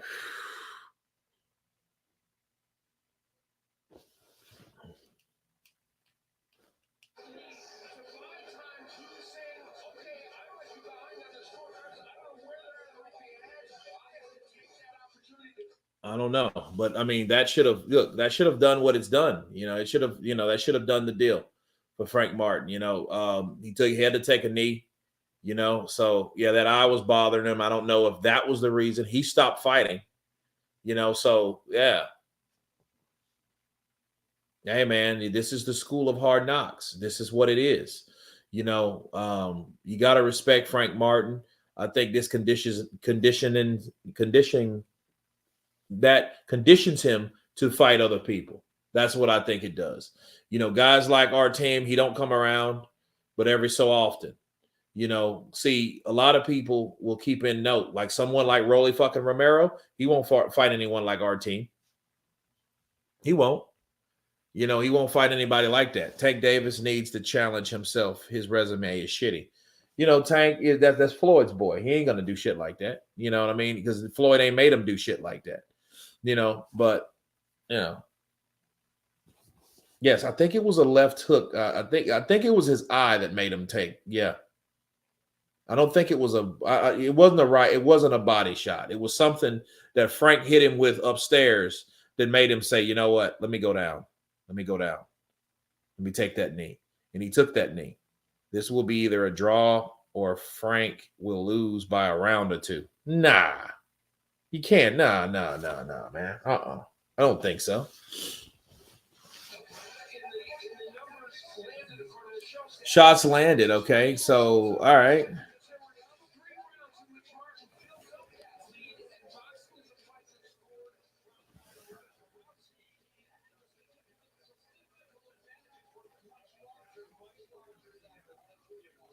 Fury versus Ngannou, or are they going to actually count that as a win for resume? I mean, I don't know. They shouldn't, but because there's nothing on the line.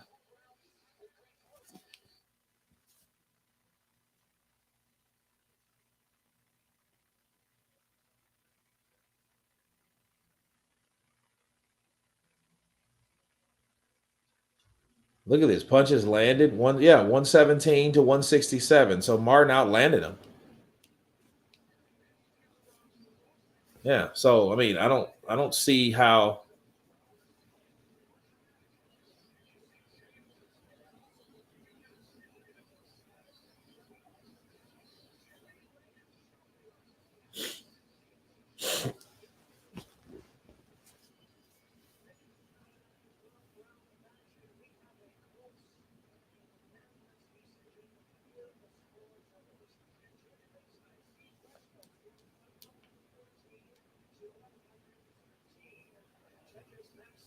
Oh shit.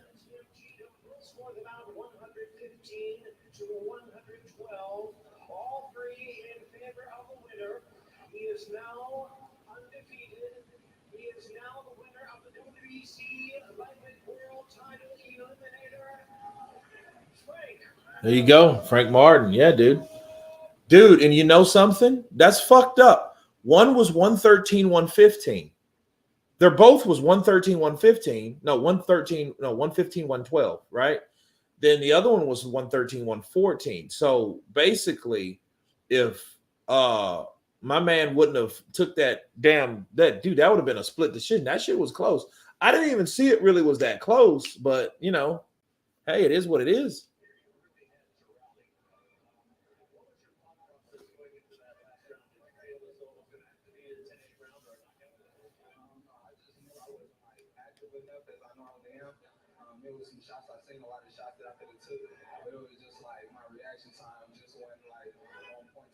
Okay.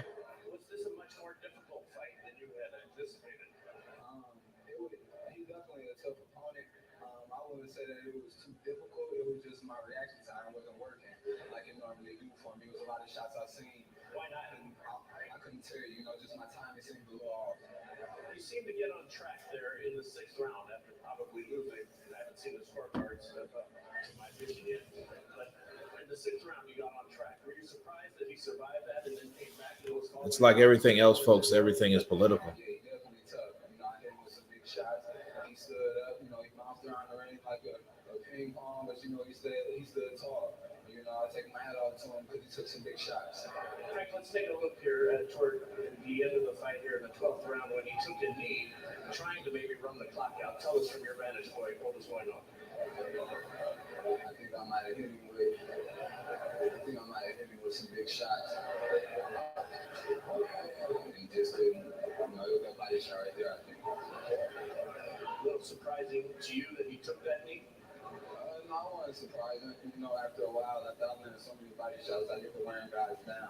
Huh.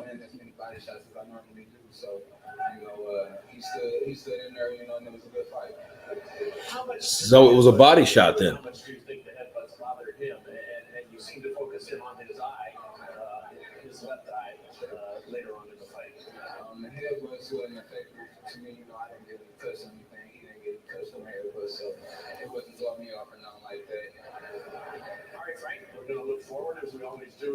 Well, he's in an eliminator, so I mean, whoever it is. Okay.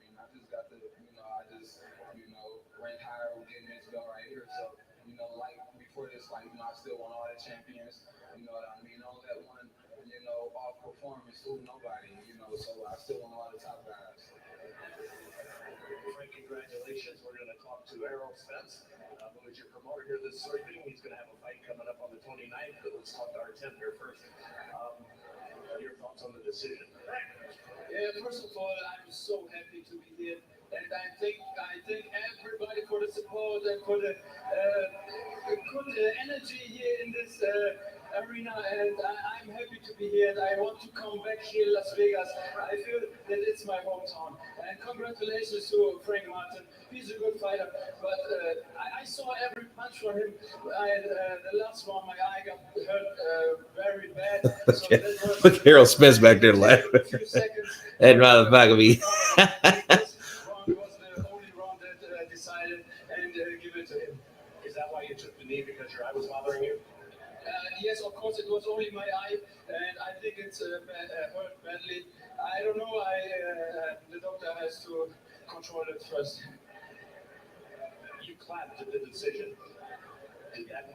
were clapping with the decision. Does that mean you agree? I don't agree. If I agree, I would want to come back, but I want to come back. If it's possible, I will fight him again, but it's not a problem. He's just a fighter. He's not Errol Spence. I'm a big fan of Errol Spence, and yeah, he's an idol for me. And I want to see. I want to go further. My plan is to become a world champion, or at least fight for the world title. Maybe against Devin Haney or Gervonta Davis, I can go up one weight class. It's not a problem for me. But I'm so happy to be here, and I want to come back. Thanks to everybody. Thanks to the WBC, for Showtime, for Hamburg, for Germany, for my Armenian people, and everybody here in the. Thank you. You did a great job. Thank you. Good. All right, let's bring in Errol Spence. Errol, let's talk about your fight. We got 2 weeks before you take on Terrence Crawford. It's the fight you've been waiting for an awful long time, the fight of a lifetime. How are you doing with your training and with the camp having moved here to Las Vegas? The training is going great. I'm ready to fight. Ready to put on a great show. One side of the ass beat. One-sided ass beat. Specifically, you need to work on now as you close in on this final week. How are you doing with your weight, and how are things going in there? My weight's doing good. It's doing fine. My weight's doing bad. I won't beat it tonight. So my weight's doing well. Training's going well. I can't wait. We're down in 2 weeks, and I can't wait to get the show on the road and fight. When you've been waiting for something and anticipating it so long, is there a different set of apprehension, a different set of butterflies and nerves? Definitely makes you focus. It definitely makes you focus. Like, let me see. I ain't had sex in probably like 8 weeks. I'm